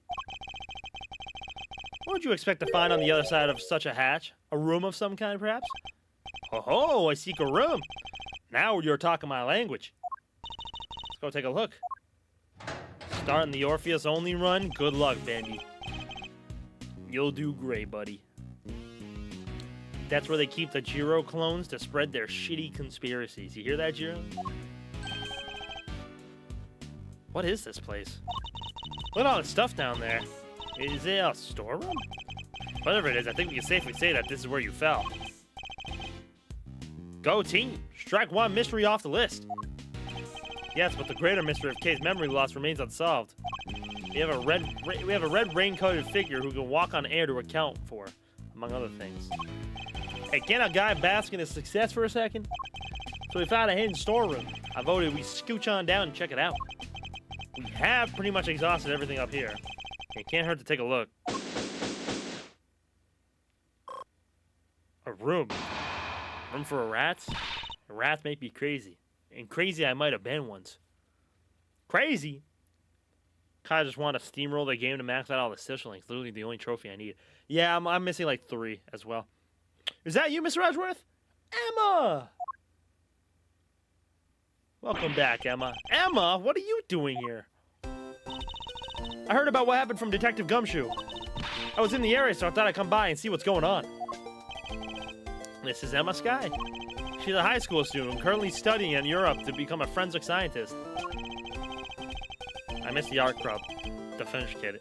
Don't get mad, Mitsuru. Bandy! Bandy. I have to slap you a new one. The younger sister of a former superior of mine. We've also stood in court together. Detective called me up in a panic. He said your badge fell off the big building and that Kay was in a man suit and... Oh, they're right there. Didn't you just leave to go back to Europe a few days ago? And you're back again already? Yep, I'm here with one of my professors. Well, not to do any schoolwork or anything, just some interpreting. And shouldn't you be off doing that instead of gallivanting around a crime scene? Oh, it's fine. There's this wonderful thing called body language after all. It's not an actual language, Emma. Anyway, never mind me. This is about Kay. How is she? Where is she? Aw, shucks. Isn't that sweet, Kay Meister? Your little friend is worried about you. Oh, yes. Who's this guy? Don't tell me you went and got a new assistant, Mr. Edgeworth. Very funny, young lady. It's actually the other way around, I'll have you know. Eddie Fender, attorney at law, and senior partner at Edgeworth & Co. Law Offices. Edgeworth? So you are his assistant. Wait, attorney? Since when were you a defense attorney? I'm not. To say it's complicated is an understatement. Let's not sweat the details for now, yeah? First things first. But an attorney, Mr. Edgeworth? Really? Oof. It's like I'm not even here. What is this, some kind of weird experiment? Perhaps we should head down below. I'll explain there. I agree. The police could be here any minute. And who's this? I'll explain later, Emma. Come on, time to go. Oh, all right, but you better explain yourself, Mr. Hotshot Pro Attorney. Trust me, I'll explain that too. Okery dokery do. Down the hatch we go. Nice. I had to finish Aegis. Don't get mad. I'm fucking pissed, Bendy. You go and you say I love you to Mitsuru. Now. I missed a lot, actually. I missed a lot of social links. Fuka? I thought you were going to say Yukari. I was about to throw up in my mouth. Fuka's alright. It's dark as a grave down here. Can't see the nose in front of my... Oh, shit. It's dark as a grave down here. Can't see the nose in front of my roguishly handsome face. Watch your step, Emma. Ouch! I hit my head on something. Make your way down slowly, kid. I don't want you to slip. Oh, yes, Mr. Edgeworth. This Gotta be a light switch somewhere. There gotta be a light switch here somewhere. Ah, bingo! What the fuck? Is this the smuggling area? Oh my god, did we just find the smuggling room? So the hidden 51st floor really is being used as a storeroom. Oh my god, this is everything from like the past cases. The suitcase, the statue, the iron infant. We need to take a careful look over all these items. She got Fuka this. I love Fuka. Fuka's cool. Alright, Mr. Edgeworth, you promised me an explanation or three. I did indeed. Where to even start? Wow, a lot's been happening, huh? What a case. It's not supposed to fill you with excitement, Emma. Seems you've gotten yourself into a real pickle, Mr. Prosecutor Attorney. I'm not a prosecutor. I'm not an attorney or a prosecutor anymore. Well, whatever you are, I think it's time for science to lend a helping hand. Don't worry, I brought my entire kit with me. Well, if you're sure. Are you kidding?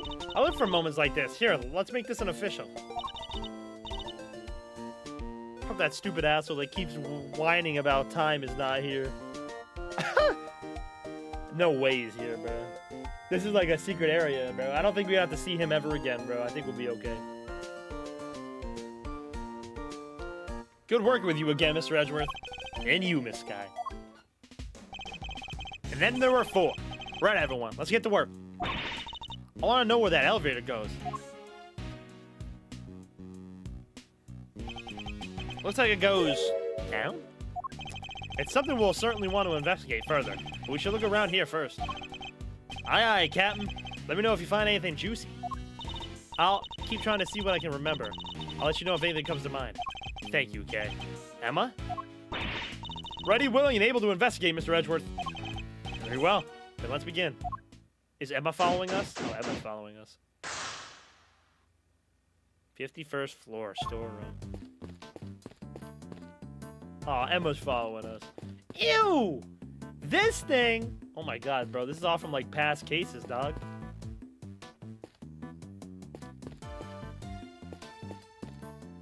This was from the first game, bro. Steel Samurai case.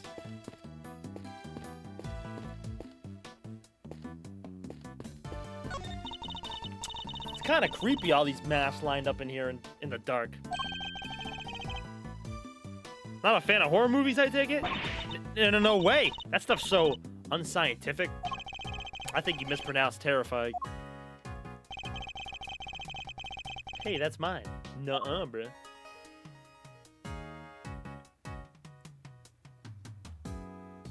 It's all the different samurais.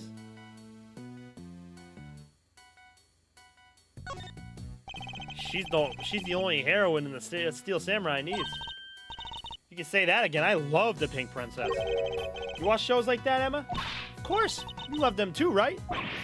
Well, I don't really know all that much about them, but sure. Really? Because I saw the Steel Samurai figure in your office, so I thought, ugh, I can't believe even Emma's seen it.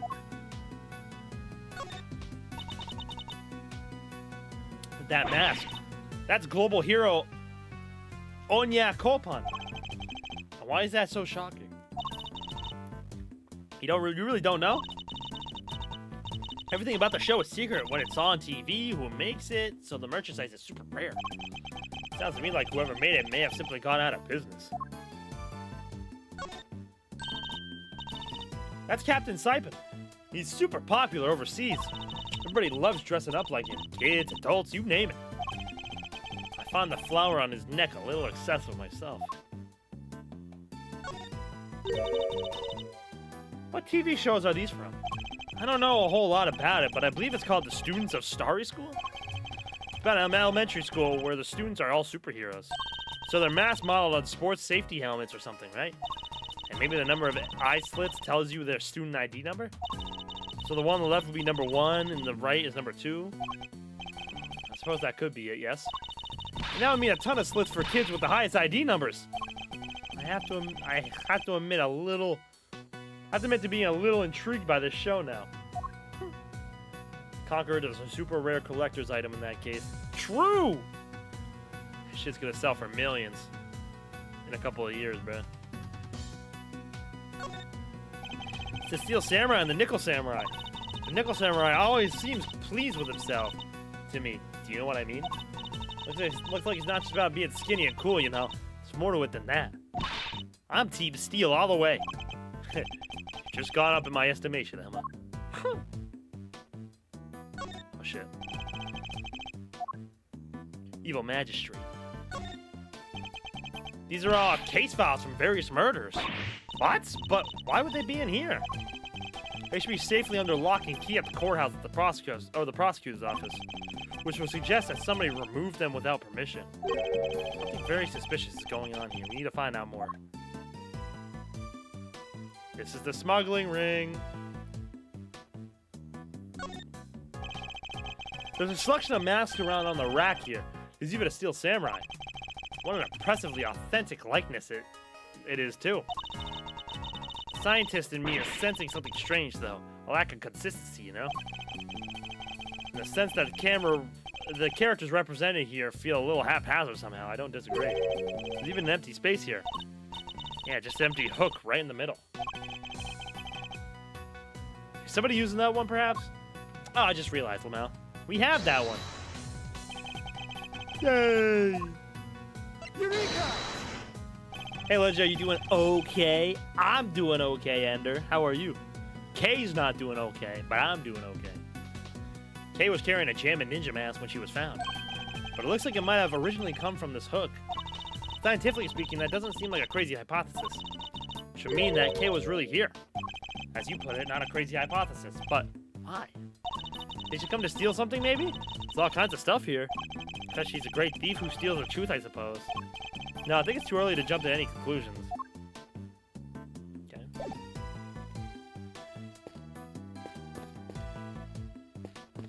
We'll just go down the line, I guess.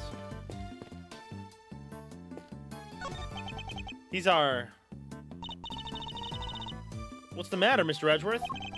If I'm not mistaken, several of the items on display here are pieces of evidence from old cases of mine. What are they doing here? Maybe this is where the committee stores stuff it's looking into? Can't be. Evidence like this is stored at the police department. They don't keep stuff at the prosecutor's office, too? When a case is ongoing, yes, but once the last trial is finished up, it's supposed to go right back to the precinct unless there's a very good reason for it to go elsewhere. And yet, here it all is. There's no point in trying to figure out the whys right now. Just take a closer look at it all. They all have labels. Labels with numbers printed on them. Exhibit numbers, maybe? You said they were all pieces of evidence, right? Yes, but judging by how the numbers are written by the items themselves, I guess these are prices. Prices? I would have never guessed that. Wait, but none of this stuff could be worth that much money, could it? Prices are very high indeed. It's no wonder she's surprised. Must examine all these in detail. Have I chatted with Emma yet? No. I was gonna, though, at some point, but no, not yet. That's odd. This is the only spot with nothing on it. But it still has one of the signs in front of it. Indeed, and look. There's an outline in the dust on the top of the cloth. I'd say something was probably sitting there until quite recently, wouldn't you? You know, well, I think you might be right, but, drawing a blank trying to imagine what? I might have an idea. A star-shaped outline? Don't we have a piece of evidence like that? It might well be connected.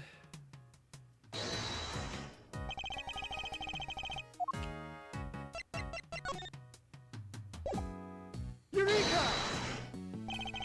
The outline in the dust matches the bottom of this candelabrum exactly. I think there's a very strong chance that this is where our murderer took it from. Which would mean the candelabrum was evidence from another case. It certainly seems likely, but that's not a concern right now.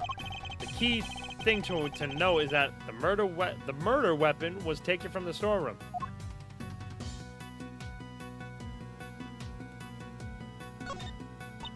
Oh, isn't he a cutie? Look at this fluffy little guy. That's the stuffed animal we found at Gourd Lake. Oh, that's right. I completely forgot about him. I was trying to figure out what the hell that was. He should be in the possession of the prosecutor in charge of that case. So how did he wind up here? Aw, but look, he's missing his left horn. He is, but he never had it in the first place. At least not as far as we ever saw. Detective merchandise, huh? We need to contact the manufacturer. I demand a recall. Now that I come to think of it, why would anyone give the president a broken toy to begin with? Who was the prosecutor of that case? I can't remember. So this storm was actually more of a stockroom? It would seem so, as much as it pains me to consider such a thing. What kind of person sells off evidence from serious criminal cases? And who would even want to pay for all this stuff? Somebody clearly. The price tags are proof of that. Wow, people really will collect anything, huh? Fascinating.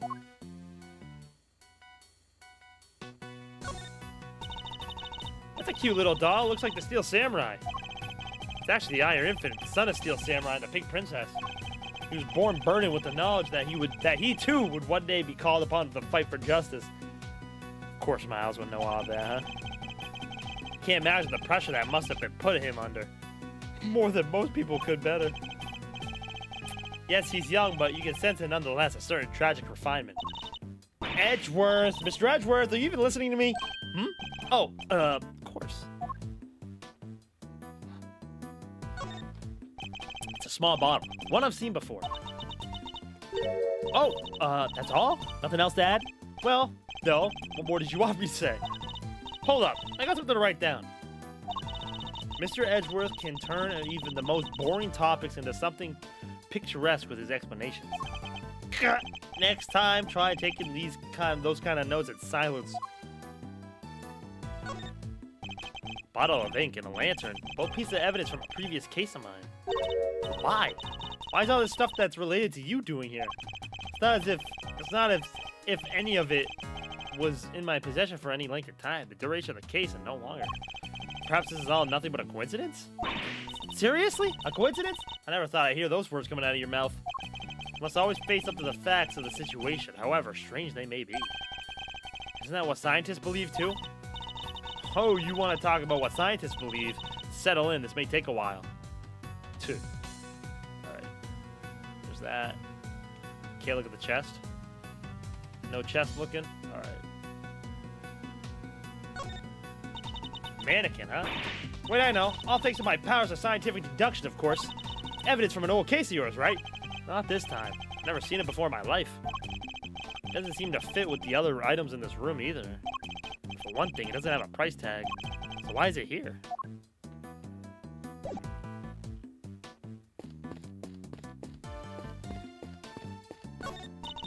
Scientifically speaking, I'd say this looks like some kind of wooden icebox. Tits looking. Jorkin, come on, bruh. It's a mannequin, gorilla. Get a hold of yourself. The chains are probably to stop the cold air from escaping. I don't mean to contradict you, Emma, but this isn't just a box for storing clothes in. The wood is imbued with a natural repellent that keeps moths away. Oh, yeah, sure. Guess you can look at it that way, too. And keeping your clothes chilled would be nice for the summer, right? Still not prepared to let go of that particular part of your hypothesis, I see. We got front-facing Emma. Sorry, hold on. Give me a second. Bunch of trophies and... Ooh, look! Somebody's left a walkie-talkie here. Looks to me like it was put there deliberately. Probably like it's on display, to be honest. Hey, there are batteries in here, too. It could be useful. Let's take it with us. Nobody will mind if we use it for a little while, will they? I can take it to the police station afterward. Someone's starting to sound like a certain great thief. You're not taking Kay's spot, Emma. I'm sorry. Oh, that's one heck of a desk. Wonder who it belonged to. There are 4 male figures as legs holding up the tabletop in the center. It's hideously cringy. Isn't that? No, it's not. I thought it was Canis's table, but it's not, I don't think. He doesn't even have the good decency to be camp enough to loop back around. Is this from one of your old cases too, Mr. Edgeworth? No, I can't think of anything related to any of my investigations with such a unstantly awful taste. At least I don't think there was. Alright. What's this big guy doing here? The statue. What is it? Got some new data for me? Not exactly. It's just something from a case I worked on. A piece of evidence. I believe it's called the Alfred statue. I'd even remember that. I'm surprised you did. And there were two of them, a real one and a fake. Whichever one this is, it shouldn't be here of all places. An old case, huh? Guess you have worked on a bunch of different...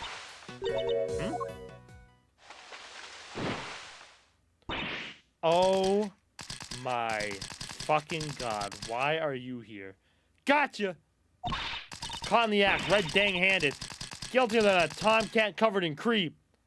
I thought you were never coming back. My eyes! Stop that at once! Ain't no stopping my snapping, not till I got every dang detail and then some. Think I'm about to let a bunch of dirty criminals go before I get the shot? Think again. We're not criminals! Oh boy. Yeah, sure. Pull the other one. It's got the bells on. This here camera's a weapon of justice. It ain't about to be hornswoggled by your cheap denials.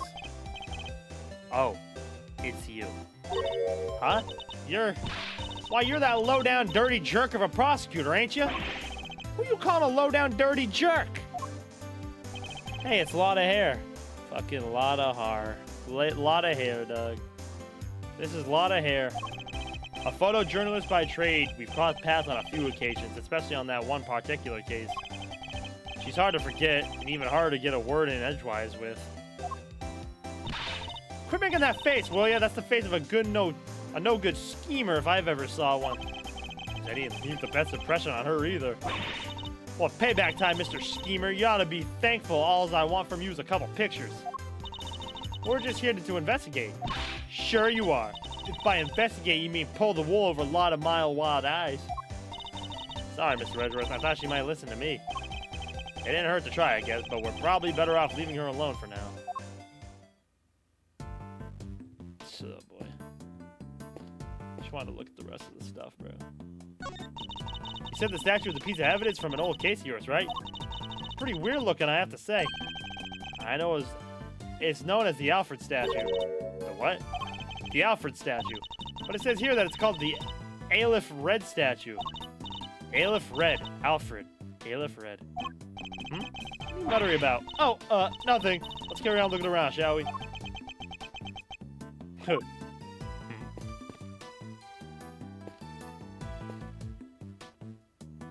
Can I look at the suitcase? No? Okay. Ask me anything. I'm all ears. Yeah, Jiro's gone, bro. I can't believe they suspect poor K. It's outrageous. I couldn't agree more. But the best thing we can do right now is to stay calm and look for clues. You're a goner. Hugh O'Connor. Hugh O'Connor! It sounds just like it! Except, I've been scientifically processing the situation. I think I've come up with a better idea. Maybe we can administer some carefully targeted electric shocks directly to Kay's brain. What do you say? Might be just the thing to bring her memory back online. That sounds more like a little risky. Sounds incredibly risky, in fact. Sorry to go buy something when I miss. Oh, yeah. Gorilla just told you. Personally, I'm still of the opinion that I'm searching this room for clues is the better option. Really? But a little risk is what science is all about. Yes, a little being the operative phrase.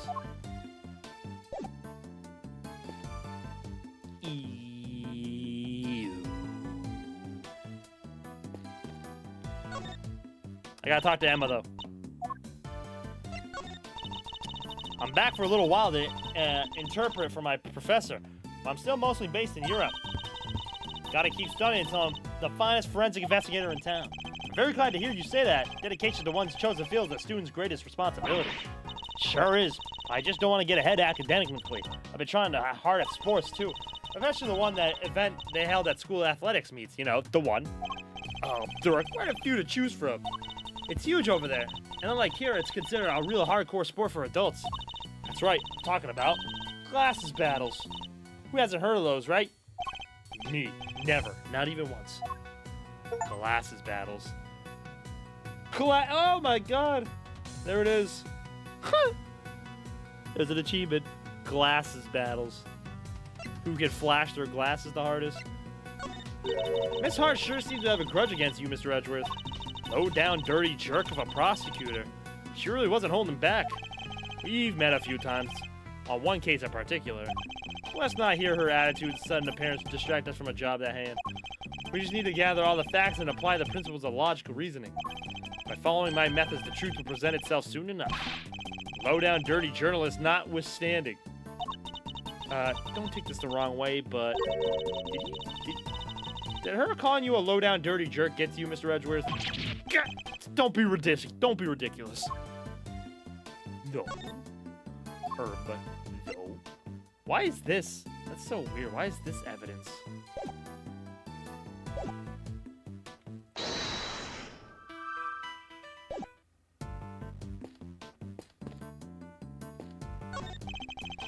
Piles of banknotes just left out for all to see. A little tasteless, wouldn't you say?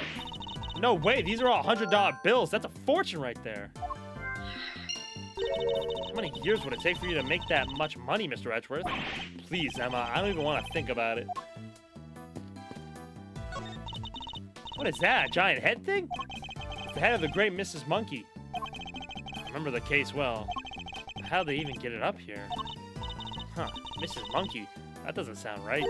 Are you sure you didn't get the name wrong, Mr. Edgeworth? Or misremember it somehow? God, don't be ridiculous. As if I've ever made such a mistake. Plushie with a missing horn? Well, logic. What's that? Nothing we use over here. That's for sure. Yeah, that was the plushie from the other case. So pretty much all these things over here, you probably weren't here for it, but all these cases are related to Edgeworth. But there's for some reason in this storage area being sold off to whoever.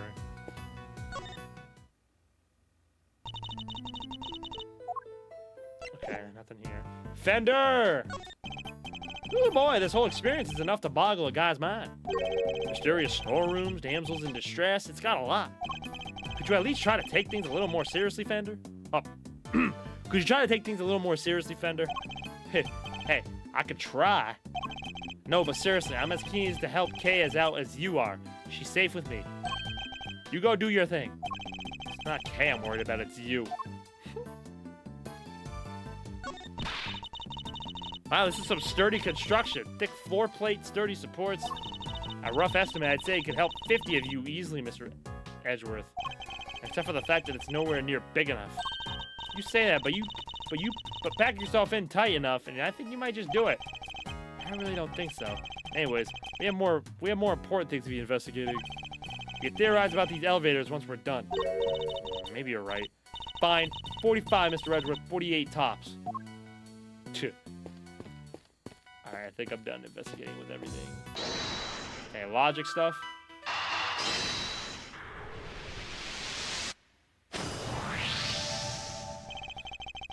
We've seen items of old evidence marked with price tags along with a huge pile of cash. I think it's pretty clear that somebody has been running an illicit trade in judicial goods. Shady deals on a hidden 51st floor? This is big. It has to be, right? I think it must be. We'll need to investigate a little further yet. We need to find out more about what's going on here. If only there was an eyewitness we could interview. An eyewitness, huh? I don't know. Why exactly are you here, Miss Hart? Me? I told you, I'm in it for the truth, for the good of the society, and for little old me, of course.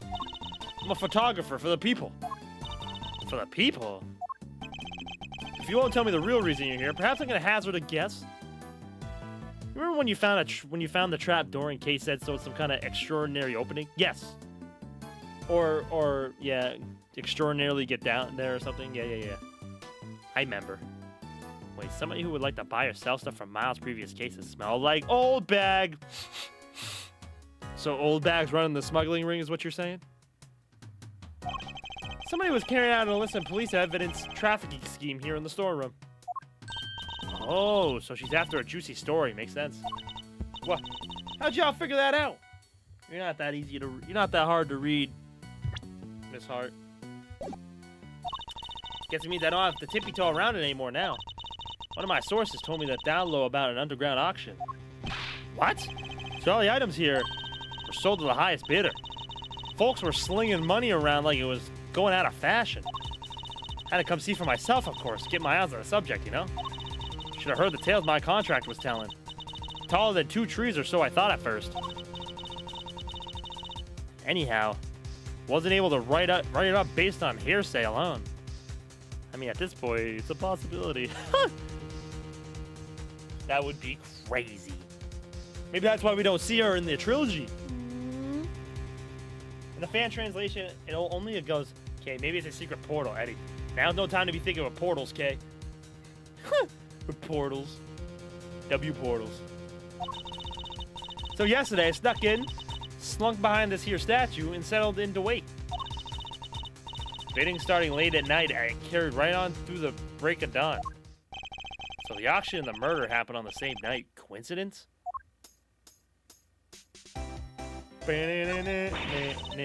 Dirty deals in a secret storeroom. Talk about a story.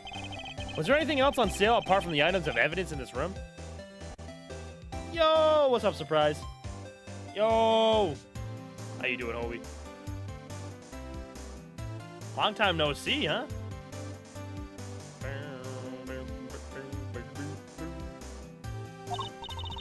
Sure, there was regular old stuff, too. Shady artworks from who knows where, that kind of thing. What way are shady artworks regular, exactly? But the evidence was the big draw for sure. Reckon that they were selling them faster than the crook could smuggle them out of the cop and prosecutor shops. Trying to be good? Good, man. I'm glad to hear it, no W. Dirty deals done dirt expensive. And I'll bet you got good pictures of the whole thing, right, Miss Hart? Well, you see, the main event was down below. I had to try and see what I could from up here. Having been up here since yesterday, I assume you witnessed the entire auction from start to finish then. It was an underground affair, like I said, so folks wasn't exactly giving much away. All of them customers came down one at a time from up on the roof there.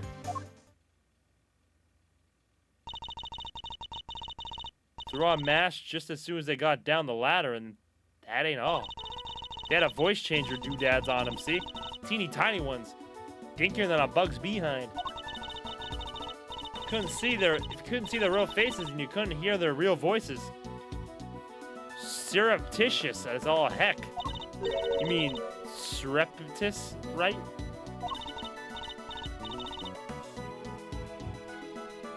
I got that reference, D4E. I didn't. What is that from? I surely do. Sweet, sweet surreptitude. Also, not a word. Anywho, once they had their gear on, they went right on downstairs.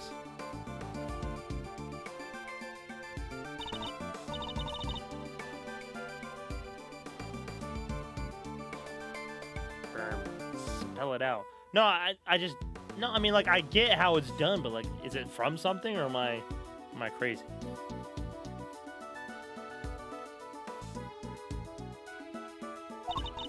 When it came time to leave, they all done the same bout in reverse. Update came again, one by one.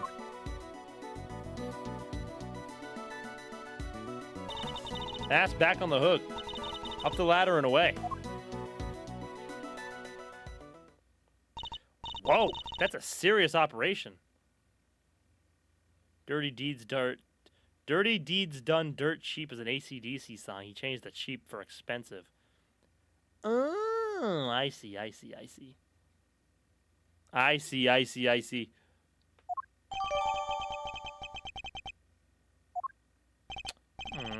How many participants were there? 11 altogether. I counted them when they came down the ladder. 11 people.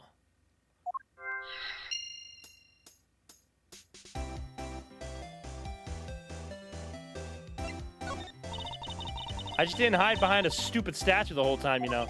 You didn't? Then where were you? Well, when I first got here, You know what? That ain't important right now.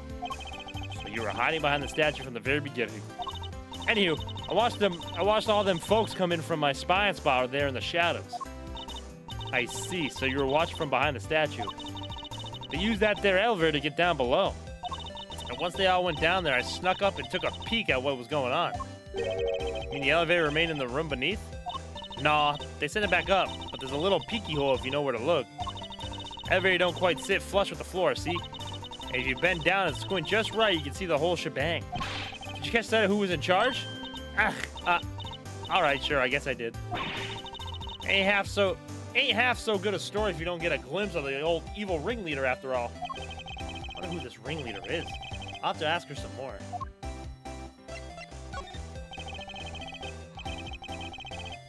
You mentioned a ringleader. Can you tell me any more about them? I should know. I came here to get me an exclusive. An exclusive ain't much dang good if you done spilled the beans already. I see, so you don't actually know anything about them. You think that's why she won't give us an answer? Makes sense, I guess. You got me. Couldn't see if it was a man or a woman, a kid or an old-timer, nothing. What were they wearing? Could you see that at least? Sure, white jacket, white gloves, and a magenta flower on the lapel. Them three things is what I remember. But what's good is the description of the outfit if I don't got a clue as to who was wearing it? This lady? Oh wow, she was 33?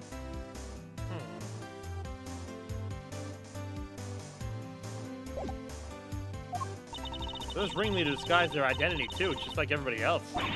Yes, sirree! Mask, voice changer, the whole 9 yards. They were wearing one of the masks. Which one? Let me see. Oh yeah, this guy. Zervan. Zervan? What kind of name is that? Seriously, Mr. Edgeworth, you ever heard of Zervan? He's global hero Onya Kopod's arch nemesis. Who hasn't heard of Zervan, the Time Lord? I think you might be better off asking who has. Sure you didn't get a glimpse of their face at all? No, I danged well didn't. Oh, kind of scotches my scoop. This whole time has been nothing but a simple hunt. I should have never come. Wonder who's wearing that right now. You know somebody who was dressed like that. Maybe we should try showing that evidence to Miss Hart.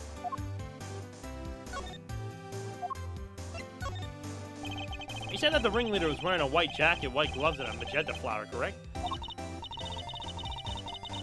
Sure did. Don't ask me why they was dressed up like a peacock on parade day, but they was. Is this the outfit you saw? Well, holy smokes, it sure heck is. Wait, so the big cheese is dead? All we know is that she is the victim of the case we're investigating. Her name was Rosie Ringer. Do you know her? Nope. So the ringleader was a lady. Well, ain't that just a slipperin' and dang eel? What the fuck? Slippier than a dang eel. Throwing me off with a man's jacket like that. Probably she did it to fool you specifically. But setting that aside for now, what's important is that we discovered something vital to the case. Namely that the underground auction was chaired by none other than our victim. So somebody done bumped off the boss, huh? Then that's what was happening. When what was happening? Huh? Oh, nothing at all. Y'all just go about your business now. No offense, Miss Hart, but that made you sound about 5 times more suspicious. Suspicious, my foot. I told you all. It's nothing. You won't get nothing more out of me than that. Wait, so there is more? How many dang times do I gotta tell you? It ain't nothing, okay? I ain't gonna say nothing either way. Oh, you can just tell us a little more. Pretty, please. I'll tell you this, okay? I'm a journalist. A newshound. A scoop hunter, you hear? Newshound. Exclusive articles go out. Money comes in. That's how the game is played. Tell you more? Heck, I done told you too much already. Wait, what if I, examine some fingerprints for you? Pro bono. What kind of cockamamie thank you is that? I'd sooner get a tooth pulled. You want intel? You go dig it up yourself. Just like I had to. Okay, guess she isn't gonna talk to either of us. Oh, she will. I handle things from here, Emma. There's a certain technique I find useful when dealing with difficult customers such as her. She may not give up the information voluntarily, but that doesn't mean she can't be persuaded to. Mind chess. Let's start by observing our opponent. I ain't telling you nothing, you hear? Now quit wasting my time before I really blow a fuse. As we've seen, she's very quick-tempered. She'll try to cut the conversation dead whenever possible. I don't have much time to think, so I'll need to be swift and decisive. Miss Hart is definitely hiding something from me. So my first move is to discover what that something is.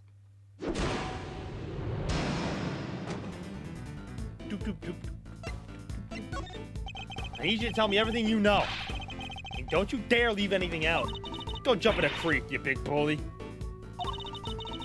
Why should I tell you anything? You don't got nothing to do with me now, nor me with you neither. Okay. Wait, damn, that was so fast. I can see you're a little agitated, Miss Hart. Let's just calm down, try to talk reasonably. I am calm, dang you. Leastways, I'll be just as soon as y'all quit yanking my dang chain.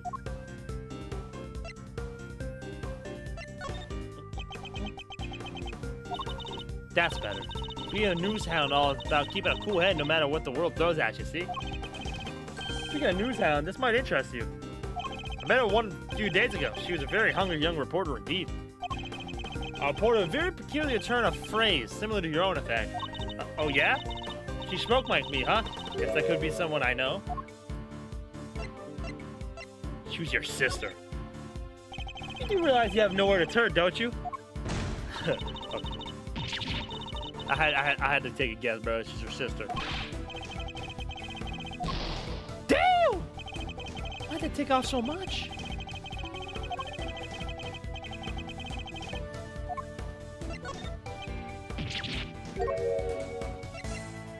Oh my god, bro, I'm about to run out of time.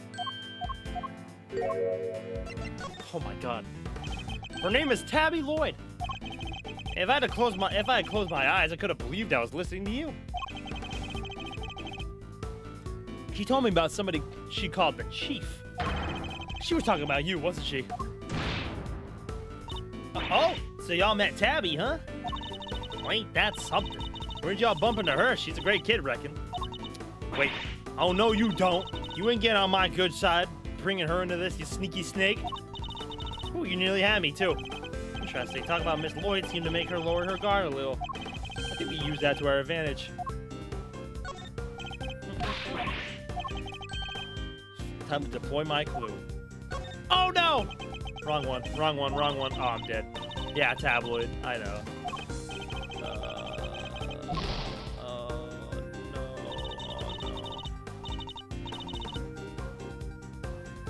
I don't got time for this hog swill. That's it. I'm out of here. I didn't mean to. Curses. That's the first time I've lost a mine chest, bro. Think Edgeworth had anything to do with Diddy, the Diddy case? Man, Gorilla, what are you talking about? Alright, once more onto the breach. Do I have to get the clue again? Oh, I have to get the clue again. I have never seen the failure screen. Well, there you go, bro. I didn't mean to. I thought I was on the piece. Fuck, bro. That's my fault. I know, I lost a lot of heart of all people, dog.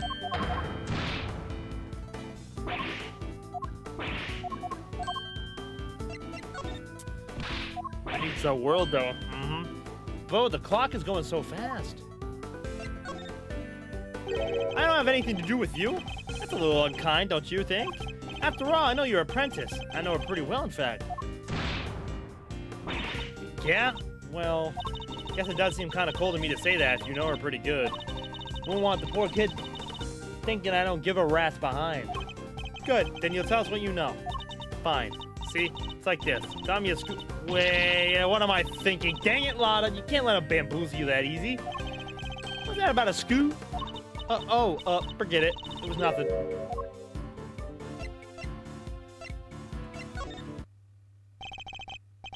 How embarrassing. A professional journalist making a careless slip of the tongue.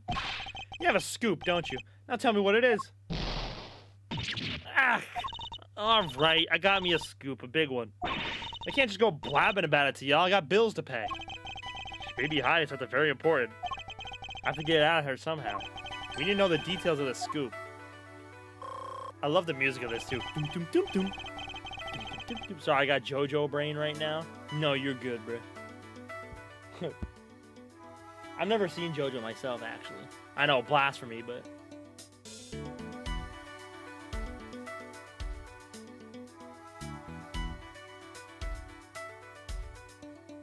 What's that about a scoop? Look at the cat with rats behind rat's ass.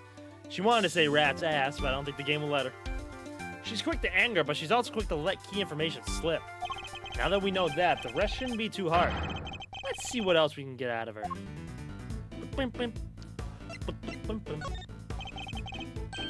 I like the guy who's a talking. Yeah, say hello to YouTube chat, Jiro. The scoop of yours, does it have something to do with the auction? JoJo fans. Ugh. I'm kidding. I only mess with Jiro because he's a JoJo's fan. This scoop of yours, does it have something to do with the auction? You know what? I clean forget. Shut up, Dylan. But you tried to infiltrate an underground auction. It only stands to reason that you observed something. Otherwise, what would you have to write about? I don't know what to tell you. I didn't hear nothing.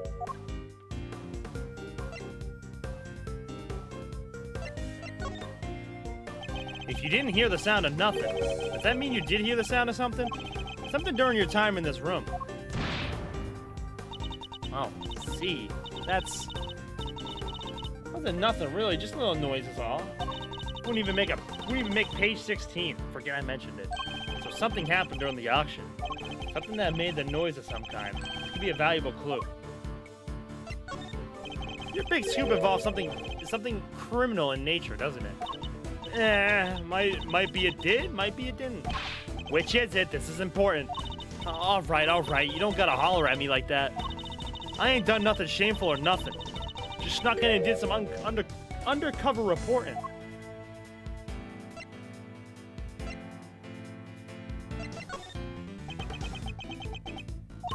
Silent treatment, huh? Well, two can play at that game. Okay. Damn! Why does it take off so much? Why does a lot of heart hurt so much? Jesus!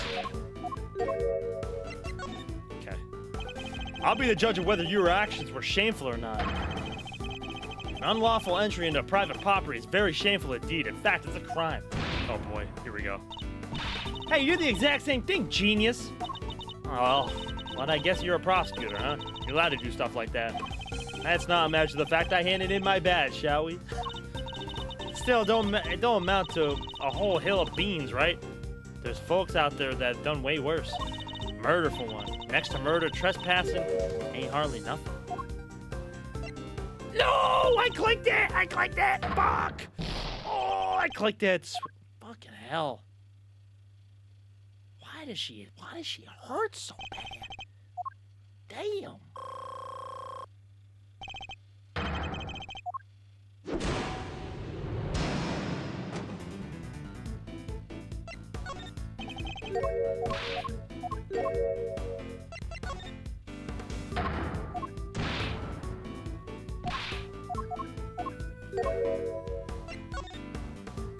From your mutterings about murder just now, I gather that your scoop has something to do with a murder homicide? No, it's just talking all hypothetical like.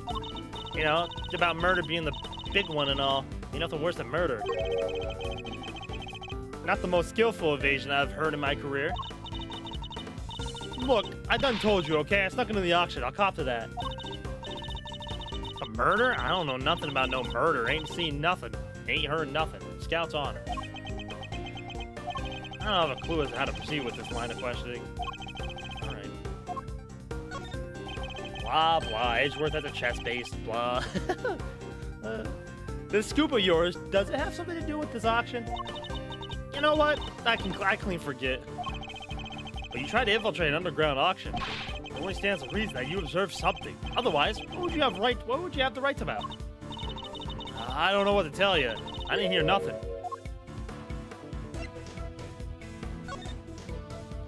If you didn't hear... Okay, I've done this before, bro.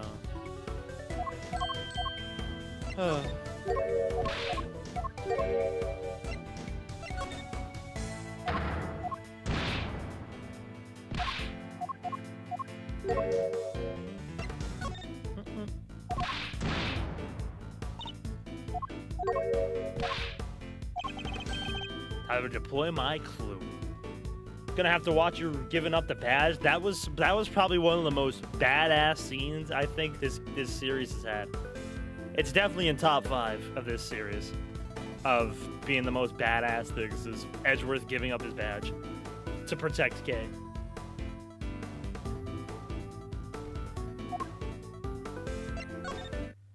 You told me you heard something during the auction. You claimed it wasn't important, but it must have been. Otherwise, why remember it? I think it was something very memorable indeed. In fact, I believe it was the cry of a murder victim. Ah, how do you keep doing that? Alright, it's true. I wound up smack dab in the middle of a murder scene, but only by accident. And that's all you're gonna hear out of me. Won't be no scoop left otherwise. The murder Miss Hart witnessed. Must be the same murder we ourselves have been investigating. That should prove to be a very valuable piece of information indeed. Perhaps we should finish up by confirming the credibility of her claim.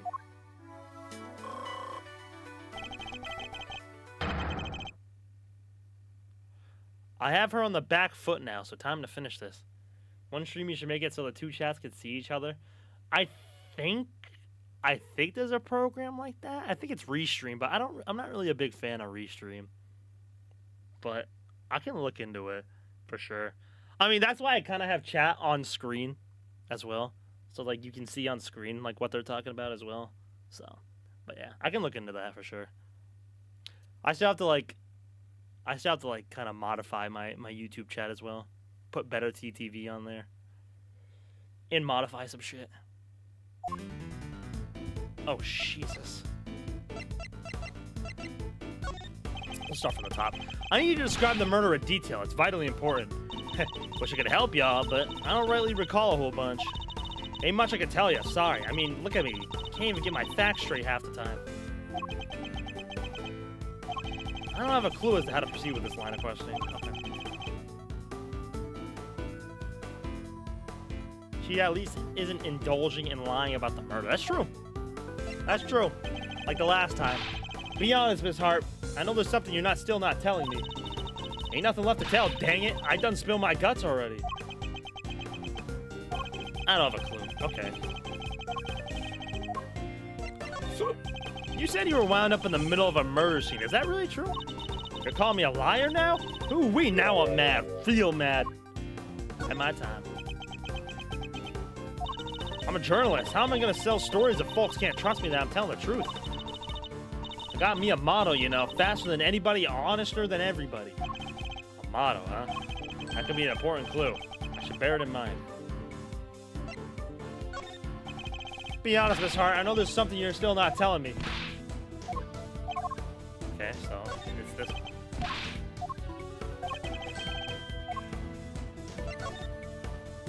I can't imagine that being so vague on the fact is a trait valued among journalists. Surely accuracy and honesty are what's necessary when reporting a story. Story? Well, see. It seems your so-called information is credible after all. Isn't credible. Look, there was a murder, and I was there, and I can even prove it. Fucking bitch.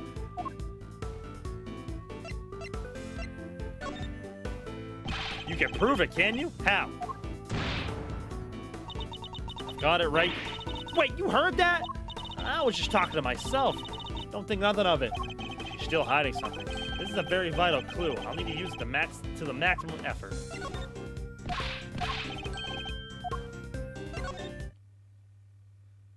Pathetic. I know you've been keeping something from me. And that something is proof. Proof related to the murder you witnessed. Proof sound enough to form the basis of a story you're hoping to sell. Dang it all to heck. Give me a break, will ya? I'll come clean, okay? That's what you want, right? Here, I done snapped me a photo. Happy now? You better be. And that's checkmate. You know, after I lost a couple times.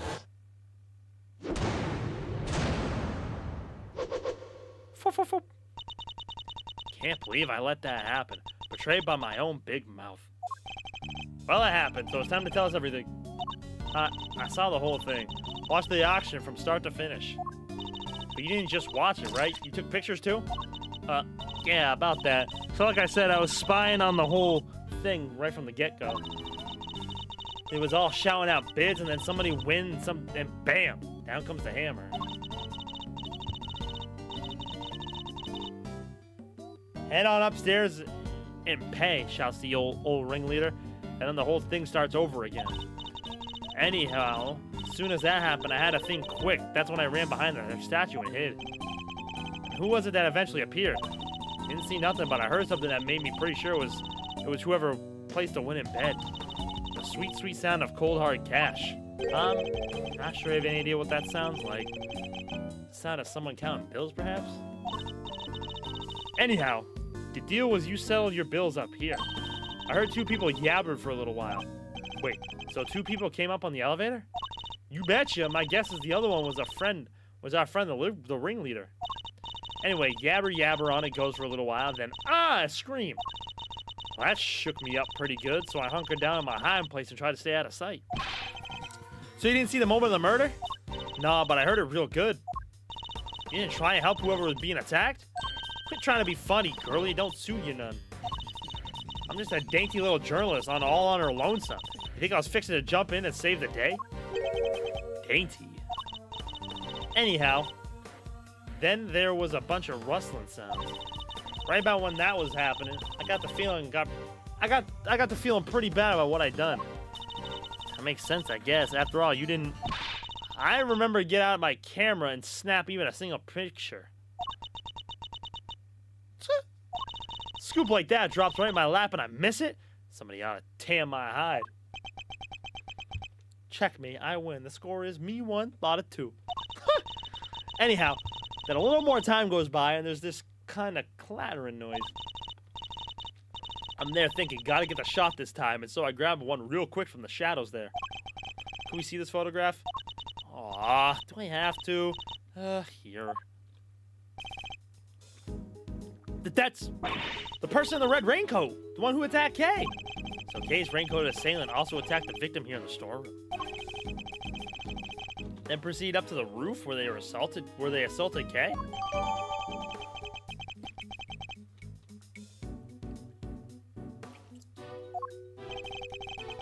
There's only one person in this picture. Where's the victim?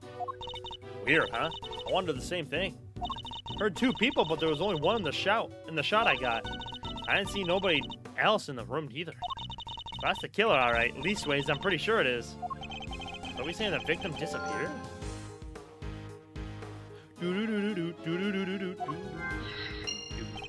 How'd you know it was a killer just by looking?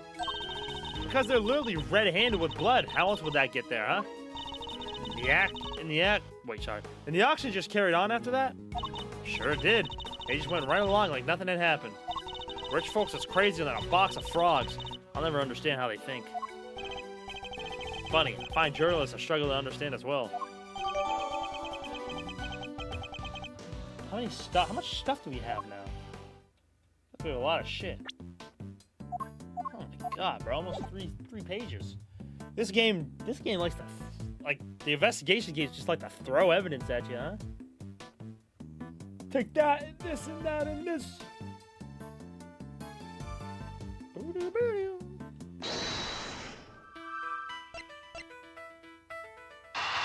I don't think this is connected to anything, but let's try it. Oh, okay. Guess it is. If the storeroom was the actual scene of the crime, then you expect the body to have been up here at some point as well. Huh? Well, yeah. But think back to what Miss Hart told us about how the customers left the auction. Do you remember? Of course. They came up from downstairs back to the storeroom and... Oh! Exactly. The killer would have had to hide the body in order to avoid its discovery. The question is, where did they hide it? Emma, if you wouldn't mind putting your skills to work for me now, I'd love to. You just say what you need, and I'll get right on it. Very well. I'd like you to check for blood residue. Luminol test, in other words. Sure thing. Prepare to witness the power of science. Never seen somebody's eyes sparkle with anticipation before. Alright, how about we test the ladder over there first?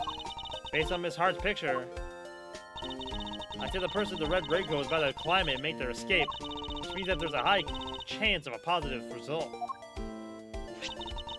Alright.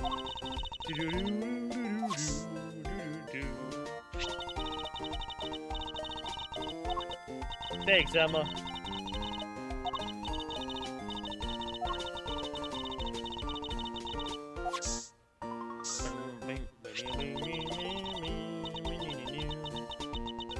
Yeah, that brought it out nicely and made it feel much more real. Anyway, I think you've got the gist of how to look for blood traces now, right? I'm sure there's still some more to be found. Why don't you give it a try?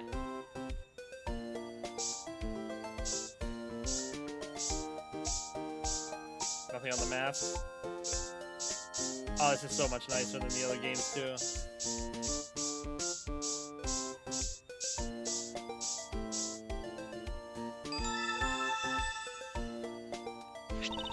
And that's how it's done. Take a good look around and see if you can find some other places to test with the luminol.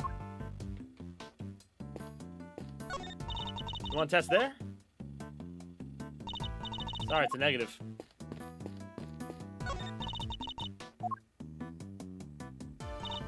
Nothing. I was gonna say, no way there's a box.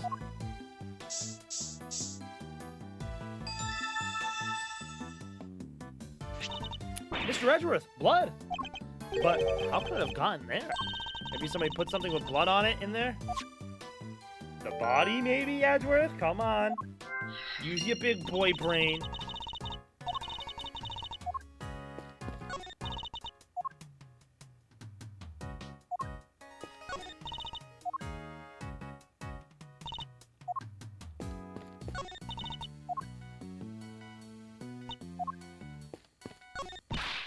Ah, careful with that. You can't go around spraying stuff others with luminol. I wasn't about to. Spray K with luminol.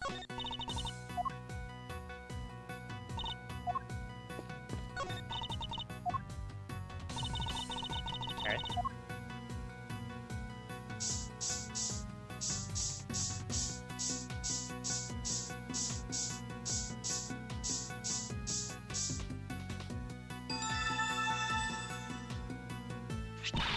Got a positive. There's blood here.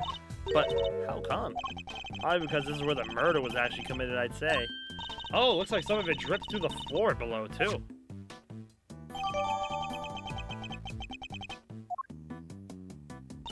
I think that's all the blood there is to be found. All right. That concludes this phase of our investigation.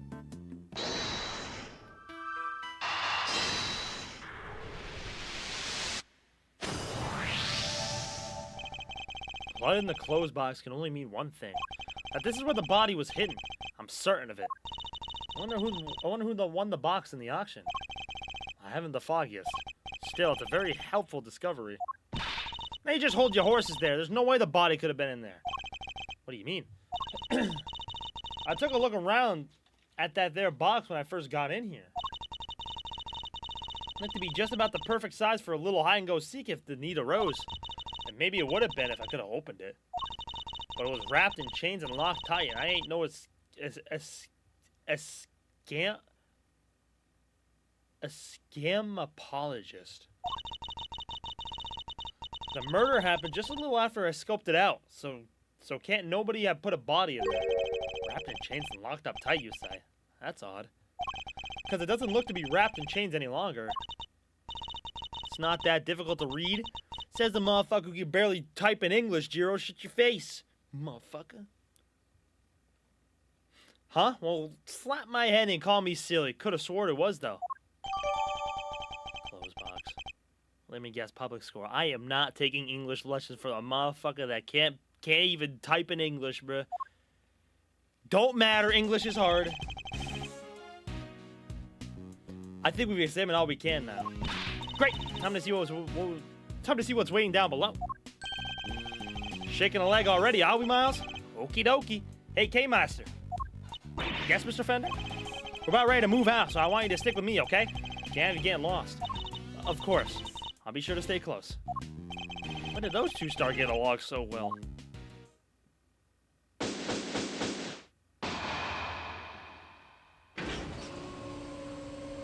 Talk shit when I got me whipped. Man, what? Oh my god, look where it leads us, bruh.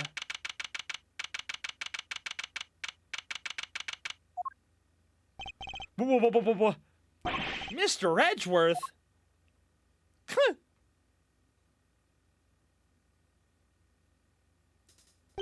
This room. This is the auction room. No, this is the committee chamber. Oh my god. Oh my god. Yep, they found fucking... Oh god. Way to drop right into my lap, Kay Faraday. You've got real guts, I'll give you that. Arrest her, men. Arrest her right now. Wait, but she's... As for the rest of the riffraff, throw them out into the streets where they belong. Oh, God, Lotta. You can't do this. This is going way overboard. Yeah, what she said. Miles, this isn't looking good, I gotta say. See how the blinding light of justice shines? Yow! Yow! Yowie! What did I do? You have to forgive me. I meant to hit a certain Carol, the ex-prosecutor. You weren't aiming for him, you were aiming straight at me. Something keeps getting in my way. Something... Yow!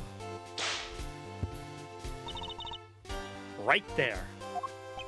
Franziska. So, what are you doing here, Mr. Ex-Prosecutor? I still believe Kay to be innocent. And we're supposed to care what you believe? You no longer have the right to an opinion. I am Franziska von Karma. I have no intention of stopping here or now. But you chose to stop by giving up your badge. And so our game has already come to an end. My badge was an obstacle of proceeding along the road I've chosen. I haven't stopped. I've simply cleared the way ahead. And now I'm free to follow that road all the way to the truth. Don't you think for a second that my conviction has changed? I'm every bit as dedicated as I ever was. You seem to think you know what lies at the end of this road to truth? In that case, I demand that you show me. I'll explain my current theory first. If your road fails to lead anywhere, my whip will happily guide it. Franziska's current theory. The victim used her keycard and entered this chamber with her killer.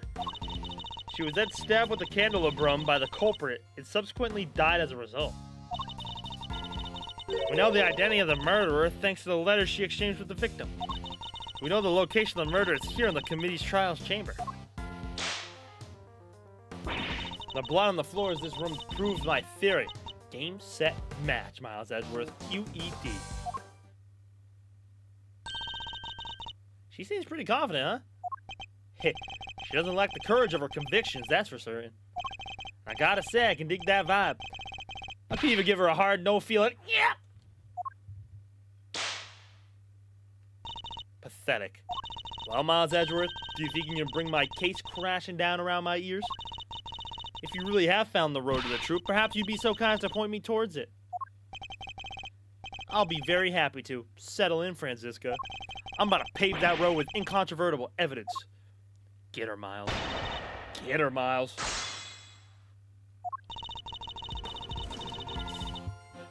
Hold it!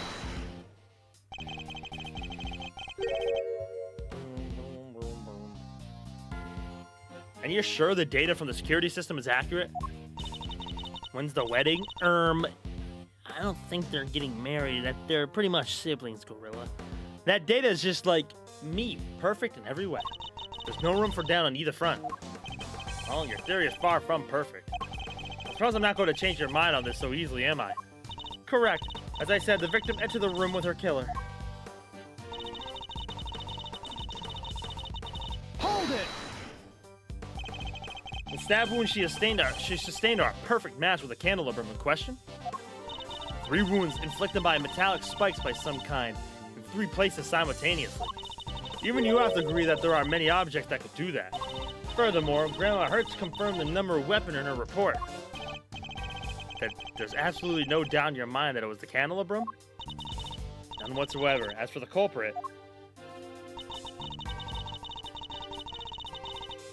Hold it! Have you managed to prove conclusively that the letter found the victim was sent by Kay? Gods demand a tribute by marriage, and God will... They will have their way. One, they are not siblings. They're not blood related, but they grew up with each other. I said pretty much. I wasn't aware that there was any doubt on the front. Are you suggesting it was forgery? Well, if there was any doubts, there isn't any longer. Document analysis turned up nothing. Nothing to suggest the involvement of anyone other than the sender and the recipient of any forgery. Are you saying that they found Kay's prints? No, only the victims. Well then, how can you say for sure that Kay did the deed? Haven't you been listening? Document analysis found nothing to suggest that the letter was a forgery. Face it, the letter was sent by Kay Faraday. A fact that more than adequately proves the identity of the murderer. Hold it! You can prove that the murder happened here in the committee chamber, I suppose. Von Karma's perfect in every way. What did you forget when you handed in your badge? Hold it! Had the blood been analyzed to see who it belongs to? It has, and unsurprisingly, it was confirmed to be that of the victim. And it has occurred to you that where it was found may not be where the murder in fact took place? How quickly you forget, Miles Edgeworth. Evidence is everything in the courtroom. So please, present your proof that the murder occurred elsewhere. Or kindly stand down. Proof that the murder occurred elsewhere, huh? This isn't a courtroom, but that doesn't mean I can't give her the evidence so clearly she desires. She makes a pretty watertight argument, huh? Perhaps, but she doesn't know what we know. You're right. We got a certain scientific discovery up our sleeves. And that discovery will show her to the road I've found to the truth.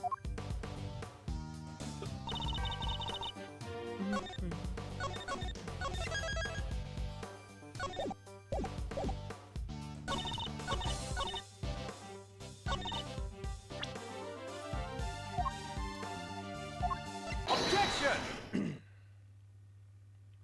Bonk, bonk. If I remember correctly, the blood discovered in this room was located at the foot of the Goddess of Justice statue. Murder under the gaze of the divine, but perhaps an act even for a cold-blooded killer. Except that may not be true at all. Take a look at this if you would. It's a blood stain discovered in the storeroom directly above the committee chamber. As you can see, the blood we found has to have dripped through the room below. And the elevator dripped down from. It descends directly to the foot of the statue. Ah, so you noticed. Then you will agree that the murder cannot in fact have happened in this room? I put it to you that the victim was killed in the room above and only afterwards she was moved down here. The Goddess of Justice did not witness a murder. She witnessed a killer trying to cover their tracks. Why is she smiling? Sorry, I was just thinking back to a very similar situation. Well done, Miles Edgeworth. You've proven yourself to be even more foolish than I thought. Mr. Edgeworth is anything but a fool, sir, and you know it. Yow! Have you forgotten the picture you just showed me? Or are you really that airheaded? Even a cursory glance shows that there was far more blood here in the committee chamber than upstairs. Ouch, whipped in and noried again. Well, ow! You're trying to tell me that all of that blood dripped from above, Miles Edgeworth? If it had, your storeroom stand would need to be 10 times as big.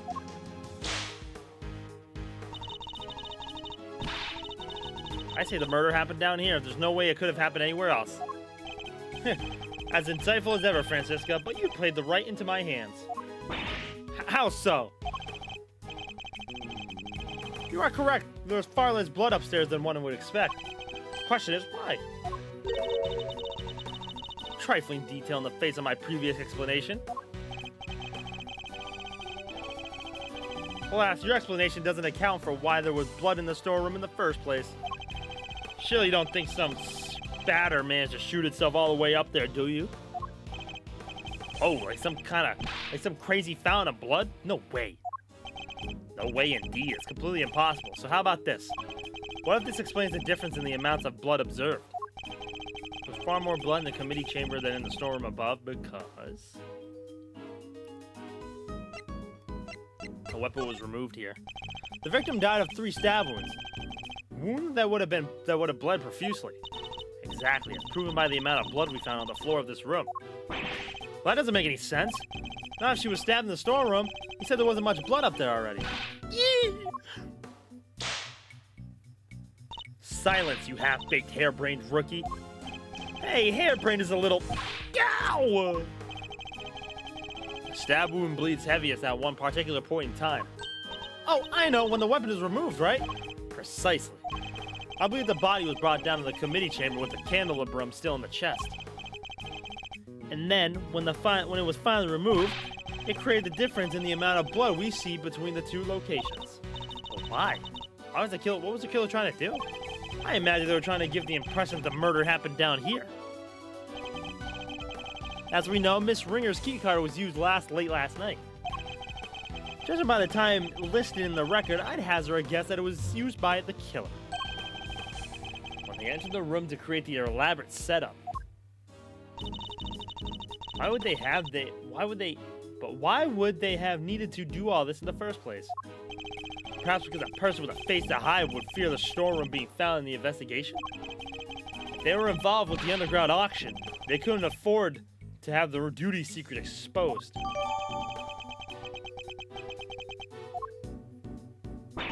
Underground auction? Excuse me. You should take a look at the storeroom for yourself. The items up there tell quite a story. One that should more than explain what was going on here last night. Almost endearing, Miles Edgeworth, how desperately you want to protect your friend. There's something just beneath the surface of this case. Something bigger than all of us. Kate's only crime was to have the bad fortune to fall right into the middle of it. That's quite the hyperbolic claim, Miles Edgeworth. Hyperbolic? Me? Surely you're the one making a mountain of my perfectly reasonable molehill.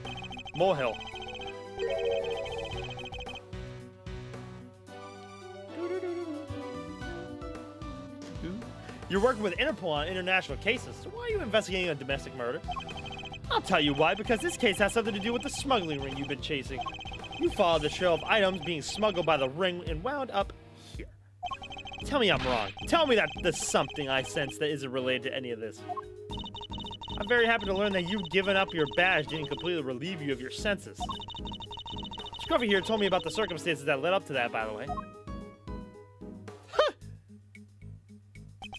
Sorry, sir. I just thought it might help, you know? You did the right thing, detective. So am I right, Francisca? Is this incident part of the broader case you're working? Was the underground auction already on Interpol's radar? Wouldn't you like to know? But you don't need to, and so you won't. But you knew, didn't you? The auction was being held here in this chamber. Hey, y'all, mind if I butt in for a second? Your victim over there, that lady in the white. You! Hey! Let a gal finish, will ya? No good butting in a pain in the you-know-what. Youch! Well, this leopard sure ain't changed her spots. Your testimony's not required, and neither is your presence. What do you mean? I'm a journalist. You can't... Ow! You're a liar is what you are. You lied under oath that one time. Seems like Miss Von Karma's none too fond of Miss Hart, huh? I don't think she's her biggest fan, no. What's she called? Ringer, right? She was a member of this here committee? Well, she's dressed exactly like the ringleader of that secret auction. Stop it. Stop whipping me, dang it. What is the meaning of this interruption? Miles Edgeworth, explain. Miss Hart here helped us by describing how the auctioneer was dressed. And it seems they were wearing the exact same outfit as the victim, Miss Rosie Ringer. But that would mean that the victim was also the ringleader? Oh, now, how about we just calm down? Sir! It seems I have some new information to consider. It's true that I came here to investigate the underground auction and to arrest its head of operations, the auctioneer. But if Miss Hart is to be believed, the ringleader's dead. I guess that means your journey here today was wasted. I suppose it does, nonetheless. I, Francis Von Karma, I refuse to leave empty-handed. Time for a rematch, Miles Edgeworth. Fine by me. But you may find that your whip will go sorely underused this round. Latest theory. Fine, I accept your little explanation. That would make the storeroom the actual scene of the crime, yes? In which case, the murderer is someone connected to the auction. If that photograph is to be believed, the victim was the auctioneer and the culprit was an attendee. The killer lay in wait for the victim in the storeroom where the exchange of the illicit goods was to take place. Then they stabbed the victim in the chest with a piece of merchandise, the candelabrum. There. Does that about sum it up? Because I won't accept the rebuttals. I'm afraid you might have to. There's a serious hole in your testimony. There is? I didn't spot any. Good thing you're the one in charge here, Mr. Edgeworth. All right, then. Time to fight back. You have to win this for us. And I will. Time to take Francisca's testimony to task. Doom.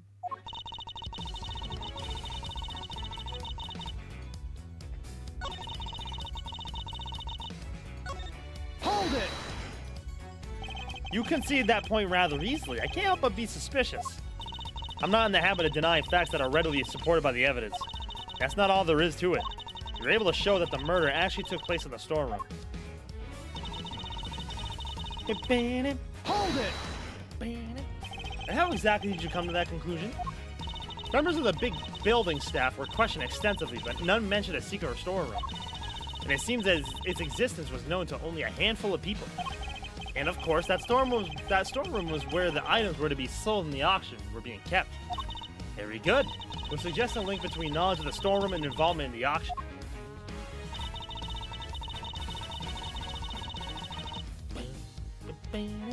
Hold it! So you believe that the victim and the ringleader were one and the same? I do, and the murderer was... Why are you asking her this? You just said the exact same thing yourself, dummy! So I did. I was merely confirming Francisco's reasoning in order to... Oh, don't give me that horse feed! You get caught saying something stupid and you give it a little laugh and move on with your day. The murderer was one of the auction attendees. Why? You don't get no notes for a friend here after that little performance of his? Of course, assuming that our friend, the photographer's word can be trusted. Can't tell if they love or hate one another. Anyway, the more relevant the point here is how the culprit actually carried out their plan. How old is Lotta? She's in her 30s, right? 25, never mind. Hold it! How exactly did they manage that, I asked? Miss Hart was in the storeroom too, remember? Objection!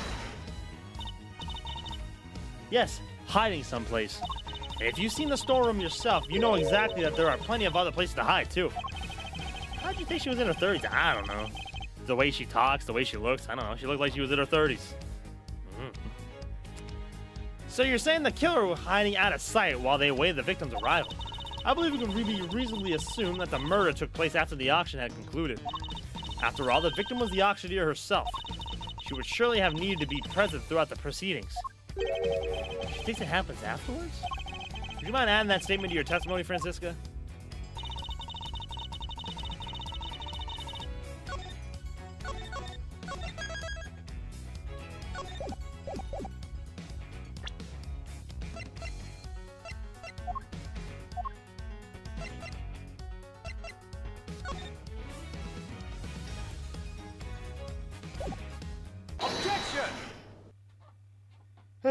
Pathetic. It seems you're one step behind yet again, Francisca. How so? The auctioneer was not, in fact, the victim. I can prove it. This is the statement Miss Hart gave us. Well, if she made it, it's not worth the air she used to say it. I done told you I'm a journalist, dang nabbit. My word is ouch. Did I ask you to open your mouth? Double youch. Damn, she's pissed. Objection! Objection! Calm down and listen for a second, Francisca. Miss Hart witnessed at least some of the events surrounding the murder, and she confirmed that the auction continued even after the murder occurred. You bet it did. It went right on like nothing happened at all. How would that have been possible without an auctioneer, It wouldn't. So you see, the victim couldn't have been the auctioneer if she was one of the attendees. As I've been saying since the start, there's no way Katie can be the murderer, because she had been pushed down the hatch by her assailant and knocked out unconscious by the time. So then, who was the victim really? Right, well, if the auction carried on after the murder, the victim must not have been the auctioneer, but an attendee.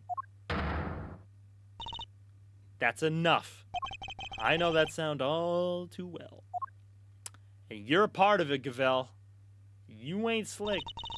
Order in the quorum. All rise for the chairman. I'm sitting my ass down. Fuck this guy. Oh, there's no need for all that pomp and circumstance, Verity. Please, everyone, feel free to call me Celsius. Yes, that'll do nicely. Alright, Celsius, what are you doing here? Oh, just stopped by to see how my boneheaded boy was getting along. They say they're all sorts of families, but I'm not sure these two are what they meant.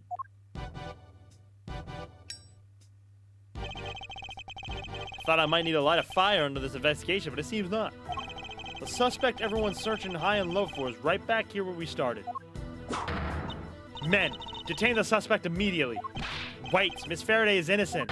Shut your... Oh, God. Shut your meddling mouth. Damn. You're becoming something of a problem, Miles, my boy. I thought I told you. The committee wants this matter cleared up as soon as possible. It's a matter of trust. We can't have our organization be seen to drag its feet. It's bad for us, and it's bad for me, too. Personally. Sorry, it must be my age. Your unlawful investigation ends here, and it will not be permitted to resume. In case you have forgotten, you are no longer a prosecutor. You have no authority here. And what's more, there is the matter of you aiding and abetting a suspect. She's right, of course. As always, you really are a godsend, Verity. Everything I do knowingly. If you wish to prosecute me for it, be my guest, but know this. Far in height, we have uncovered a new suspect, this person here. Miss Faraday was attacked by this Overruled! We could stop right there, Mr. Edgeworth. The raincoat in your picture was discovered nearby a short while ago. The victim's blood was found on the hood, along with the cherry blossom petals. Cherry blossom petals? Like the ones on the roof? Yes, they were stuck to the edges of the bloodstains, probably due to the blood being fresh at the time. The results came back already, my boy, so there's no mistaking it. The person in your picture is the victim, Miss Rosie Ringer. What?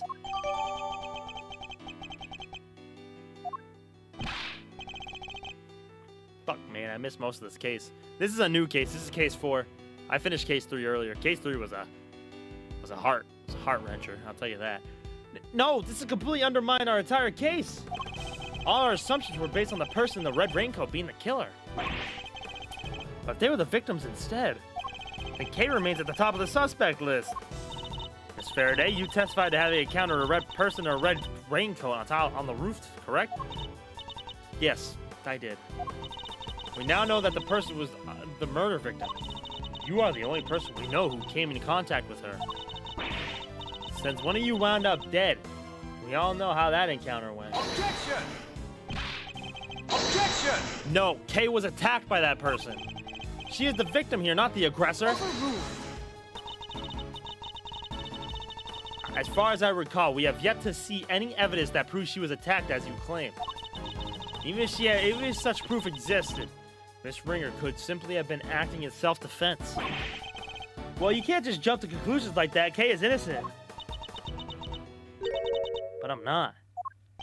Kay? I'm not innocent. I don't want to believe it, but I remembered something. Hearing about the raincoat brought it back. It's just a flash, but I remember what I saw now, right when it happened. The murderer, it was me. I remember looking down and the person in the red raincoat was on the ground. It was me, Mr. Edgeworth. It was me all along. I'm the murderer. I'm the murderer. No, you're not. You can't be. Then what am I? Why do I have a memory like that? They were on the floor in front of me. There was a pool of blood. Oh, God, I hate looking at that sprite, dog. Why was I just standing there? Why didn't I do something? I know why. It's because I was the killer. Okay, shut the fuck up! This court recognizes the legitimacy of the accused's memories. What? But you said you didn't believe her like 5 minutes ago. Overruled. I commend you on your bravery, Miss Faraday. It will not go unrewarded. Praise be to the goddess of justice for her many blessings. Objection! As an official representative of Interpol, I hereby request that the suspect be... Overruled. We don't have time for this. We must arrest Kay Faraday this instant. How dare you take that tone with me? This is a gross overreach of authority. I demand that you give us more time to investigate. You say my investigation is unlawful? What could be more unlawful than this? Unfortunately, you no longer speak for the law. Indeed, you don't. But I do. And while I can't help but be moved by your dedication to your friend, I have to agree with Verity. Speaking of the law, it seems there is one other we must arrest. Yes, I almost forgot. Miles. Miles.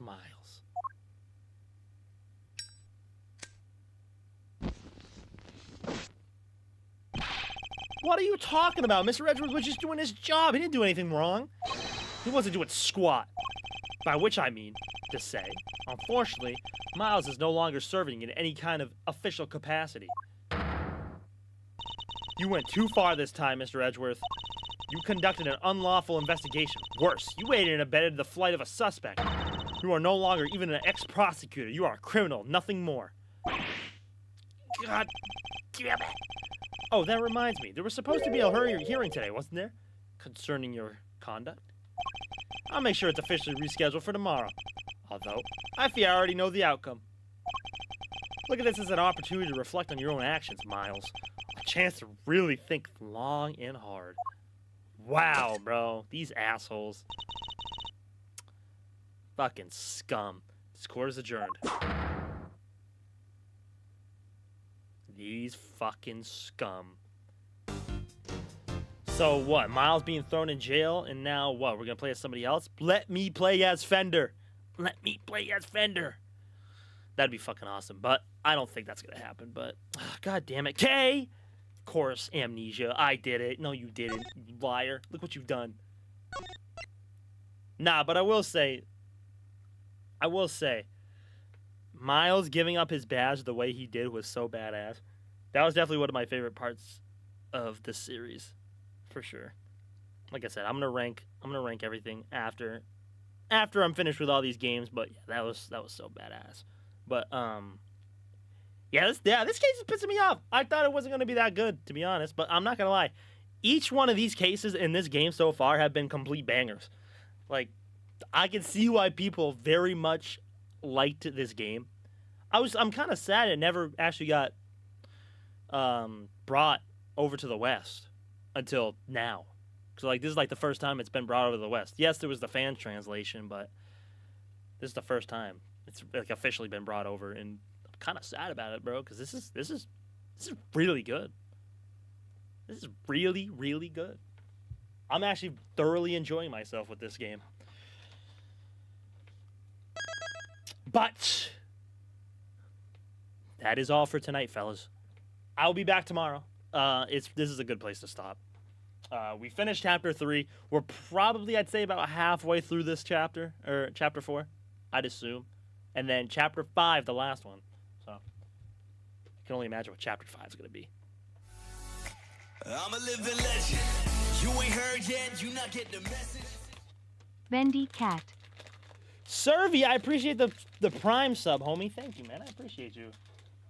Thank you. Hope you've been well, homie. Fair enough. We shall end it tomorrow. Finish it. Hopefully. Actually, I could. We just finish case 4 tomorrow. I don't have to work on Friday, so I could if I need to. Oh my god, he's actually locked up.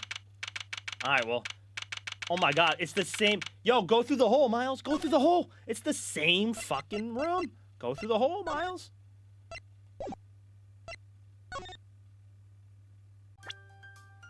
All right. We'll see.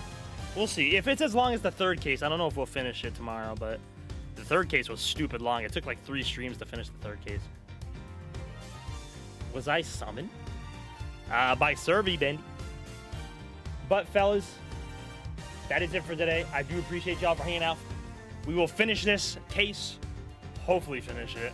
If it's not stupid long, we will finish it tomorrow.